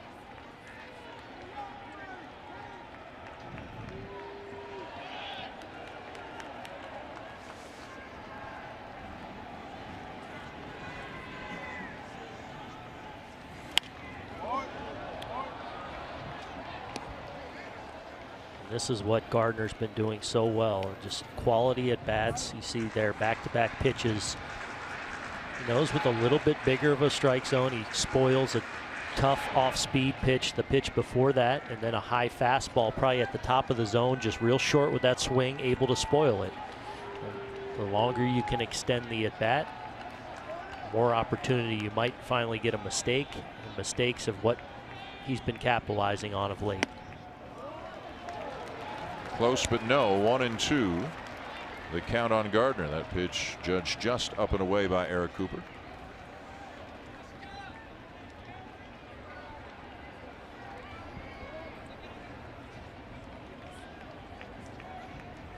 Wind blowing pretty hard from left to right now. The temperatures dropped a fair bit during the night. It's blowing out and blowing around bags and all kinds of debris here at the ballpark. Getting to be about time where summer needs to blow in. Right? Blow fall out. Yeah. And or spring. well, spring, sorta. It feels more fallish. Blow it out. Let's get that summer weather going in the city. Peanuts? Peanuts. They go. It's mid-May now. We don't need to be covering up the face because it's too cold. And that is it for Gardner, as he is retired for the first time in this game. Only good news for you. What do you got? Okay. Yeah. Uh-oh. Forecast for Thursday is around 88 to 90 degrees. Here or in Here Detroit? in New York. Oh, that doesn't. And I'll be back in the fine city on Thursday. John Shambi's got his charity softball game that we're all playing in. For better or for worse. I'm kind of excited to see you guys playing a little softball. Sports Center coming up next. Astros and Marlins tomorrow night. Red Sox Cardinals Wednesday. Rangers Tigers Sunday. You going to man the hot corner in Mr. Shambi's charitable softball game, Mr. Boone? There's like a draft and everything. I'm going to go where I'm told. You're going to go where you're told? Yeah, where's the Schlu going? What if I'm undrafted? You're a lefty, right? I am a lefty. So you're like first My base? skill set is suited to first base, especially at this point of my life. A lot of power? I was thinking No, DH. not where I was going. Oh, okay. Lack of mobility, Lack of tall, mobility. stick them left-handed, stick them over there. Yeah. Well, if I whip one across the diamond at you in the dirt, you've got me? I got you. Oh, you guys are on the same Scoop it team, up? you're assuming. I don't know. There's like a serious draft. There's like 8 teams. It's like a lot of people playing in this. Well, you're going to get drafted first. Yes, you will. I well, can't hit slow pitch very well. We're just going to put her. We're just. Do we have to 4 pitches, or we just No, we just send her down signal? to first. We just send her down. First. Yeah, all right. Put her on to pitch to me. Story of my life.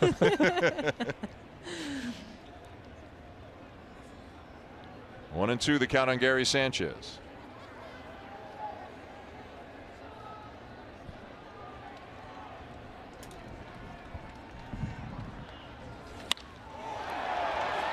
Hit hard to left field, off the wall on a bounce.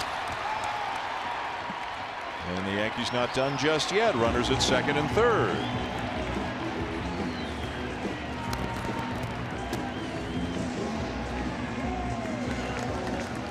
A little slider that I think they wanted to break it down and out of the zone. It just kind of hangs in the middle of the plate and doesn't do a whole lot. And we saw this so much from Gary Sanchez all last year, that outstanding bat speed where that ball just jumps. I think Marisnik thought initially he was going to have a play on that ball, but just so much quality carry on that ball, rides it over his head and off the fence for his second hit of the ball game.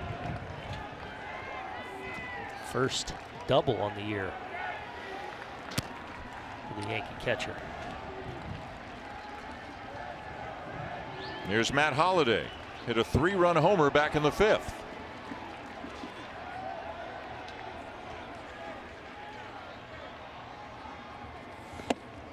I think he's got a different glove on again. you in the Yeah, he does. I think it was a white one last I think time. it's white and black now. Yeah, you're right. It is a this different is glove. batting glove So number 3 on So he's gone from pink to all white. All white to Gray and whatever black. that is. Yeah. Keep them guessing, Maddie. Keep them guessing.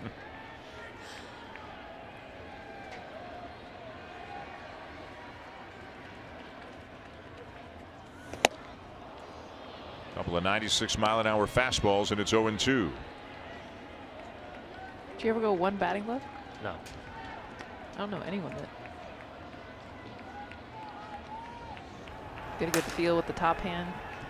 I couldn't even feel a bat without putting gloves on. Like Really? if someone said, "Hey, what do you think of this bat?" I'd have to go put my batting gloves on Are you serious? to get the right feel and then give my opinion. I never even wore them until the end of my career. I love the feel of the bat. Good hard slider there, down and away, and Holiday strikes out 2 down. So that is now 16 strikeouts for Houston pitchers tonight. 2 down in the 9th inning. Houston an out away from victory on Derek Jeter night here in the Bronx. What do you guys take away from tonight? Yeah, I loved the fact that the entire, I mean, it was obviously a huge deal, elaborate, but having him in the booth and opening up the way he did, and that's what you didn't really see a lot from him in his career. I just loved him telling the stories and the emotions that went with today. It was fun to see how much he was genuinely enjoying the night, and I think how appreciative he was of the night. And, you know, the Yankees got it right. The ceremony was outstanding. The love affair between the fans and Derek Jeter was evident, and he was brilliant and classy as always. And if we're buying that he didn't know what he was going to say until he got up there and gave his speech. Yeah. I mean, tip of the cap, number 2 on that, because he cap he tip. did great. That's him. Yeah. Yep. I mean, even his last game, right? I mean, he kind of just winged it, and he knows what to say. He's pretty good at this whole life thing. Winning. He's got it down. Yeah. See about the dad thing. Yeah. He's got a baby girl coming. That's oh, right. look out. Might throw a wrench in everything. Starlin Castro's 0 for 4. Couple of strikeouts, couple of groundouts. Yankees down to their last out. And Diaz can't get together with McCann.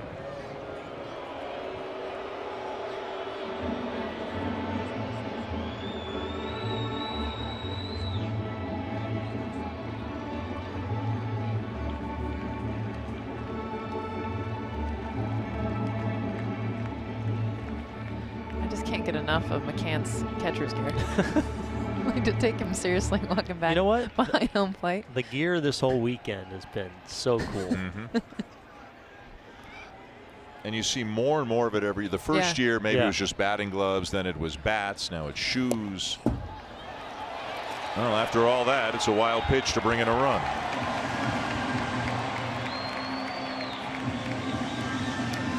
And into the dugout. Well, those mound visits didn't really help much on that. I think this was just a fastball that he just over yanks down and away, and Can goes for the glove save, but He gets its toe. yeah, went for the skate save, the glove save. Couldn't come up with it though. Wild pitch makes it 10-5.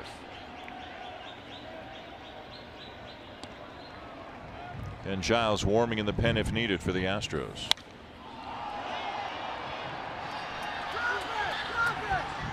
Into foul territory and back in the seats down the line.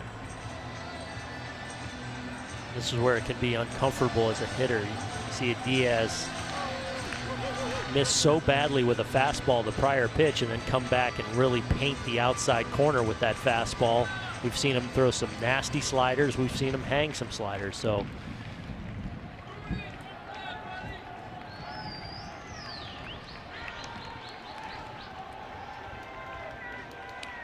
One ball, 2 strikes the count. The Astros a strike away from taking 3 out of 4. And Castro stays alive by fouling it back.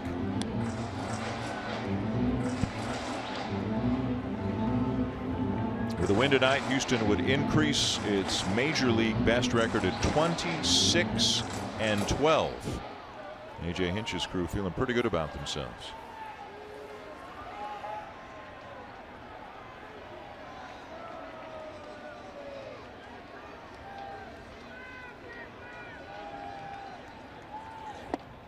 Runs inside, 2-2. That's back-to-back sliders, though. Again, or Diaz, the pitch before just kind of spun in the middle of the plate. Unfortunately for him, Castro just fouled it back. That time, it just never broke. Almost just backed up on it and end up way up and in.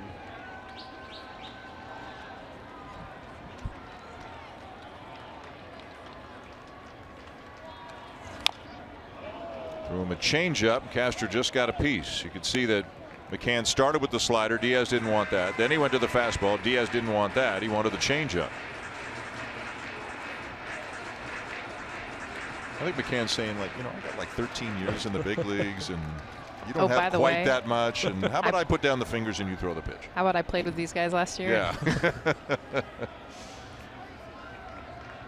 Let's get on How about the fastball? Let's get on that bird to Miami. Yeah.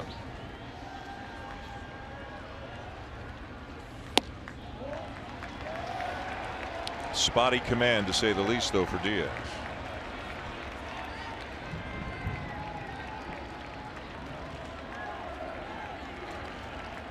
That's Ken Giles now, the closer for the Astros, getting up just in case there's another, probably 2 base runners. He'd be into this game. You know, the Astros would love to not have to bring him in. And a base hit. That'll bring in a run. 10-6.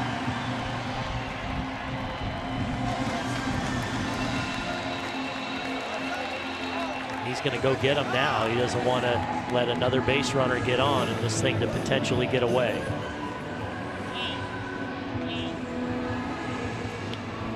So Giles will be coming in as the Yankees proving to be stubborn here in the bottom of the 9th. They're now down by 4 with a man at first and 2 down.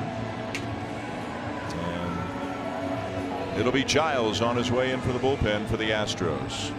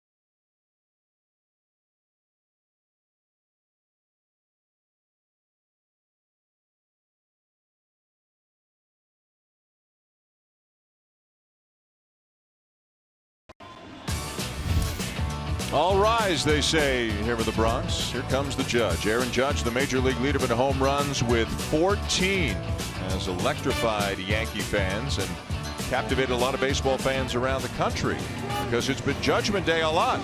It is 14th home run of the season in the first game of the doubleheader today. Comes up now with 2 down in the 9th. The Yankees trailing 10-6, facing the closer for the Astros, Ken Giles. Couple walks on the night. We've seen that strike zone discipline from Judge, but there's Ken Giles, the closer for the Astros, now on for the 17th time, asked to finish this one off. Real good strikeout to walk ratio. Fastball mid and upper 90s with that fastball, but the slider is the pitch he will go to over 50% of the time. Castro at first, being held. 3 infielders on the left side of the diamond right now for Houston. And a fastball comes in low for ball 1.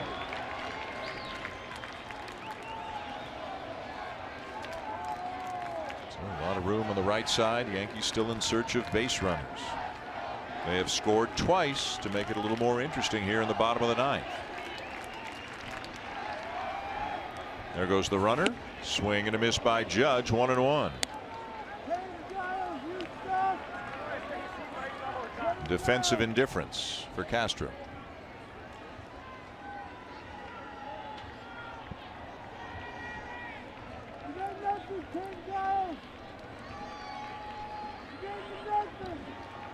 One ball, one strike on Judge. And now Giles needs to talk to McCann. This is one of those things that I really think should be illegal. There comes a time that you should only be allowed to go to the mound so much. I mean, there's just, frankly, I think too much of this. And if you limit it, I think it forces you to be much more buttoned up from the time you walk in that game. Overpowers him with a 100-mile-an-hour fastball. 1-2.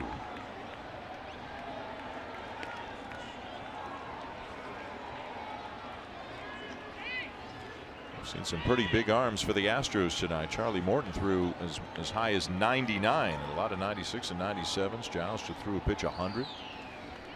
Trying to end it right here. But he won't. A base hit into left field.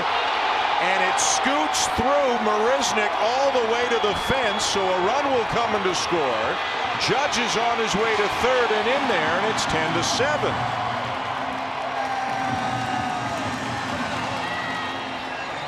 Well, we might have a 10th exit velocity of 115 or more from Judge as that ball was pummeled. And Jess, how about the adjustment? After being blown away from fastballs, he shortens up with 2 strikes, gets another fastball, and hits a bullet to left field that Jake Marisnick just kind of butchers out there.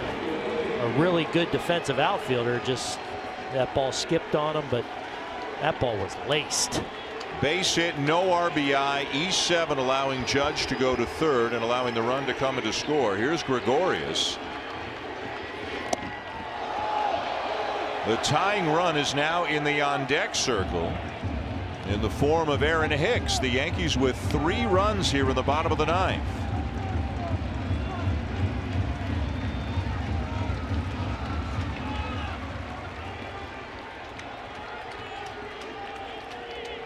Giles has not allowed a home run all season long. Right now has fallen behind. What did you say to Joe Torre when he was in the booth with us? And maybe they need to sprinkle a little Jeter dust around the ballpark. Some of that Jeter dust. Judge with a bullet into left field. The Yankees not done yet.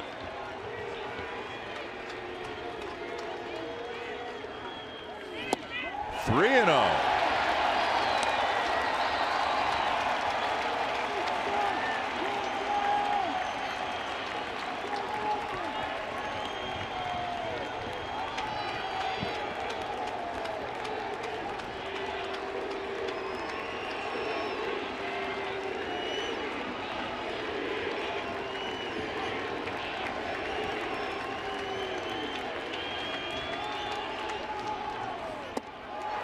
Ball 4, and the tying run will come to the plate. Can you believe it? You know, it really is amazing how much you see pitchers, back-end relievers, closers, when they're not put in their normal situation, they're just not as sharp. We saw Betances come in to essentially get some work. He wasn't as sharp as normally, allowed a few hits and a run to score. And now Giles, I'm sure, didn't think he was going to get in this game when this inning started. All of a sudden, he had to get up.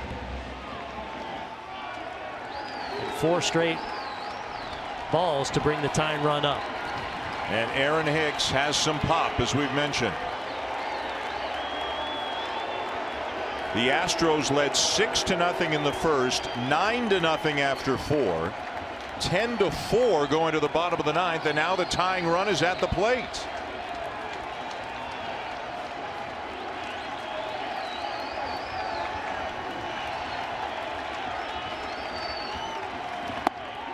Breaking ball down and in. And that's the one you've got to be able to lay off if you're a left-handed hitter facing Giles. He wants to get you out with that slider, and that's the buckler, the one he'll start in the zone and break down and in. This is usually his swing and miss pitch, and if Hicks can recognize that and lay off that, it really increases his chances. In for a strike, 1-1. Hicks with 6 home runs in just 81 at-bats on the season. Now that the game is on the line, you know Giles is going to lean on that slider more and more. If you're Hicks, you want to see that thing up. That's when you know it's a good one to handle. Fastball chopped back to the mound, and the Astros will win it.